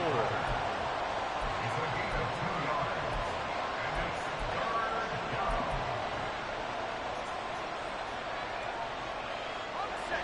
In search of 4 yards here to pick up the first down.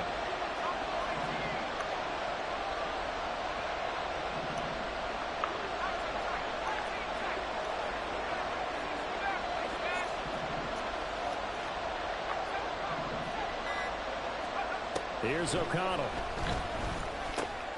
He's got his target. That's complete. And he's going to be taken down with the first down at the Ravens 16. 12 yards on third down as the drive rolls on. That's the third time on this drive that these two have connected with each other. They've got a real rapport going. And right now, it's paying off with big chunks of yardage as shown by that last play. So the ball down to the 16 here for 1st and 10.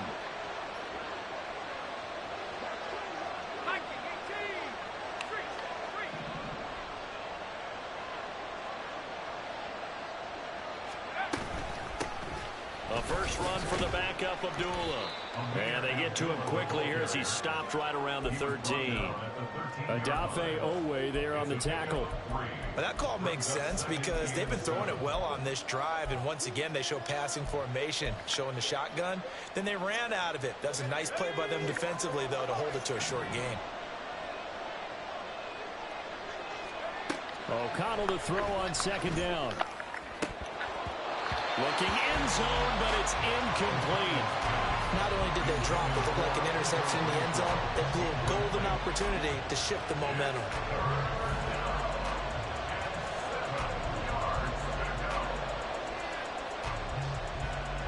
The Raiders on 3rd down. A perfect 3 for 3 as they look to keep that streak going. This is 3rd and 7. O'Connell working from the gun. To the end zone, but it's incomplete. Oh, they were so close. That close to their first points of the game. Just needed to hang on just a second longer. But he couldn't complete the process of the catch through the jostling from the defender.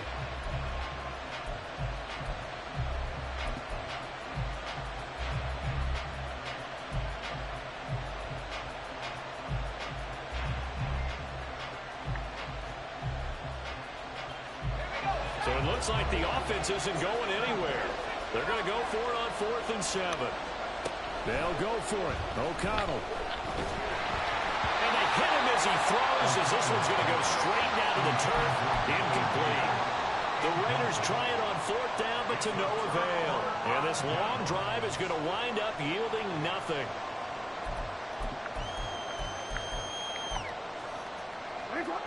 The Baltimore offense at the line, set to get going. This could end up being a pretty big drive. I mean, look, yes, it's early in this game, but they scored the touchdown. They got the stop. And now if they could get in the end zone here again, CD, they could grab an early stranglehold on this one. Yeah, they certainly can, and that's what you're looking for. Where's the advantage? Can you gain it? Can you press it? Now for them, finishing it off, because right now it's out there for them. They've just got to go seize it. Well, they're in some hot water now after that sack. It's 2nd and 21. Jackson's throw complete there to Beckham. It's a big play there for Baltimore. And even 50 yards. Running their plays over and over during the week can often get robotic for an offense, but on game day they can often flow smoothly, as that one just did.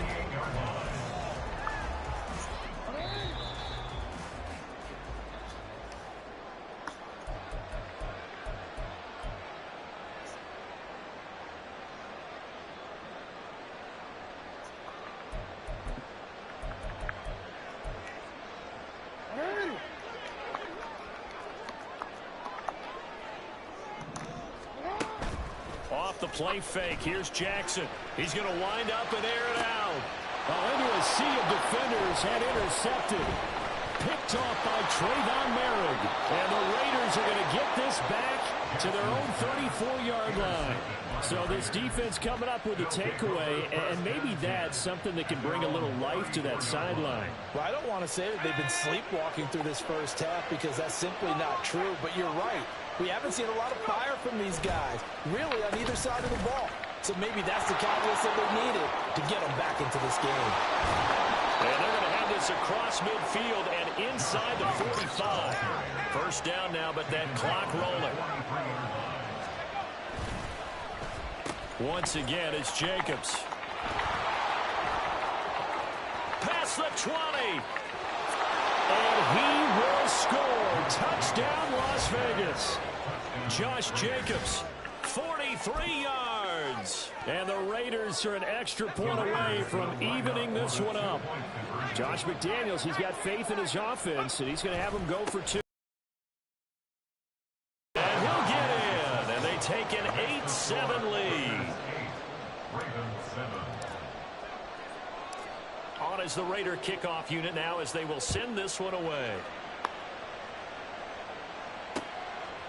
Hill is going to take it out of the end zone. And no chance to get away as they'll get him down at about the 17-yard line. At their own 17-yard line.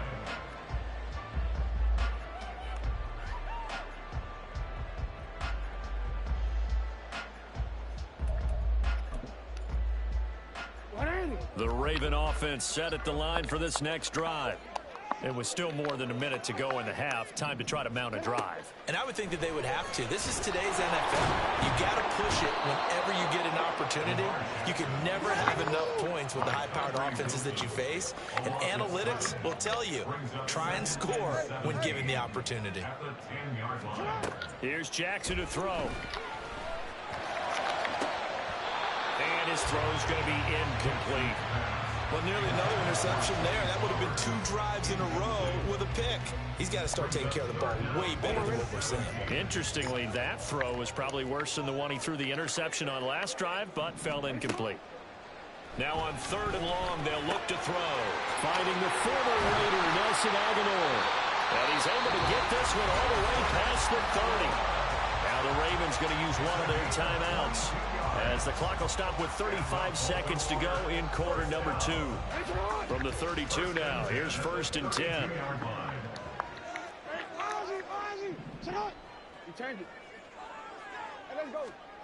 Now Jackson.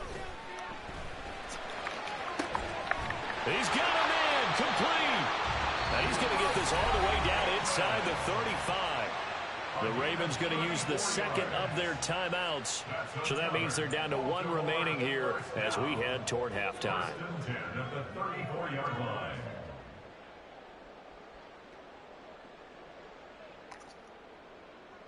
So the big play changes the complexion of things. Here's 1st and 10 just outside the 30.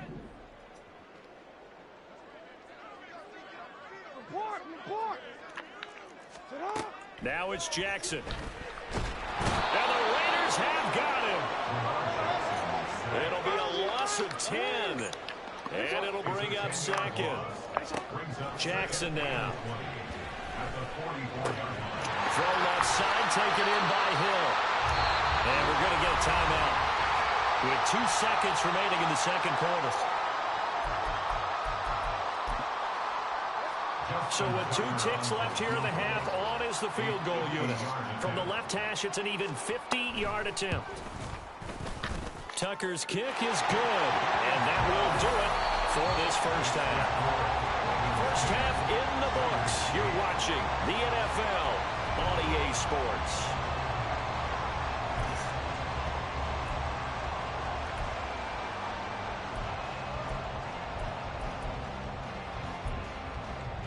And we welcome you back live now inside the booth alongside Charles Davis. I'm Brandon Gaudin, set and ready to rock for the 3rd quarter. The Raiders are going to have it first, and they trail here as we get back to it in this 3rd quarter of action. Here's Abdullah from his end zone. And he will be brought down here inside the 20. Good coverage as he's dropped at the 17.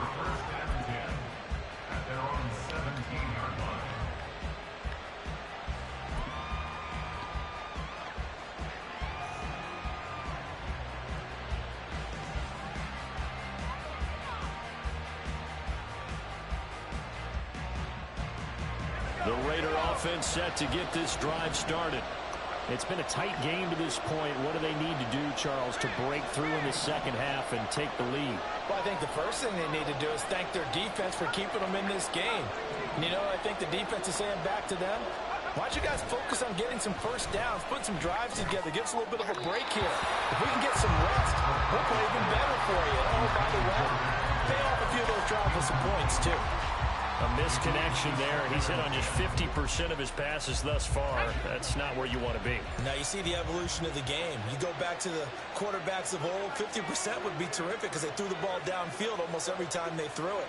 Now with a short passing game, you should be above 60% just to be in the average range. He'll get that out to the flat to White. They get 7 out of that, so they're left with a 3rd and 3. Caught that look from you there, partner. I think we're on the same page on that one. Just his first catch. I think we both thought he'd be a little more active in the passing game. Let's see if that's the start of them trying to get the ball to him a little bit more here in the second half.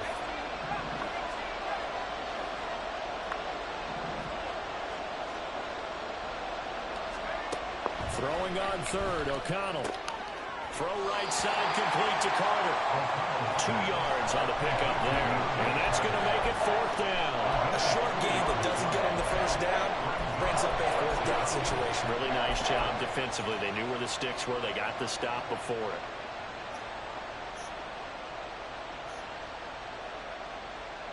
And how about this one now? In their own territory, a gutsy call.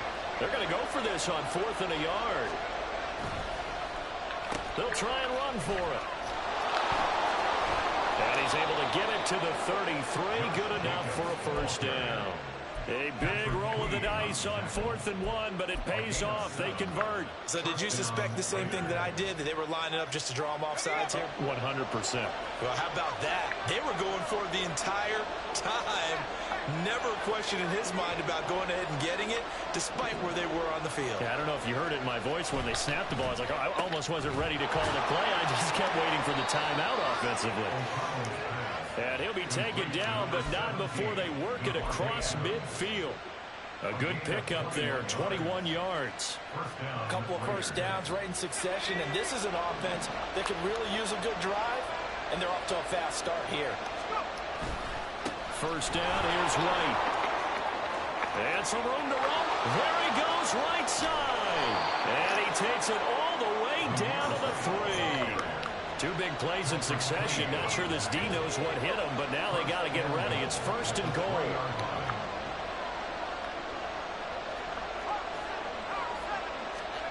Here's O'Connell looking to throw it. He'll swing that out wide to Jacobs. And he'll be brought down right on the edge of the goal line at about the 1-yard line. A gain of 3. Brings up 2nd and goal at the Ravens 1-yard line. White is not going to get in here as they push him back to the 2-yard line. That backs him up 1 yard and brings up 3rd down. This defense is holding strong, but they're going to need 1 more stop, maybe 2 more stops. And where the ball is on the field, the offensive playbook remains wide open. They've got to be alert for anything.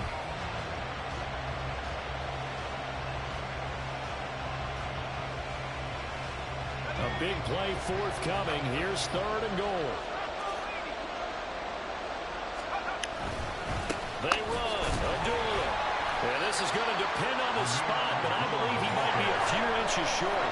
Interesting, a chip shot field goal here would give them the lead, but instead, they're going on 4th down. They'll run it with Jacobs.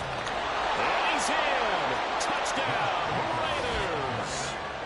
Josh Jacobs with his 2nd touchdown of the afternoon. And the Raiders have taken the lead as they go right down the field and score on the opening drive of the second half. Josh McDaniels, he's got faith in his offense, and he's going to have them go for 2. They'll try to run it with Jacobs. And he will get into the end zone again, and he seems to have a nose for it as he gets both the touchdown and the 2-point conversion. And the touchdown apparently not enough. They want more, an onside kick.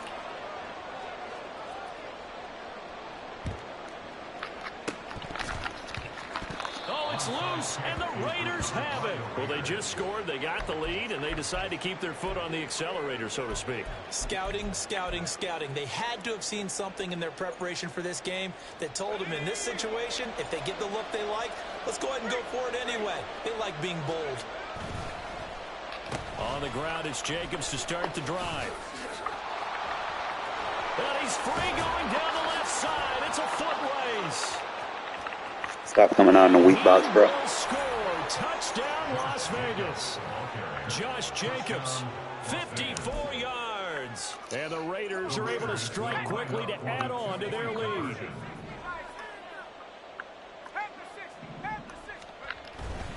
They'll try to run it in with Abdullah. And he will dive into the end zone, and the two-point conversion is successful. Stop coming out in the They're weak able box. to ground it in there on the two-point try, and you and I were talking before the game that two-point conversions from the 15-16 season, what has changed, what hasn't changed, partner? Yeah, I'll tell you what's changed is just your normal strategy, because now you're either kicking the football with the ball on the 15-yard line, or if you decide to go for two, they put it on the 2-yard line. So what are you thinking as a coach? Do I risk it? Do I go for it here? Do I try and gain a strategic advantage and maybe go for two early? That's what people are wondering about.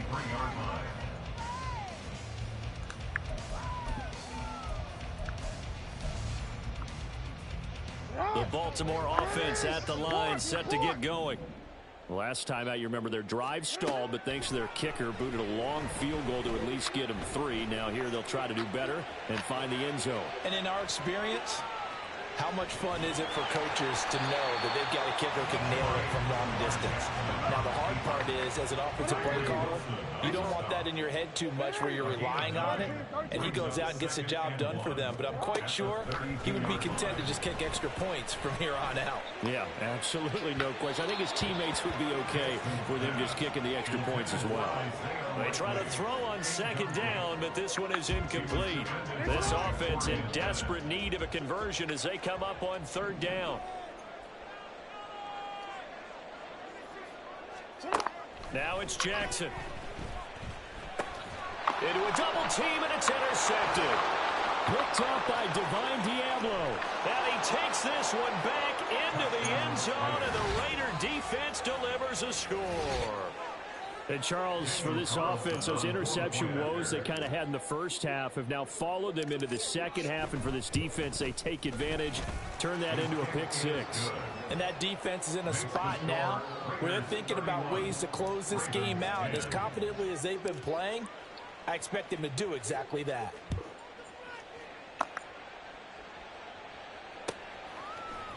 Hill is going to take it out of the end zone. And they're going to start in a hole as he's brought down at the 11. In this position, trying to get back into the game, teams are looking for a spark from their special teams. That's not what they got, though. They got a setback, and they have a long field to cover if they want to try and put points on the board.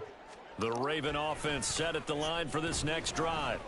Well, it's a game that they would rather probably forget about, at least to this point, Charles. And one reason is turnovers. A turnover on the last drive. They had the issue in the first half as well, and that's really, unfortunately for them, helped to put this game out of reach. And you know they won't admit it to themselves, but we know that winning the game is pretty much out of the picture now. So their bottom line is, how do they play a clean game the rest of this one, right? Take care of the football, no more turnovers, and see how that works. Here's 2nd and 10. Jackson. Divine Diablo dropping him behind the line of scrimmage. Now after that sack, it's 3rd and long for Jackson and the Ravens. Back to throw now in his own end zone. Going for Bateman. He's got him on the out route. And he'll go out of bounds after getting this across the 15. It'll be a pickup of 16, but they'll remain short of the marker, and it's 4th down. Here we go. It's Jackson on 4th down. He's got the first down and more than that. And he's going to be out of bounds right at midfield. No reason not to try it there, and they do indeed convert on 4th. So the line of scrimmage all the way up to midfield now as they've got it 1st and 10. From midfield now, here's Jackson. This throw taken in by Isaiah Likely. And he'll go down, but not before getting this inside the 30. Throwing on 1st down, it's Jackson. That's into the hands of Flowers over the middle. And they'll work it inside the 15-yard line before it's all said and done. 11 more on that one, and another 1st down. Again, Jackson. Toward the end zone, but that's going to wind up incomplete. That incompletion brings us one step closer to the end of this one. Maybe mercifully, partner. And let's face it, though, no surprise, they're still flinging it around. They have pride, too.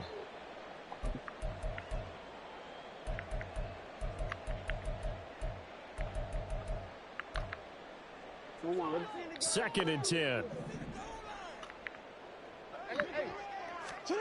To throw is Jackson. Got a man, it's caught for a Ravens touchdown. Nelson Aguilar, a 14-yard touchdown. And the Ravens have got it back to a 2-score game here in the 4th. Tucker able to connect on the extra point, and the lead will be cut down to 14.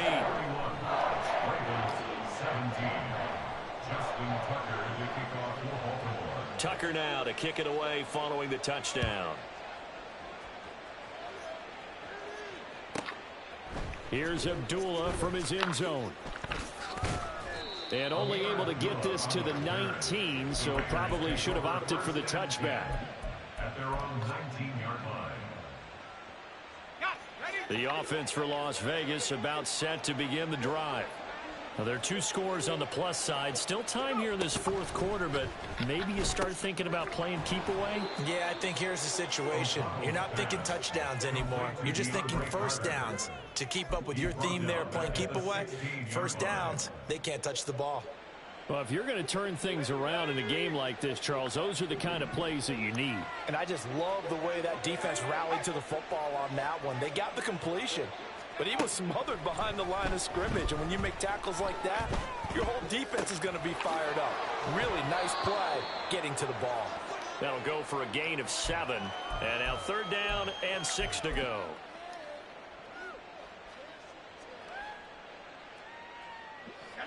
They are in need of 6 yards here if they hope to move the chains.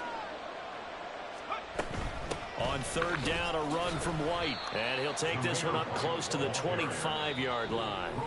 And now, defensively, they're going to burn their first time out. Remember, they get an extra time built in coming up here shortly at the 2-minute warning.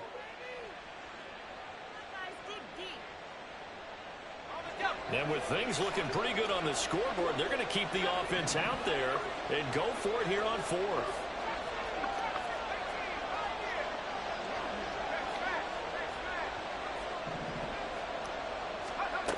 Throwing, O'Connell. It's complete, swings it out to his running back. And unable to break away, they stop him a few yards shy. The Raiders try it on 4th down, but to no avail. And the Ravens get the football back and in great shape.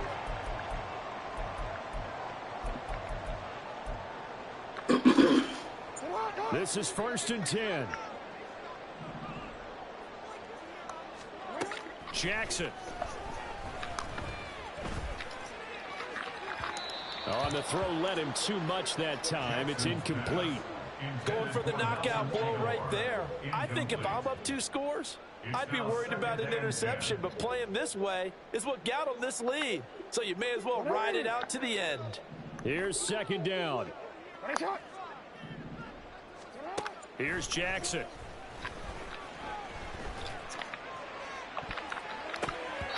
Down under 2 minutes to go in this football game. So it's Raven football here as we welcome you back. They face a 3rd down now as they try to find a late score.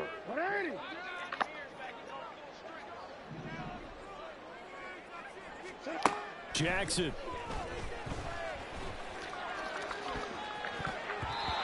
And the throw there going to be incomplete.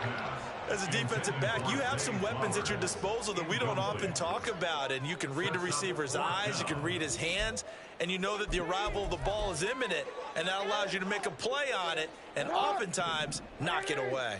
4th down, 10 yards to go. Jackson to throw. And this is intercepted, and that should do it.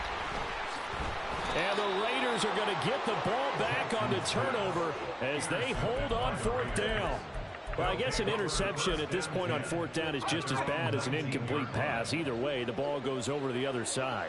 Yeah, it's a tough spot to be in this late in the game, and there's not a whole lot he can do there. And the Raven pressure too much. Down he goes. Finally hauled down for the first time this game. Multiple defenders in there to drop him. That one looks like he'll throw here. It's caught. This is White. It'll be a gain of 5, and that's going to lead to a 3rd and 12. We'll see what they have drawn up here. A little bit behind the line. 12 yards needed to gain a first down.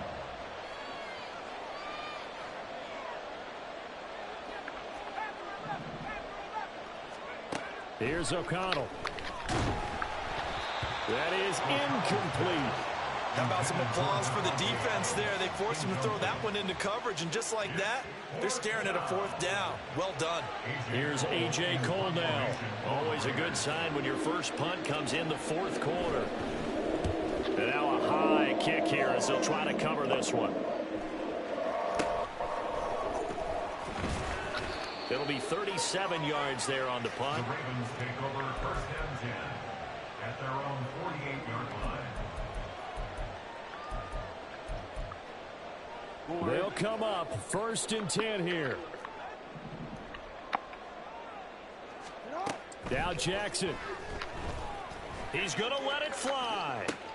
And this is intercepted, and that should do it.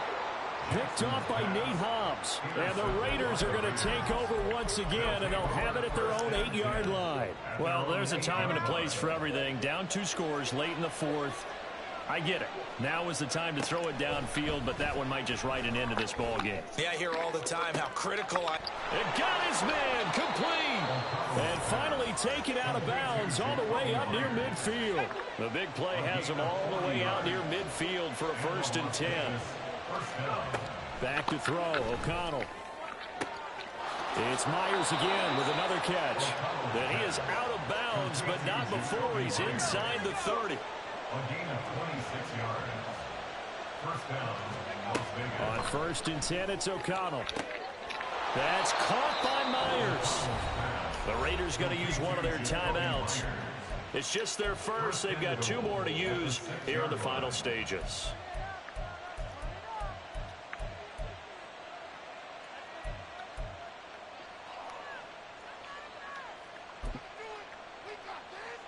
A good chance now to put it. Really? Boy, I had to finesse him up on that last drive. Shit. Made him rage quit. He's like, fuck this shit. I try to save it for when I need it, you know? It's like, that's one of my specialties is that sideline fade catch. It definitely will bail you out when you put the reps in and learn it. Damn. Dude thought he had a nice record.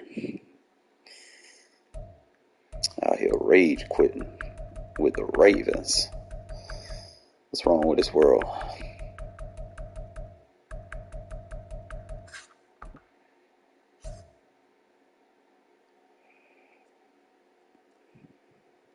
That Steeler user gave me more of a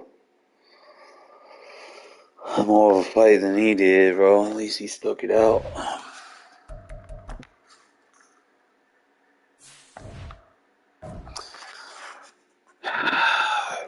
Imagine going to Kansas City.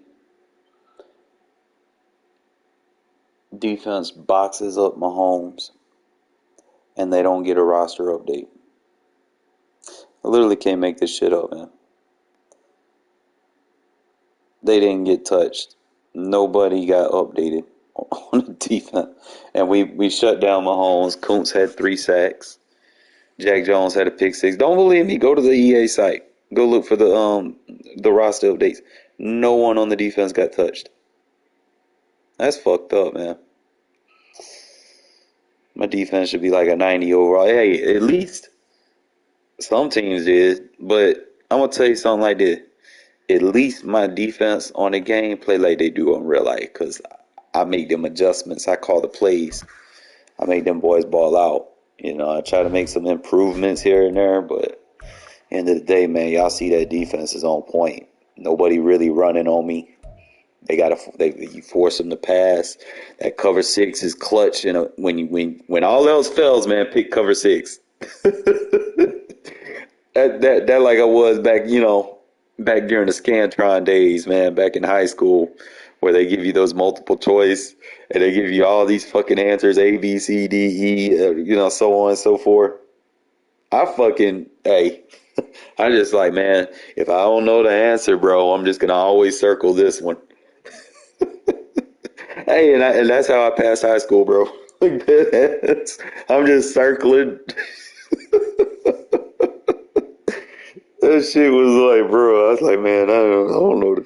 All I did went to sleep and fucking talk to to the fucking cheerleaders and shit. Like, it's like, fuck, I ain't come to school to fucking goddamn do all this shit.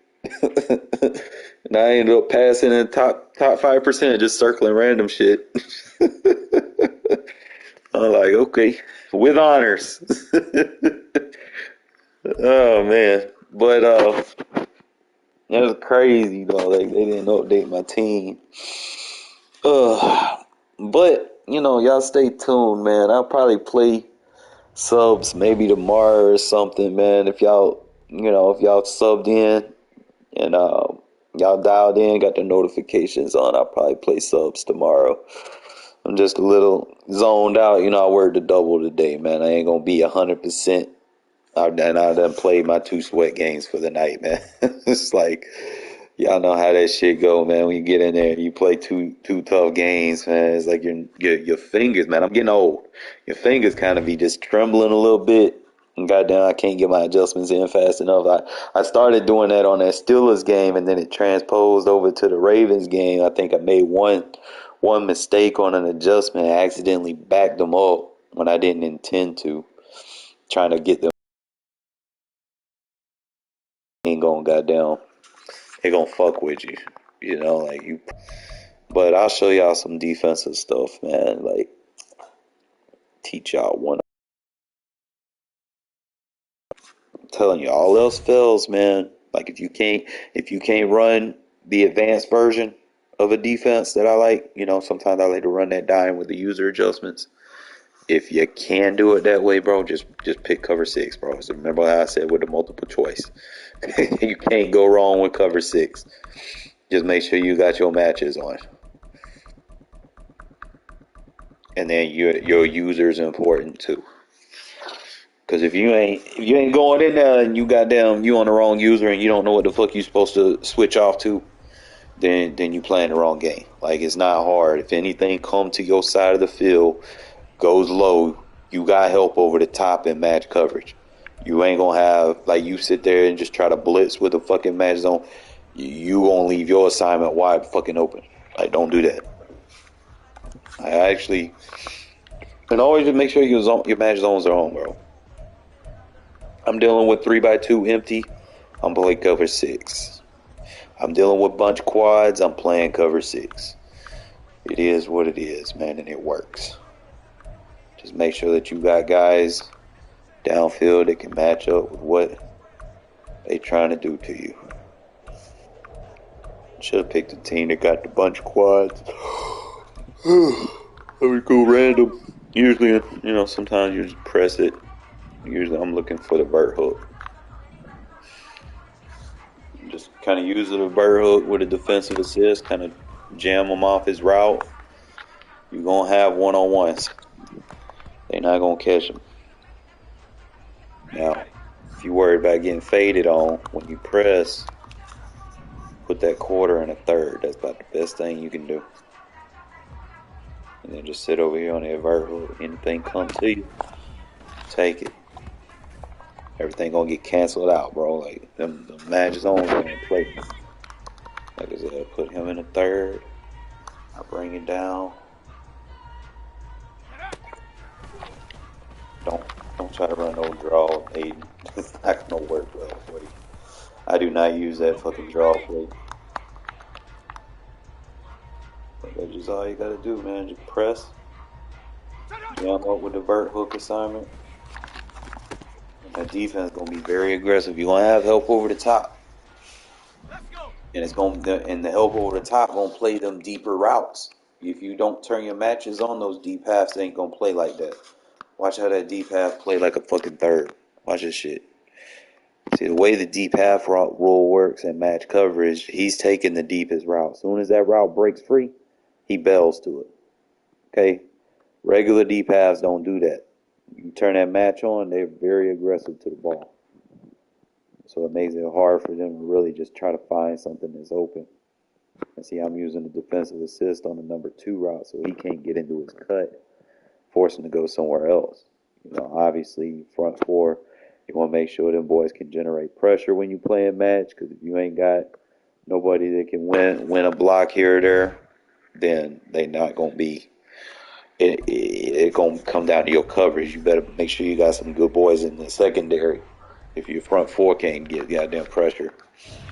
And if not, like I said, you could always run that the other variants that I be showing y'all from time to time. Try to generate some pressure, force them to throw it before they're ready, because that's how you generate turnovers at the end of the day. Go back to what I was showing you with the run fits. Take your linebackers off the line of scrimmage, man. Everything's matching up personnel from the pre-snap to the post-snap. You got linebackers that are 230 pounds sitting in front of a 300-pound linebacker. It's not going to look good for you, bro. You're not going to be able to shed off the block fast enough to defend the run. So play off ball with your off ball linebackers. Just reposition them behind, one of the interior linemen, defensive tackle. You can run double mug. See, like stuff like that is for like getting your edge rushers one-on-one. I'll give you an example.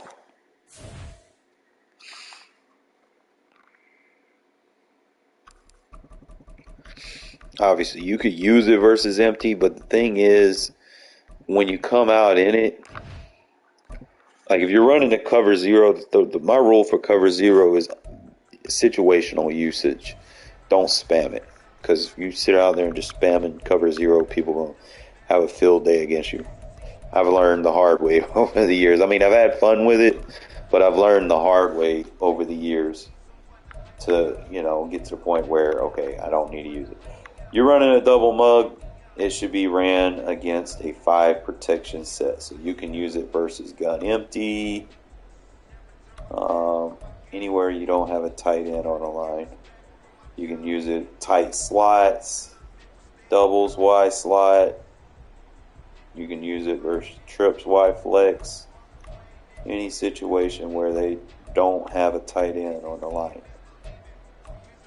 So we just try tight Y slots, for instance. So you could just come here, and it's to get your edge rushers one-on-one. So if they don't get picked up, sometimes you got to play with it a little bit, like the power rush.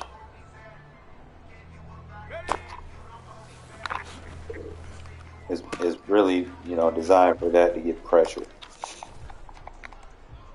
Now, obviously, when they can't block a tight end, that's pretty much when you use it. Now you could make sure you like press the outside. I don't know, just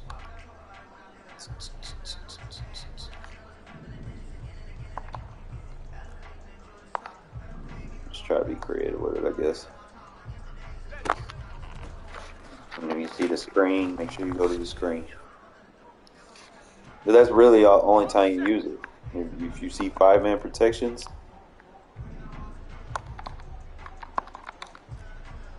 you can set up your adjustments. Be like, okay, I want a 3 ski over there.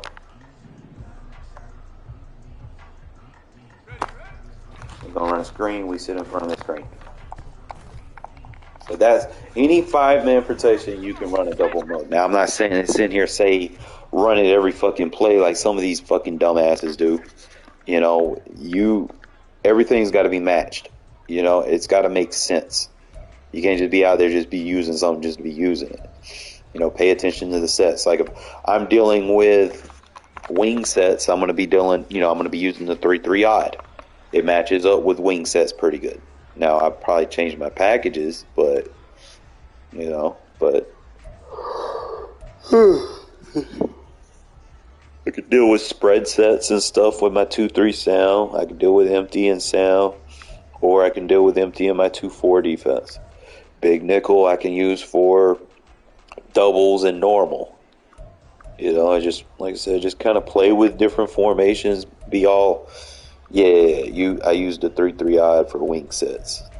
I was using big nickel, but the alignment of the 3-3 odd is just a little bit better because you're gonna have your extra two guys over there on that backside, especially like you change your package.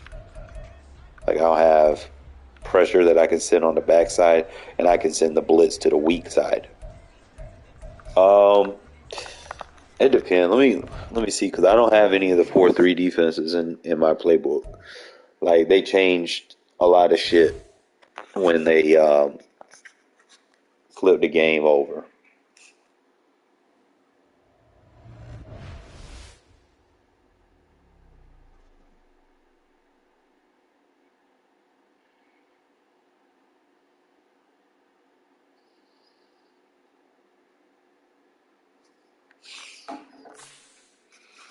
All right. Let me look at it first. I can look at it and tell you what you'd use it for. Let me just fucking randomly look at it. Oh, you said 4-3 what? 4-3 odd. Alright, so the 4-3 odd used to be called the 4-3 over. From the look of it. It's either the, hold on, let me double. Yeah, see, the over is the normal. The over solid is the under. The over walk used to be the over. And they gutted the playbooks, bro. There used to be some good ass fucking play. There used to be a cover 2 blitz out of this shit. It was a fire zone 2. They took all those plays out. Like they gutted it. So like the only formation that's going to be viable for you to use for the bulk is going to be the 4-3 over, because that's going to have all your plays. It's going to have your cover 6. It's going to have your quarters. And it should have a seam. It does not have a seam. So that's going to be one of the weak spots. Your only seam is going to be the sound edge 3, but it's a blitz. Let me see. So that's the thing with the 4-3. Like you're not going to be able to play the seams like you can with the 3-4. Just kind of look and see. Like most of your seams are like unbalanced lines. There you go. So 4-3 under has the seam. So that might be,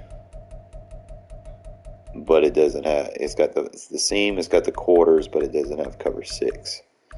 So it's like they really hurt the 4-3 defense because you're gonna have to audible in between to have all of them. Unless you got the over wide, it's got the quarters, cover 6, but it doesn't have the seam. Over walk has the quarters and the seam, but it doesn't have the cover 6. But it has the seam, and that's it. It don't got the quarters. Over has the cover 4 quarters, cover 6. It don't have a 3 seam. It's just got a 3 sky. So it's 4-3 is a little bit at it. It's got its pros and cons though. The pros is your Mike linebacker is going to have the benefit of shooting gaps, whereas the 3-4 you're not really shooting gaps. You're waiting for the play to come to you. The 4-3 you got those 2 interior defensive tackles that can hold the defense. Can hold their blocks long enough or double teams, and it just basically gives your Mike linebacker, as long as you align correctly, it gives your Mike linebacker, choice to shoot. So you can make like turbo blitzes and stuff out of the 4-3 without sacrificing anything in your coverage. Whereas 3-4, you start doing some shit like that, you're gonna risk giving up something. because you don't have, your one of your linebackers are already coming to be that fourth man rusher.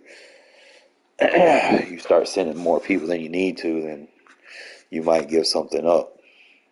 I try not to send way too many people. Like, I'll send 4 or 5 at this point. Like, I used to send 7, but that was just too much, right? Like, you get to a point where you get too happy with something getting through, and then the next play you give up a touchdown. I've been in those scenarios so many times where I'd have a great blitz, and then people started picking it up because that was the only thing that I spammed, You can stop inside zone from anything. It's really just how you align yourself. Like what I was talking about in my community post, I was telling you, change where you, I don't even send 6, bro. Not all the time. And I rarely blitz anymore. Like, I'm making sure that I'm sending 4, but I will send blitzes versus certain sets where I know you only have 5 offensive linemen and that tight end's not in a position to block. Oh, I'm blitzing. I'm trying to make you make quick reads. If you don't make quick reads, bro, you gonna feel the pain. That's really it. The only time you blitz is if you see five linemen, a tight end that can't block. And maybe they got a running back, you'll blitz. Force him to block one so the next one gets goddamn free. It's really the only time you blitz. It's pointless to blitz somebody that's got like 3 tight ends on the line. You're wasting your time. You try to blitz someone and then you get suckered in with the play action and they're just going to have all day to throw it, especially like if they got the fucking Dolphins. You do that shit, you're not going to come through, and then they're just going to lob past to Tyreek Hill, and then you're going to be like, bruh. Trust me, every bad situation I've already been in, and I just got to the point where, sometimes you just got to balance it out. You predicate that they're about to use a play action play, which pretty much is a dead giveaway. Most people do play action is from heavy sets. Or if you catch on to someone's tendency when they spam play action from light sets, you can just, make sure you use contain for that. But don't spam contain. Only use that versus play action. That's the only time it's going to do you any justice.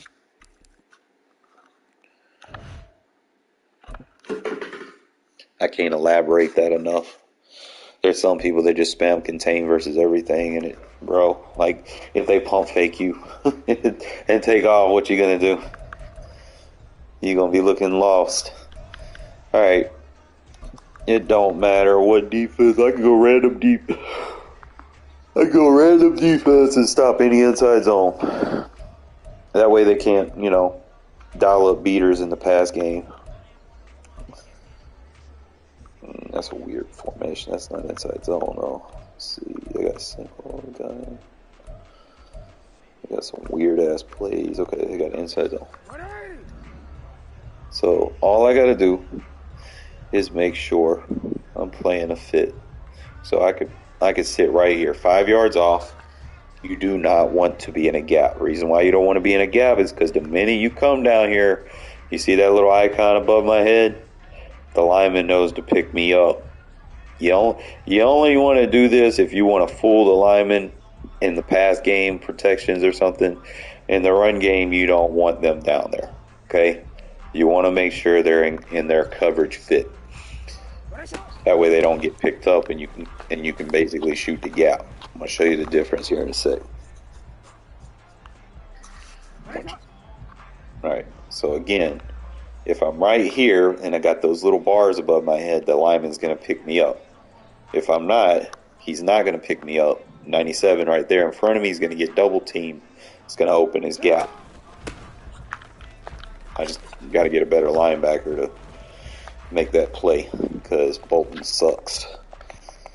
I mean, I'm trying to go in there and hit stick him. Let me just do a conservative tackle before I got down and fuck myself up. And I'm getting hit in the back and shit. And I got it on random play, so it's same results, regardless what the play is. I can just come over here. It don't matter. Stops inside zone. Just get out in front of where the run is. You know where the run's coming. Just get out in front of it.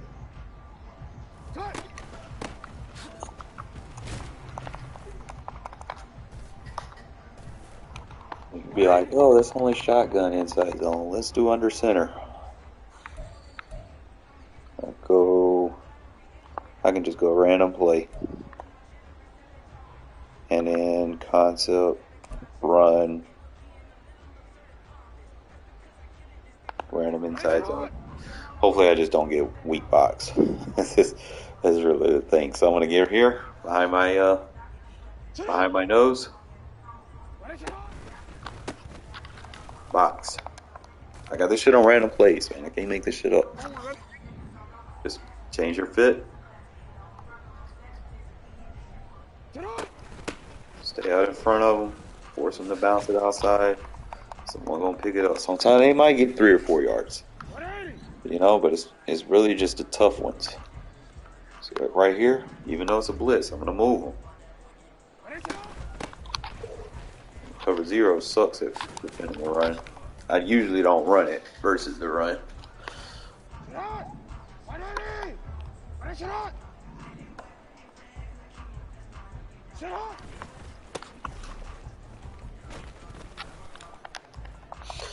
Same thing, bro. Like with the 3-4, everything's about staying in front of it.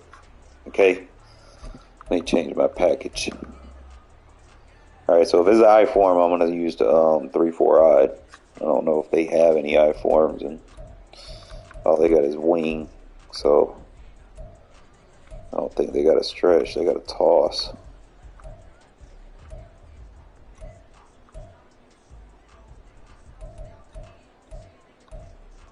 I don't know if this playbook has any stretch runs. They got a wing tight. Wing tight stretch. But the thing with I forms is the fullback adds 2 extra run fits, which can be tricky because then that's when the safety has to come in and help the mic. That way it's imperative that your D-line does their job. Because when you add a fullback to the equation, you know, he's going to add 2 extra run fits on the inside. So sometimes you might want to play a bear defense on that, or, you know, you might want to drop your safety down low so he can, you know, so your linebackers get help to play those 2 gap splits when the fullback's added to the equation.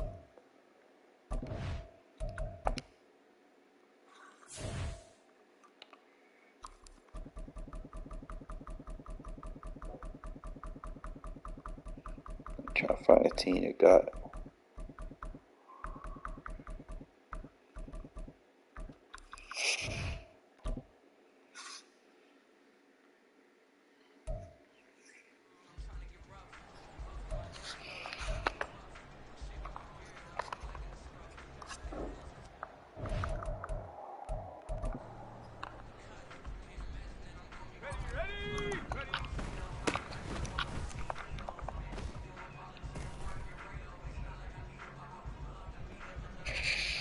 there's certain formations like 4-3 is not going to be very great at defending the I forms. Not the 4-3-6-1. Maybe like a 4-3 where your 2 linebackers are playing inside, you know, between the B gaps. Then yeah, it'll do good.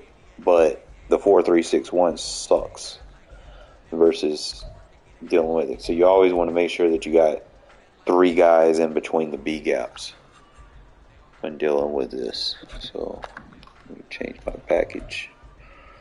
I would go random play, but they'll probably put me in a fucking cover 0. Alright, so you got your I form slot coast. All you gotta do for 1, you show blitz. That's gonna bring the safeties down even to deal with symmetric play flippers. Okay? The next thing you want to do is you want to slide your D-line to the strength of the formation run. So it's going to be slide left, and what's going to happen is my linebackers are going to go out to the 6 tech position, just like that. The next thing I want to do is I want to kind of change the alignment of my middle linebackers. I don't want to be completely symmetric here. I want to be strength of the run. Okay, so I'm going to put him there and him there. Now, just because I put them there doesn't mean that I can't stop the run to the other side. Okay, because if you do the hat count here, everything on the center gets counted here. Okay, so if you run a stretch, all we got to do is stay out in front of it. Obviously, the game's going to cheat me right there, but we're going to be all right. Just put them right there, and all I got to do with my user is just stay out in front of them. Just stay out in front of them. Force it out to the CB, or force him all the way to the sideline, or make them cut back. That's really what you want to do. Might take you a little while to play with it. Sometimes, see, if I shoot the gap, it doesn't work. Never shoot the gap. I might be better off using Diablo in this, or the safety. Either way, stay out in front of it, come down. The way I look at it in all Madden on practice mode, bro, as long as McCaffrey ain't goddamn running for a touchdown on every play, it's a win.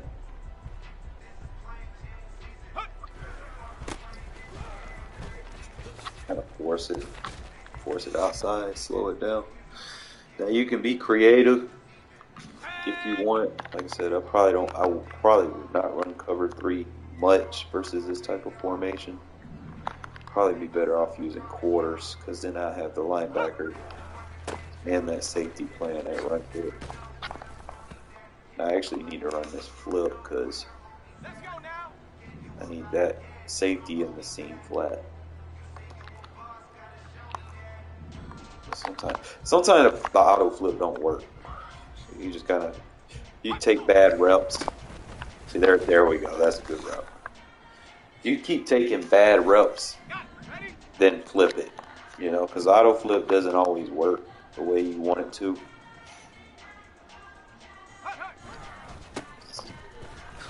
There you go. See the difference. You don't want the defensive end playing the seam flat. You want the safety playing the seam flat.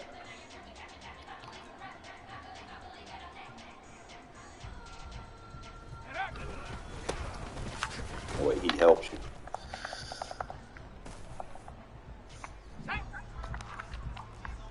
See, if I do it like this, it's probably not gonna work. Because I'm gonna get blocked. You do the difference. Flip the play. Now when you have to bring that other linebacker over, I know the safety's going to get my back, and if not, the corner's going to take them. Everything's just passing it over to the next defender. That's all you're going to do. Try not to play cover 1 versus a set with a fullback, because you realize sometimes you might want to user that guy in the middle of the field, and he might be manned up on the fullback. Well, there he goes, spider wide banana on a wheel route, and you're not covering him, and he's wide open. So that's why I never try to man up anybody on the fullback and user them, because they sneak them out, you in trouble, because especially in man coverage, because everything's one-on-one, and you try to user a guy in man on anything but what he's supposed to be defending, that's on you. You know, so I mean, you can kind of play with it. You know, some formations you might want to flip, like those slot formations, so that your safety is playing the seam on the tight end side and not playing the seam on the receiver side. You want to just flip that up. Hopefully that kind of helps you guys, man. And like I said, I'm going to give me some rest. I worked a double today. I need to get me some sleep. And I'll see y'all tomorrow, okay? Appreciate y'all tuning in.